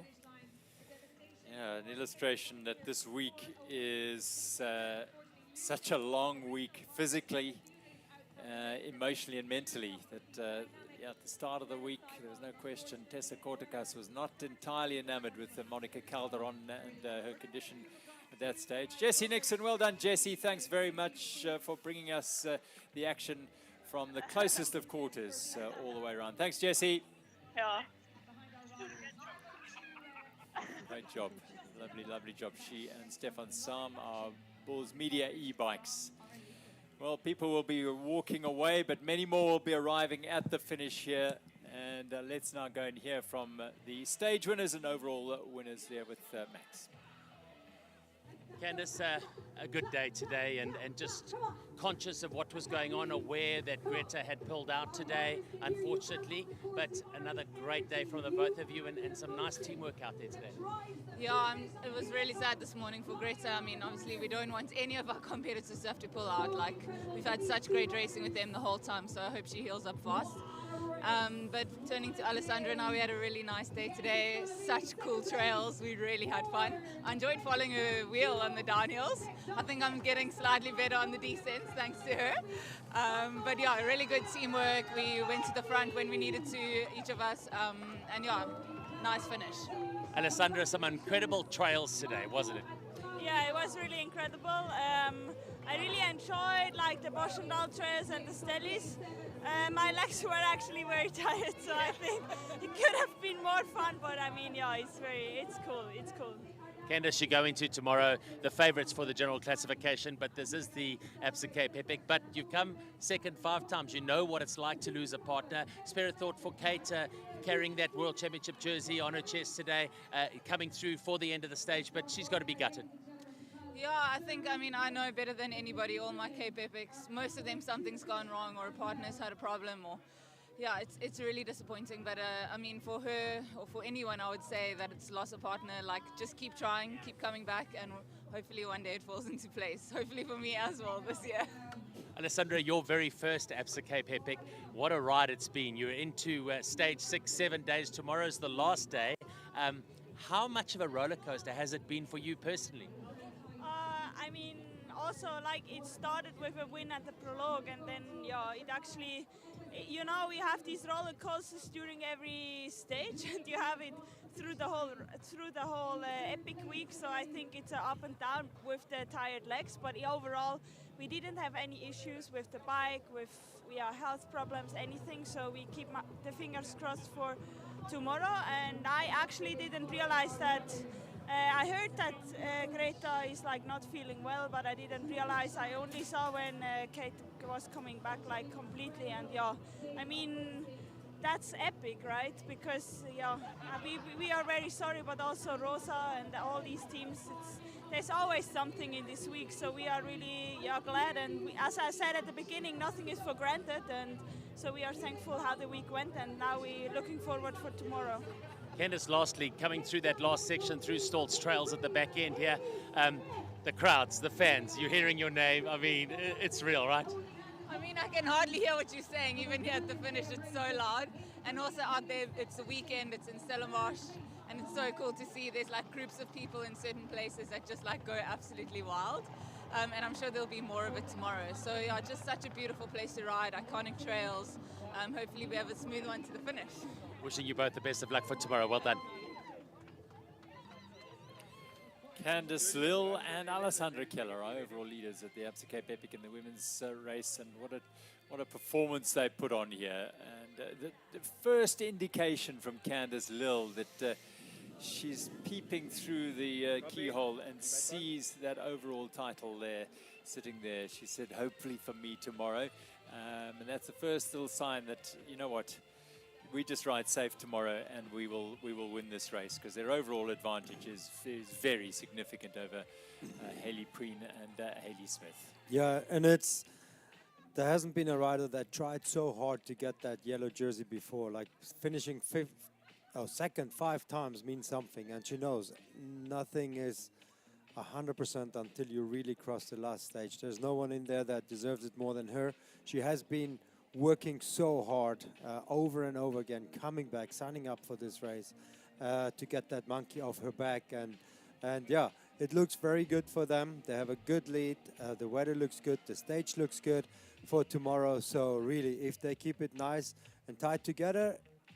Touch wood, they are in a good position. Now let's go down to the finish and hear from the second place finishers, simtech.net with Max.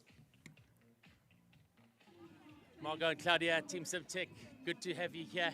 You're on the podium today, stage 7, one stage to go, or stage 6, sorry, one stage to go. It's day 7. How's it going for you, Margot? I mean, it's been a crazy couple of days, but an amazing result today. You must be stoked. Yes, I'm very happy today because we make a very great job with Claudia today. And I think today is more, the track is more for me and Claudia because it's really MTB and no lot of flat part, but very enjoy today. Claudia, you've had an amazing last few days, one day to go. How are you feeling personally? How was your day today? See, we are very happy for the results of today because it's our first podium of Cape Epic together, and also to share the podium with Keller and Lil Candice for us it's an honor and a pleasure, so we are so happy. Also because yesterday wasn't a perfect day for us. We lost sometimes on the general classification, so for us it was also a surprise. Today we have such a great leg, and now we are very tired but happy. Margot, every day at the Absa Cape Epic is different. It doesn't matter how many stages you've done. What has been for you the most challenging day so far? Was it that Queen stage yesterday? Yes, the Cape Epic is very long race, and I know it's not necessary to give all the first day, and because it's very long week. And I think for me and Claudia, we recovery all day, and the last day I think we are good leg because we will manage all the day. A message in French back home to everybody watching? Salut tous les Français, venez à la Cape Epic parce que c'est vraiment une course exceptionnelle, et aujourd'hui je suis vraiment heureuse d'apporter un podium à la France, et parce que j'aime honorer le marathon français, et venez à la Cape Epic. Thank you. Merci. The Italian-French combination, Margot Moschetti and Claudia Peretti. And here's a legend crossing the line, 27 Absa Cape Epics between them. Christoph Sauser on the right and Craig Uriah have crossed the line.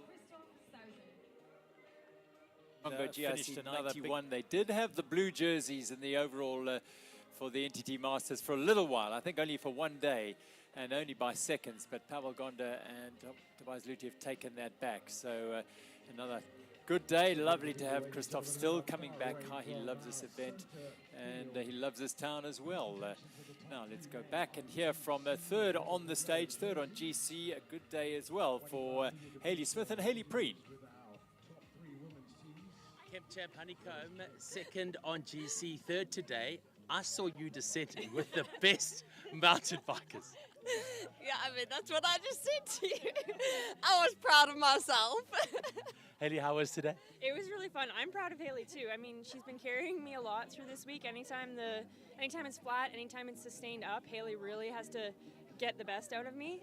But she was descending like a wizard today, and I had that thought too. Like, I used to race Alessandra and Candice in XCO World Cups, and it's been a long time since I've been in that sort of environment. But when I could descend back onto them and close the gap, I was like, yeah, I still got it.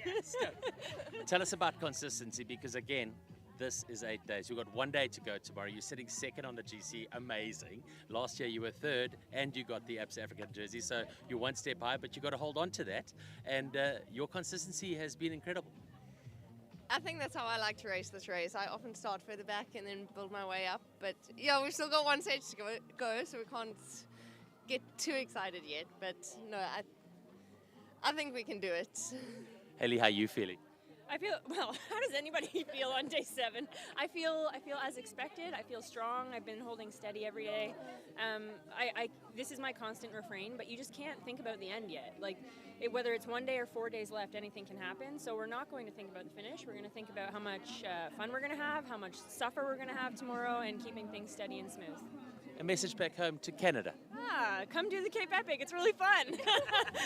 No, thank you for following along. This is one of my favorite races on the planet. I feel so privileged that I'm here. So, yeah, we can feel your support. 1 day to go. Good luck. Kemp Honeycomb, Hayley Smith and Hayley Preen completing the day in third place on the day, second now on general classification. They'll be delighted with that.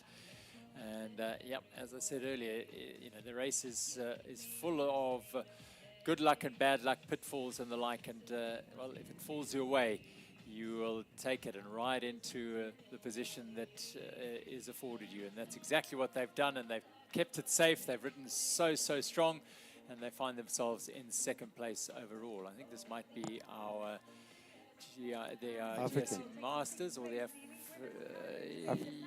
yes, the African jerseys. Bianca Hoare and Sam Sanders. Well done. Signing to see Efficient Infinity rolling across the line to confirm them as the Absa African jersey leaders going into the final day of the Absa Cape Epic. Well ridden, Sam and Yankee. Good job. And solid all the way through the day and all the way through the week. Let's go down and hear from Simone Avendetto.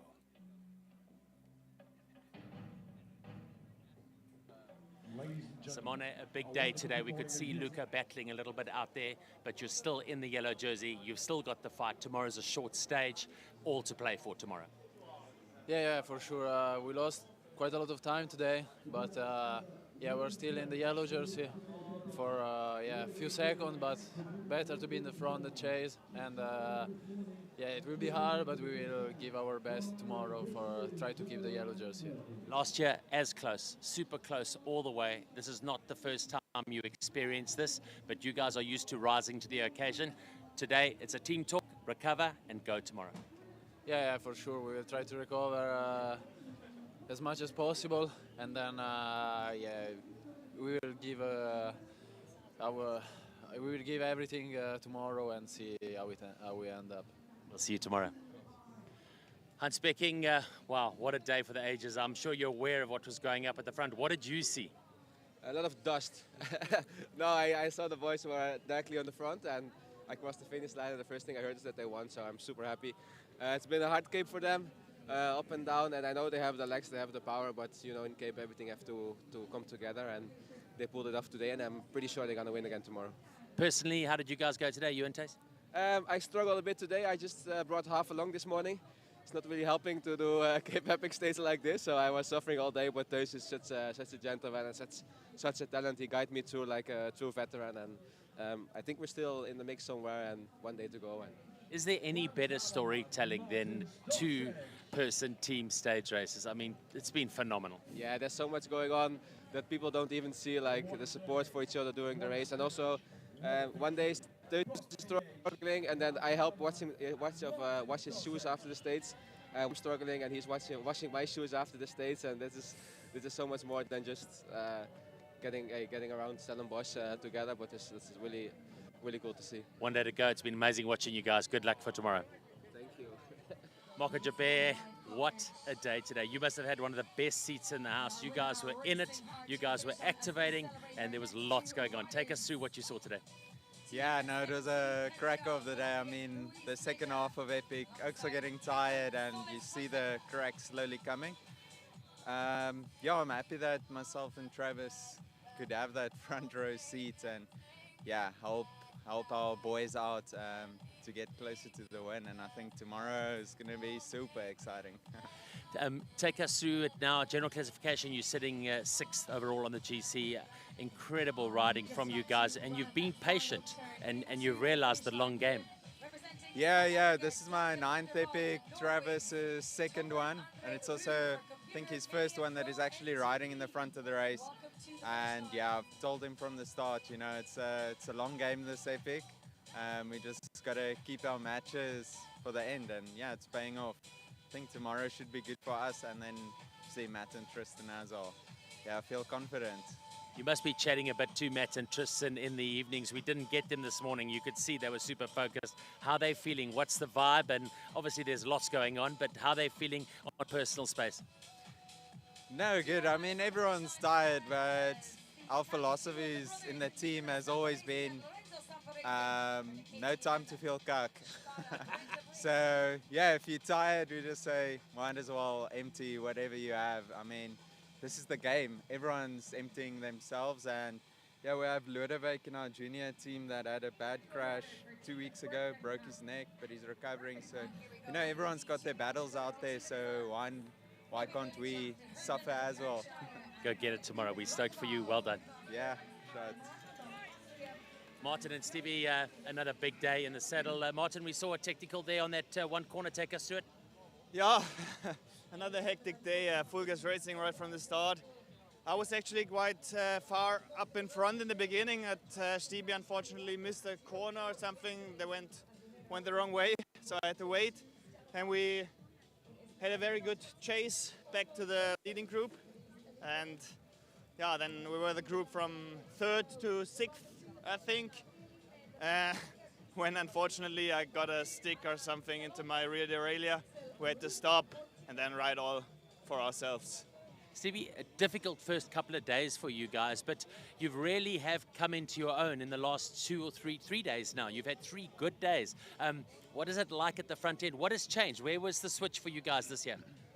You know, it's the Epic. You always have to believe in your chances, even if the start is not that good. It's a long week, long 8 days of racing. And yeah, 3 or 4 days ago, we figured out that the shape isn't that bad. We can stay with the front guys, and that changed already a lot in your mind. And the mind is one of the most important thing at this race here, to suffer every day on the limit for 8 days. And if your mind is in the right position, then you also will be in the race. What is it like at the sharp end? We saw just how fast Luca and Sam turned up the pace this morning. Yeah, it's actually no stopping, just bam, bam, bam the whole day. Not much looking back or playing any tactics, just head down, push, push, push, and in the end try to survive. One more day tomorrow. We'll see you at the finish. Thank you. Joe Stedman, we've had a chat with Marco, but what a day. I mean, you're at the sharp end of the field for the first time. It's your second Absa Cape Epic, but you really got a front row seat today. Take us through what was going on, because there was just so much. Yeah, I think everyone knew today was going to be aggressive. We had to make it hard to try to crack the guys, and yeah, from the start we put the pressure on, and over all the climbs we just try to keep it as hard as possible to see if there are any cracks, and yeah, we found them towards the end and tried to expose it as much as possible. How good is your Italian? Because I saw some words there. Yeah, I was in Italy for 3 years, so I knew when things were getting a bit feisty, and I could understand a few things they were saying, so it helped us out a bit. Well done today. Good luck tomorrow. Cool, thanks so much.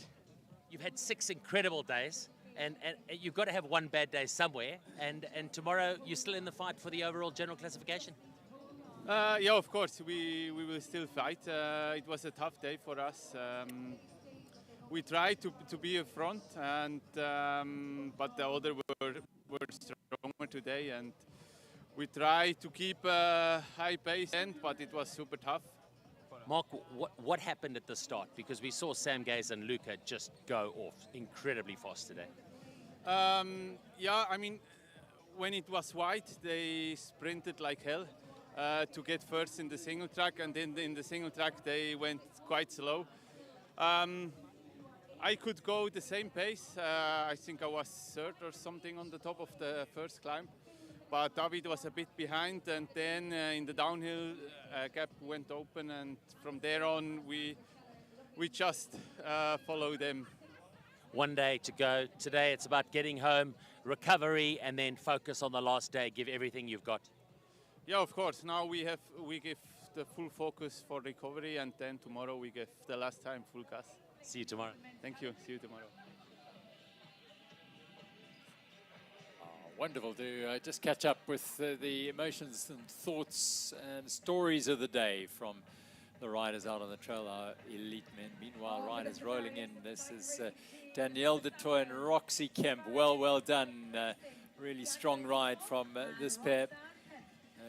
Our pair, Titan Racing Safari Essence, putting together a combination that's starting to gain dividends for all the hard work that they've put in as they ride the various stage races and marathon races around the country. To the podium of our men's race, and the elite race delivered incredible racing action today. In third place, the Canyon team, who lit the fuse very early on going up the Botmaskop climb. Sam Gaze and Luca Schwartzbauer, who had fiery legs today. And they burnt it up there and set the tone for what would be a dramatic day of racing, because behind them, there was only one yellow jersey. The other, Luca Brido, was starting to lose distance, which gave the men in red, Matt Beers and Tristan Nokia, a sense that this could be the opportunity. This could be the day they could put the pressure on the yellow jerseys. And they rode their socks off today. Nokia spoke a little earlier about how he was feeling, and he did perhaps his worst day today. Well, if that's his worst day, heaven knows how good he'll be on his best day, because it was very, very impressive. But soaring to the top, it is Buff BH, broad smile from Wout Alleman and Martin Storsek. Their second win of the Absa Cape Epic, and a career 6th win for Wout Alleman, a 3rd for Storsek. And your podium on stage 6 here in Stellenbosch on the Absa Cape Epic.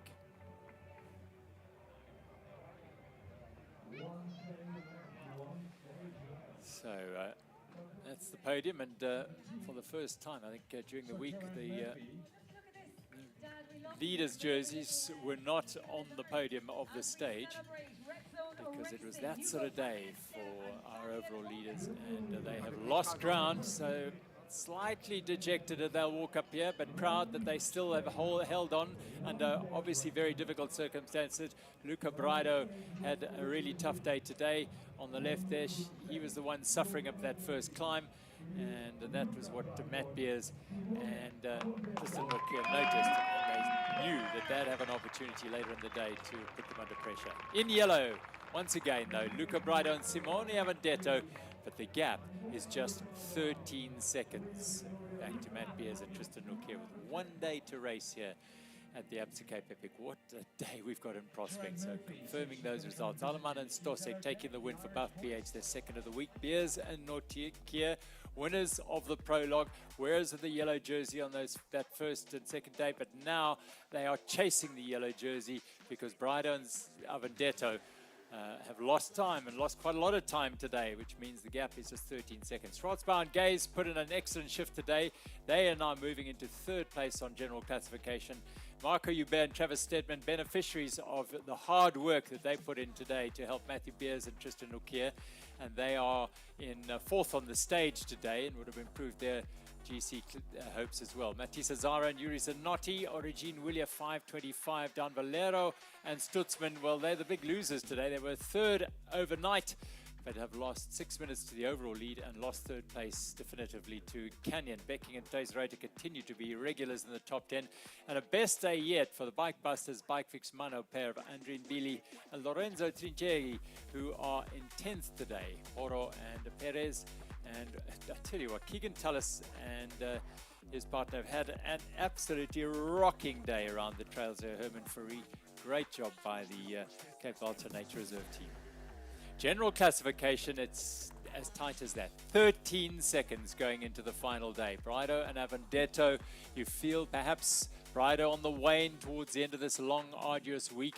Beers, well, much depends, I would think, tomorrow on the relative strengths of Luca Brido and Tristan Nokia, and how their slightly stronger partners on today's example will manage them. Schwarzbauer and Gaze, well, they've now got 5 minutes and 8 seconds over the Klimatizia Orbea team. Candice Lill and Alessandra Keller, 2 minutes and 47. They won the stage today over Marga Moschetti and Claudia Peretti. You feel Keller and Lill just did what was needed today after the withdrawal, after the start of the Shesen's foundation pair of Kate Courtney and Greta Seerwald due to illness to Seerwald. They were their closest rivals at the start of the day on general classification. And once they realized that they were out of the race, you knew that Lill and Keller just had to keep it steady today. No real pressure on them. 3rd place, Preen and Smith. Excellent ride by them today. Back on the podium once again. And Monica Calderon and Tessa Corticas, as they've done in the past, are getting stronger as the week progresses. Katarzyna Sonsna Pinele and Georgia Marquette, they were 3rd on general classification going into the stage today. They probably have held on to that just today for Tapada FSA Kenda. And the Absa African jerseys on the shoulders of Bianca Hoare and Sam Sanders of Signage to See Efficient Infinity.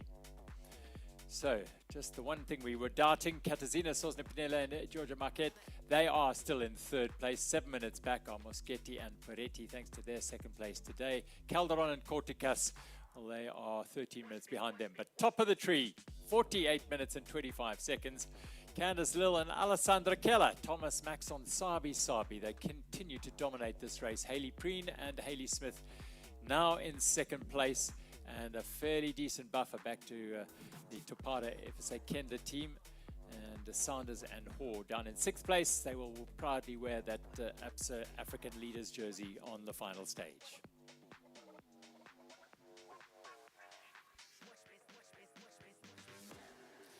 So Max has been busy down at the finish. Let's hear from more of the riders as they roll into this beautiful Coetzenburg, home of the Absa Cape Epic for the last couple of days. Another day down, one more to go. As we get ready to present you the top three men's teams at the end of stage 6 on the second day of racing. The Absa Cape Epic. To do our presentations this morning, the single track was really cool. The climbs were horrible for me, but I think Executive they were good. Head of Operations for the Absa Group, Tina Venter. Yeah, you have a bit of a cold sore. Is that a sign that maybe something is And not put quite your hands right? together as we bring I our just top think 3 men's teams on not stage. absorbing much food. Hard to drink. I'm just like on water now. The rest is just coming up. But Well done, though. What is your strategy for tomorrow? What more can you do just to be better prepared for the next day? At the end of I think stage just sleep, 6, recover. day 7, your third place, Looking forward to Canyon, Luca Schwarzbauer, and Sam Gaze. Tristan Norkier. Another Cape Epic finish on the horizon. How many have you done if you finish tomorrow? Oh, I think 7. It's been an up and down week. 7. They've had a stage win What already does it this mean week, to you and to now wear their the Absa second African stage win. jersey But on your PH, shoulders? Wout No, it means a lot. It was one of Stosek. the goals for this epic. I said to Bianca, you know, it's not often you get to be national champ and then What a contend day. for Africa What a jersey. stage. So What a victory. I'm very proud to be wearing it. Wout A message to and all the Martin African Stosek. women out there watching you guys, leading the African competition.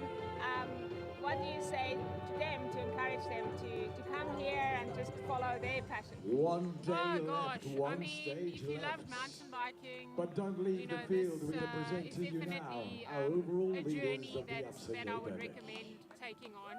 You know, it's not just about the bike, right? It's about the journey, and it's about building friendships and relationships. It's about, you know, learning about yourself, Tina learning Benton about standing people, dealing with disappointment, And here they dealing with come. success. The Yeah, overall there's leaders so many of life the lessons in 2026 it. So Absa I Cape would Epic. definitely say One persist stage, and one day yeah, of racing get left. here. Thanks so much. They've had a Good luck stage tomorrow. win already this week. Back to you, Team Fox. How was the day today? Very hard days for me because like yesterday, very hard day, long day. And in the afternoon, my stomach say kaput, my body kaput, and tomorrow head, and head. We are very happy. Ernesto, how are you feeling today? Obviously a big day out there. I don't know if you know, but on the general classification in the elite men now just 14 seconds between the Italians and Matt Beers. And so big day out there today. Yeah, big day. Legs a little bit tired today. Yvonne wasn't really feeling really good today because, as he told you, but we try to do it relatively hard to keep our classement, and I think for the before the last stage, it's not too bad. One more day to go. Vamos. Tomorrow, the last day, Cape Epic. Vamos arriba, bicharracos. Thank you, Capo. Guys, an incredible day today of racing. Ollie, I mean, we've had some amazing stages at the Absa Cape Epic. You certainly have witnessed many of those, but today was 76 Ks of proper riding. Your power. Bethlehem, today, best trail in the whole world. It's just incredible. We had some Frenchies behind us, and they were like screaming with joy. C'est super! C'est super! Kev, Yeah. what a day. Incredible. My partner was bombastic, which was insane. And yeah, we just honestly went full gas, and that's our type of day. We just love the trails. Following the soak, following each other, we just had so much fun, and yeah, we shared special memories out there. Ollie, Matt and Tristan pulled it back today. Just 14 seconds on the GC now. The Italians just 14 seconds ahead. Wout Alleman and Martin Stasek won their second stage. It was a day. I bet you can't wait to watch the highlights. Never surrender. Nice one. Well done, Tristan, Matt. Power. How are you guys feeling? I mean, Ollie, we're seeing it, people have described yesterday's stage as madness, but people are forgetting that it's 8 days. Everyone built up the Queen stage so much, but these 2 last days are really going to make a difference in some of the jerseys. Yeah, I think we put all the energy into like what's big on paper, and then our minds kind of lull in the shorter or perceived easier stages. But those are often the one with a sting in the tail.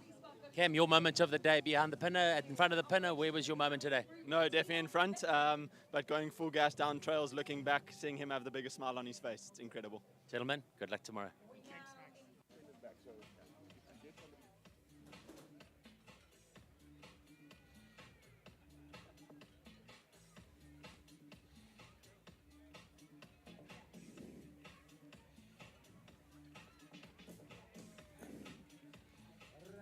Kate, a very tough day for you today with the news of Greta pulling out at the start, but wow, if you could write a book on the last 2 weeks, what would the title be? Well, yeah, it's quite a story, I would say. Yeah, the Lonely Leopard is what it's going to be tomorrow. So much riding on the race, not only for you personally, but for your foundation, for the people you support, for the people watching. And you've also got the World Championship rings around your chest. So there's so much going on, and you've still got another day. Important to step up and be there tomorrow in this adversity and just get out there and finish it and tick the box. Yeah, we've had a lot of challenges to overcome in the last few weeks. I was talking with Greta last night about the fact that when we won on stage 4, it was exactly 1 week after we announced our partnership. And that's a pretty crazy thing. And so everything has been all bonus in a lot of ways, but of course also really disappointing. We were riding so well together and really wanted to finish this. And obviously it's heartbreaking not to be able to, but I think in riding for the foundation, in riding for the values that we represent, we just had to keep going. And I think this morning it was really hard to know what to do, whether to try to start, whether to, tell Greta to just stay in bed and not worry about it, whether to keep racing myself. And I actually called my husband for advice, and he said, do whatever honors the spirit of the event. And for me, this has been a real reminder that racing is a gift, and to honor that gift, you just have to give your best. And so I tried to do that today out there, and tomorrow I will race with the amateurs. And I think, honestly, that's going to be a really unique and cool experience for me. I might get to ride a little bit with my coach, and to encourage and ride with a lot of the people who are gritting it out on one of the hardest races in the world. I honestly can't believe that many people can ride what we rode yesterday. And it'll be special to be in the bunch and to wear the rainbow jersey and represent, that gift. We have a very different Kate Courtney in front of us that we did in 2018. You've learned so much. You've come such a long way. Your experience, your wisdom, the way that you race for more than just yourself is something that the South African public has absolutely latched onto. Do we have unfinished business? Will we see Kate Courtney back on the start line of the Absa Cape Epic? I mean, we'll see. Honestly, I came into this race without any finished business. I've won the race before, and for me, this was about the journey and the process and the experience of the race, and that far exceeded expectations. I think for Greta, for Melissa, she's going to heal up and crush the Leadville Series this year. She's going to crush Lifetime. I know better than anyone how strong she was preparing for this event, and we're going to see a lot from her this season. For Greta, I think this event really showed her that she can ride with the big dogs and that she should get her elbows out in the World Cup this year.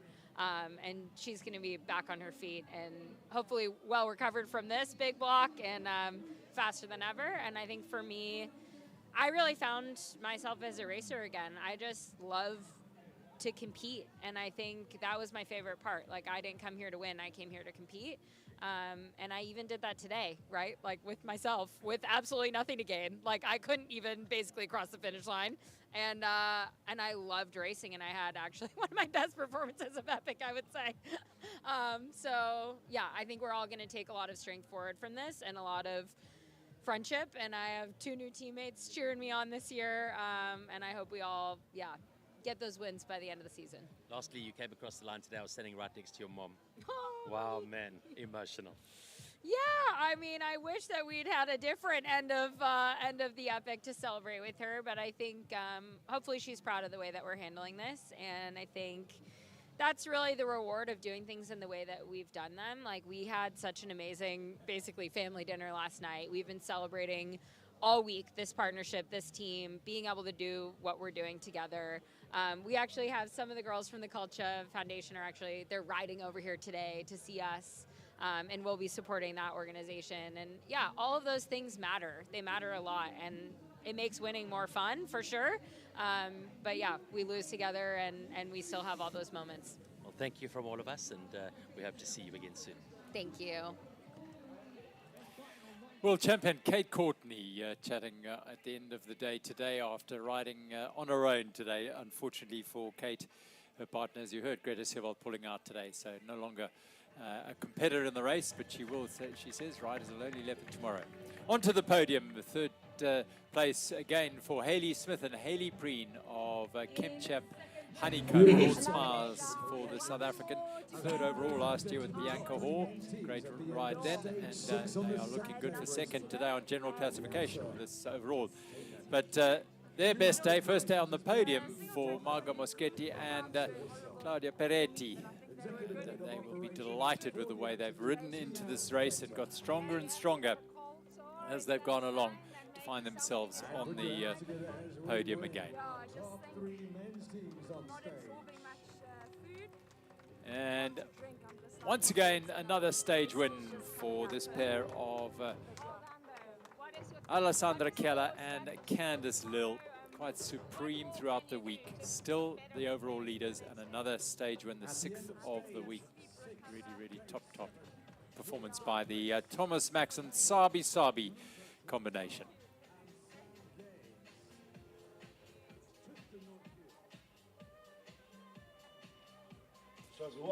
So they will be in the race leaders jerseys once again tomorrow, one final time. They have 48 minutes in hand, so yeah,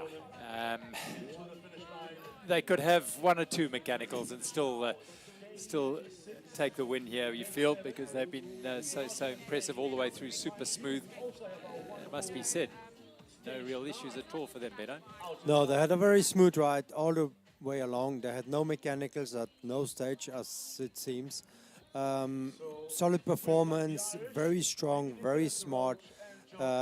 They were cut a little bit in that game that Greta and Kate played in the early stages of the Absa Cape Epic, but then they did show their pure class. They got out of the way, they launched a huge attack. They got almost 8 minutes into Kate and Greta at that stage, and from there onwards they rode their own race. A look back at stage 6 here at the Absa Cape Epic, starting in Stellenbosch in coolish conditions, straight into the climb up Botmaskop, and immediately it became apparent that Luca Braido was the man in trouble in the yellow jersey there, as he struggled to stay with his partner Simone Avendetto, who was hanging on to the red jerseys of Matt Beers and Tristan Norkier, because those closest rivals were just 1 minute and 49 seconds down at the start of the day. Luis Meyer, the man in the front here, riding ahead of his partner, not in general classification contention at all, but just enjoying the opportunity to ride. Trouble further back down the field for Samuel Poro and Luis Martinez of the Clementizia Orbea team, having to fix a mechanical on the trails, losing place and losing time as the riders surged past them.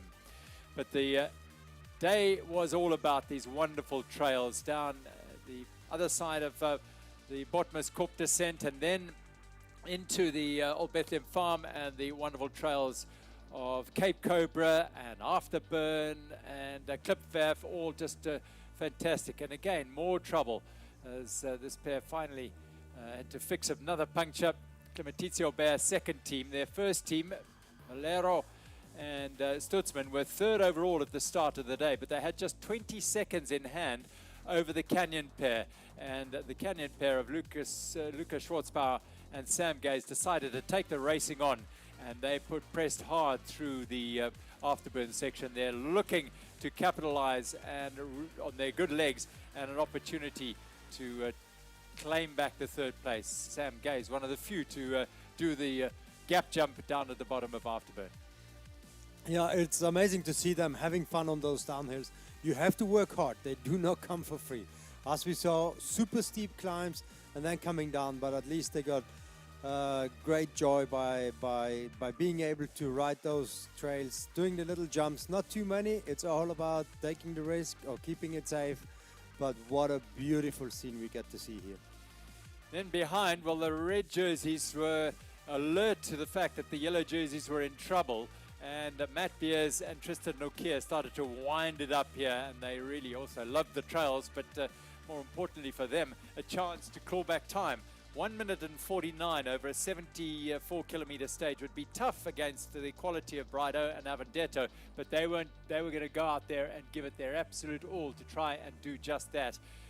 And the red jerseys staying clear of any pitfalls or potential pitfalls, and the gap jump, not so Marco Hubert, whose background is cross-country. He loves a bit of fun. As you can see, these are also Lut Goosen and Jaden Turlo supporting for Toyota Specialized in Buko. So what was happening at the front? Well, David Valero here on the front for Kilometres Bear, looking back to see Mark Stutzman. Meanwhile, the yellow jerseys back together again for now. Beers and Nokia were in there, but they knew. They'd seen the cracks earlier of Luca Brido, and they were now waiting for an opportunity to pounce. Yeah, there was no better place to expose any cracks than the first climb, and that's what they saw. They saw that little crack, and from there on, they just tried to work together as a team and expose them more and more towards the end of the race. The steep pitches of the climbing in Boschendal, and Wout Alleman and Martin Stosek, well, they've had great success and great heartbreak during this week, with mechanical failures and crashes as well, and they took it on up at the front. But then it was Gaze and Schwarzbauer right near the top of the climb that took them onto the traverse across the Simmonsberg Mountains. Gaze and Schwarzbauer managed to get past Stosek and Alleman, the Czech and Belgian national champions, but it wasn't by much. It was a really bitter fight by these riders. Gaze going all in to try and get to the top of the climb in the lead. And most important for them was that they were putting time into Kilometres Bear, Stutzman and Valero behind them, because they started the day just 20 seconds adrift there and a chance to move into third place on general classification for them. That was the gap back to the leading teams, yellow jerseys plus the Absa African jerseys. Beers always mindful of where the yellow jersey was and where his partner was. The critical factor here was the presence of Marco Hubert on the front here and his teammate Travis Stedman, teammates of Beers and Nokia, who would later on play a very important role in the day. Very important role, but they were also right there when they needed to be. They had a very good day, strong day, being there for Matt Beers and Christian, and then also playing that critical role a little bit later on in this stage. Down through the Inferno section. Beautiful riding here for the riders, and the red and yellow jerseys were together here. Also, there were Singer KTM, Stipjan and Frey as they traversed these trails of Boschendal Farm. But Alleman and Stosek had got away from the Canyon pair and were now on a mission. Stosek just unseating momentarily there, almost overcooking it on that corner. Well, huge efforts from Marco Hubert, Travis Stedman, Matt Beers, and this is Tristan Nokia, who has absolutely buried himself in a mound of pain and effort throughout this week in order to stay with Matt Beers and give them every chance to become the first South African pair to win this race. And then the little drama here, heading down the Sugar Bowl section. Sam Gaze overshot a corner and lost position. Not too much time, as he said in his post-race interview. He was able to catch up again. But those are the small mistakes that can add up, and the combination of those can lead to problems. And problems for Martin Fry around the corner there, having to put his unship chain back on. Meanwhile, up front, Beers, little flick of the head indicating that they're about to turn right. All of them are, as you noticed, and still the yellow and the red jerseys were together here. But things were going to change as they left Boschendal. They would head up on the left-hand side of the Dwarsrivier and head up towards the Zorgvliet trails, and things would start exploding there. Now, Alleman and Storsek putting time into Gaze and Schwartzbauer. Gaze didn't want to go too deep and explode. They weren't too worried about Alleman and Storsek up the road. Important to them was just to consolidate their advantage over Timititsa or Bayer. Race within the race, up front. In fact, we had 3 races for the stage win, for 3rd place, and for the overall here, the yellow jerseys here. And this was the moment. They were going through Zorgvliet here, and red jerseys ahead. Yeah, there was a moment where Matt Beers and Tristan put the hammer down. They knew that the Italians are not on their top form today. They have the second team with them, and that, again, is just a lead out to the last couple of sections of this stage, and also to the team effort that they're going to play within the next couple of kilometers. So it started to transpire that we would see the red jerseys, the Absa African leaders jerseys of Beers and Norkia taking advantage. Now this is where a critical factor here, Marco Hubert inserted himself into this little trail at the top of Helshoek Pass at Ida's Valley, and Travis Stedman ahead of Braido and Avendetto.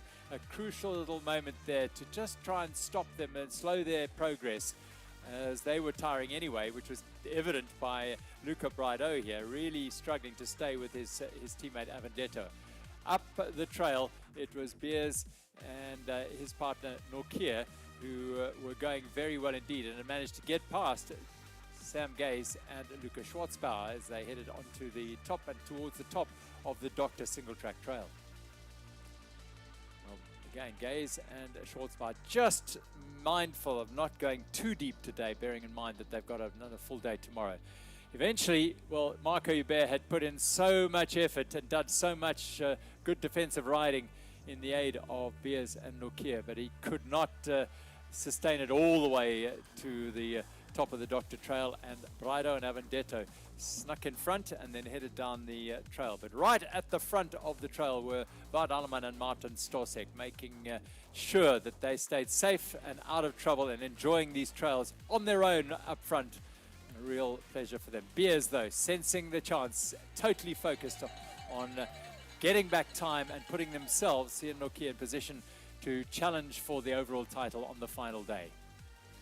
Stedman and Hubert seeing the yellow jerseys suffering on this last little climb. Stedman staring them straight in the eye. Yeah, just trying to get away again. They had the legs. They felt good today, and you never waste a good pair of legs, because that's what they're here for. That's what they fight for. And they were also pushing all the way to the finish and just get ahead of them. Clear Braido was suffering, but the stage belonged to Wout Alleman and Martin Storsek, the Czech and Belgian champions. Another stage winner, second for them this week. A 6th for Alleman all told, and a 3rd for Storsek. Absolute delight for them. They set out with good legs this morning. After at night they thought they wouldn't be feeling so good, but he said, you know, when you get on the bike and you suddenly feel good, you've got to go, and that is exactly what they did. Just behind them, this was just sensational. The all South African pair, Nokia and Beers, driving for the line and eking out every possible second they could over the yellow jerseys, who were behind this lot because Canyon had another excellent day today. Double stage winners on the day, but they went so deep today to salvage 3rd place on general classification, and they were back in there. 4th on the day. Great support work done by Travis Stedman and Marco Hubert. They crossed the line 4th, and a job brilliantly done to give Matt Beers every opportunity to put pressure on this lot. And this lot were Willia Vittoria, Luca Braido and Simone Avendetto. They're in yellow going into the final day, but by the narrowest of margins, just 13 seconds. Well, the women's race started in Banhoek, 61 Ks, but again, they had a lot of hard work to do here, heading down deep into this Banhoek Valley initially. The big news right at the start was the withdrawal of the She-Sense Foundation team, and tears all round for Greta Servold. Sadly, not feeling in a position to start today. She's feeling ill, and so a hug and a farewell to the world champion, Kate Courtney, who rode on alone today, and that must have been emotional time, but that's the way the racing goes at this level. Yeah, very unfortunate. They did try everything they could. They had some good race tactics over the last couple of days, but unfortunately, yeah, there wasn't anything that Greta could have done. Unfortunately, the body gave up, gave her a little bit of a fever last night, and we all know when the body has enough, we do not have to push it too far, as a long season is still ahead of those riders.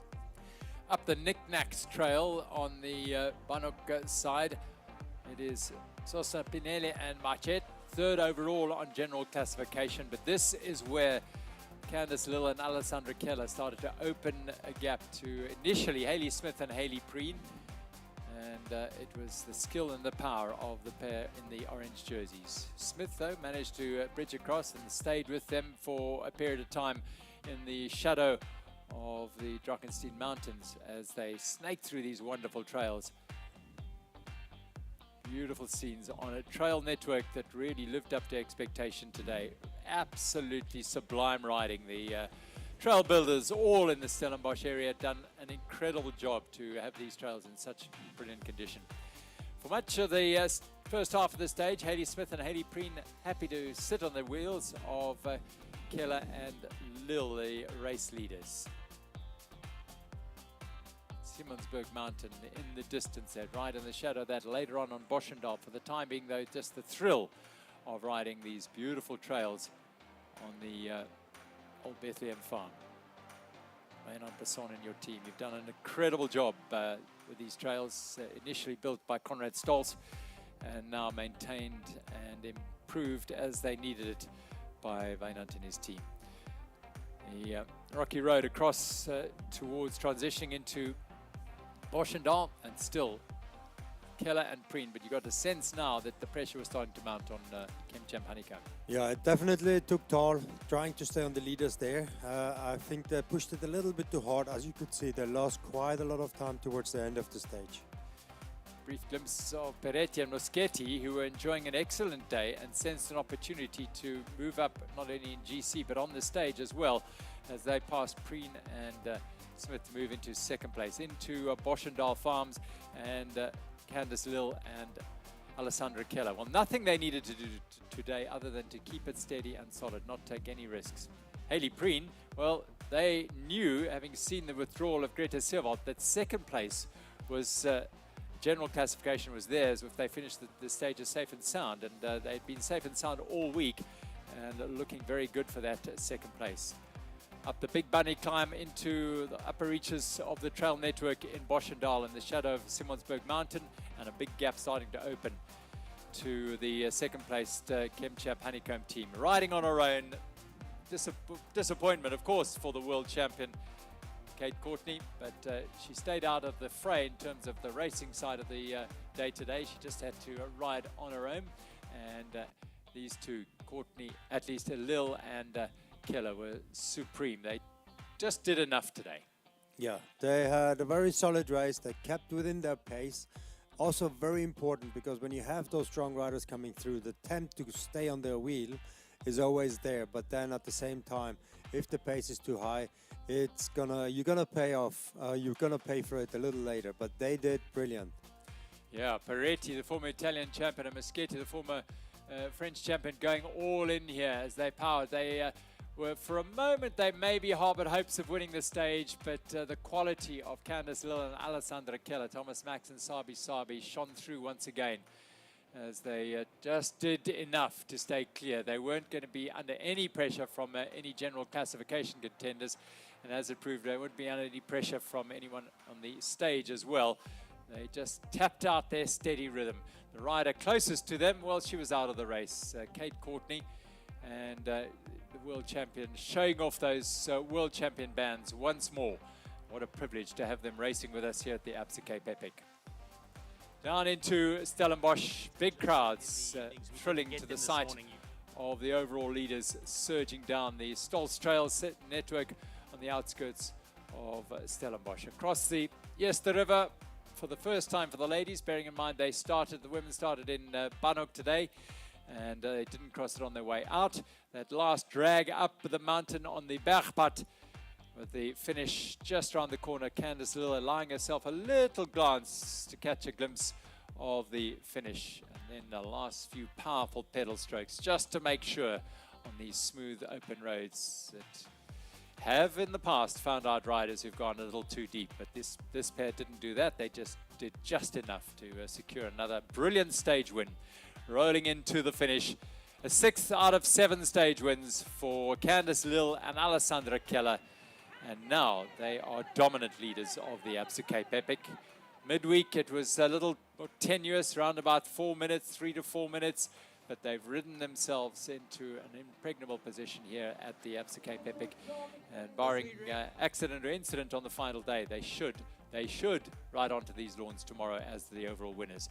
Best day yet for Moschetti and Peretti as they cross the line, Simtech.net, and third on the day, riding themselves into second on general classification, Haley Smith and Haley Preen, Canada and South Africa represented. Leading the Absa African jersey, once again, Sam Sanders and her partner, Bianca Hoare, for Sorry to See Efficient Infinity, crossing the line today in 6th place. Top step, once again, in the leaders' jerseys, Keller and Lill. Beautiful day, absolutely picture perfect here at Coetzenburg in Stellenbosch. Stellenbosch Mountain up there presiding over this second oldest town in South Africa, and an educational center, of course. And we now can go down to the finish and hear from more of the finishers of today's 6th stage at the Absa Cape Epic. Isla, second on the classification for the Absa African jersey. You've moved up on the general classification as well. 1 day to go. How are you doing? How are you feeling? We're doing good. I think, Sharice and I have been super consistent. I think that's kind of been our game plan. Go as hard as we can go, but know that there's, it's 8 days, so just kind of pace yourself. But yeah, today's stage was amazing. Lots of technical ups and downs, which really kept us motivated. So yeah, happy to be here. Coming and finishing in Stellenbosch, I see your son was with us at the start today with Darren. I mean, that's wild, right? Yes, it's so special. That's why we ride, that's why we're here, and to have the family support really means a lot to us. Obviously, lots of media, lots of cameras around trying to put on that smiley face, but it's been a tough epic, this one. It's been hard. I think just having Sharice as a partner, we in it together, and it makes such a difference. This really has been a tough one. I think the weather's been hectic, the trails have been quite hectic, but overall, such an incredible event. The level of this event, there's nothing that comes close to it. So it's such a privilege to be here every year. Team Fortress Toyota, obviously lots of support, lots of people out there. Maybe just a quick thanks for all the support and to come out tomorrow and watch the grand finale.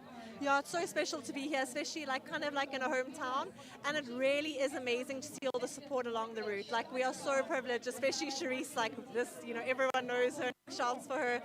So yeah, it's really cool to be here, and we look forward to seeing everyone tomorrow.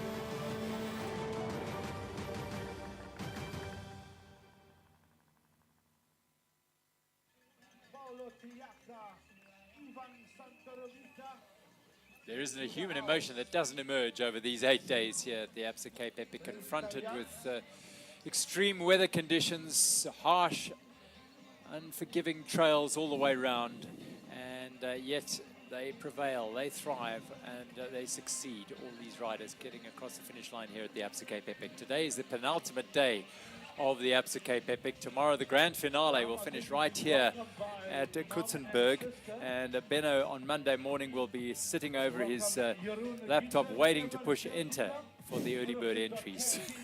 Definitely we'll give it a give it a go, see if I'm lucky enough to get one of the tickets. It has been an outstanding and so inspiring race. I know it was hard. It can only give you a glimpse of what it's actually like when you watch them coming through, listening to all the interviews. But again, like being here, one more stage to go. Today was a beautiful day out there on the trails. Tomorrow, another one, another great stage coming up. Lots of single track, lots of fun out there.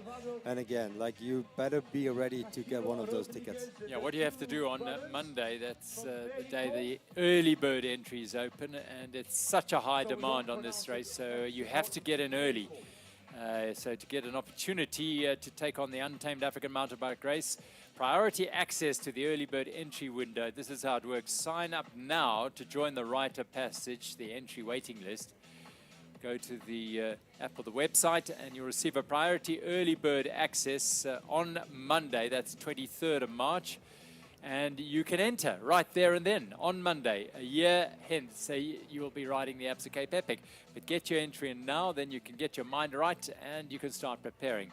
But if you don't get an entry on Monday with those early bird priority entries, then don't worry, don't despair. You will remain on the waiting list, allowing you to have a chance of getting a place should additional entries will open up, and they do. There's no question that it happens over the course of a year, but you have to be ready to sign up for this wonderful journey. It is, in many cases, life-changing for so many people as they take on this challenge. And we focus very much on the elite races. Obviously, we bring you the very best riders in the world, dicing it out for big prize money, the honor and the privilege of winning the race, and very few have had that opportunity.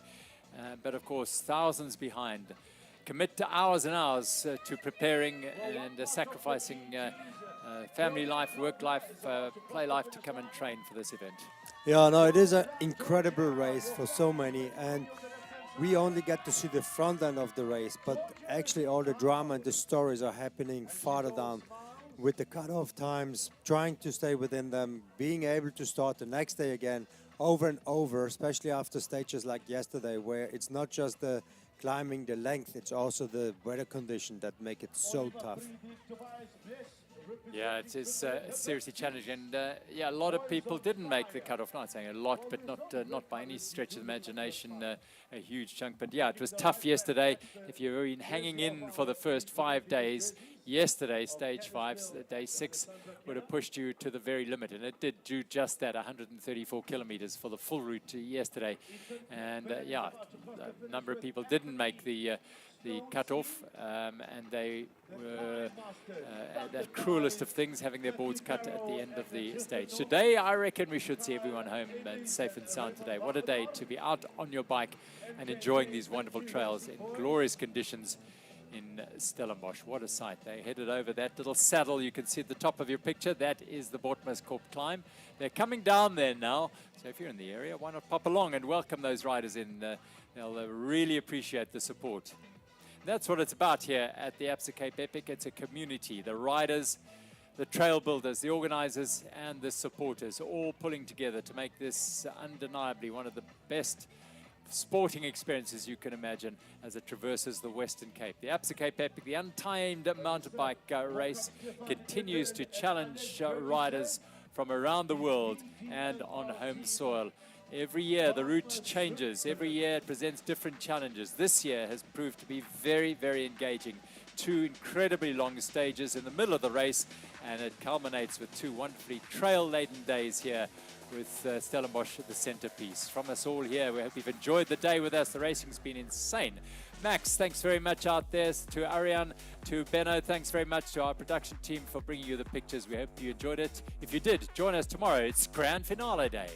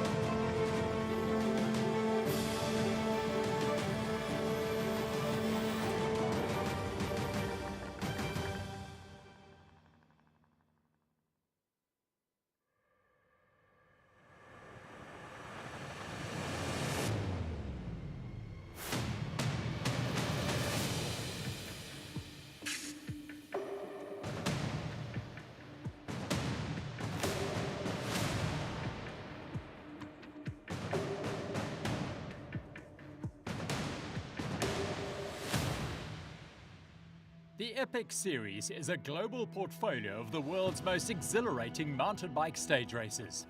Each race is a chapter in a greater journey, a journey that culminates at the pinnacle of mountain biking. The Absa Cape Epic. These 8 days you will find yourself. The race is going to try break you. The Absa Cape Epic is the first test of any mountain biker's abilities.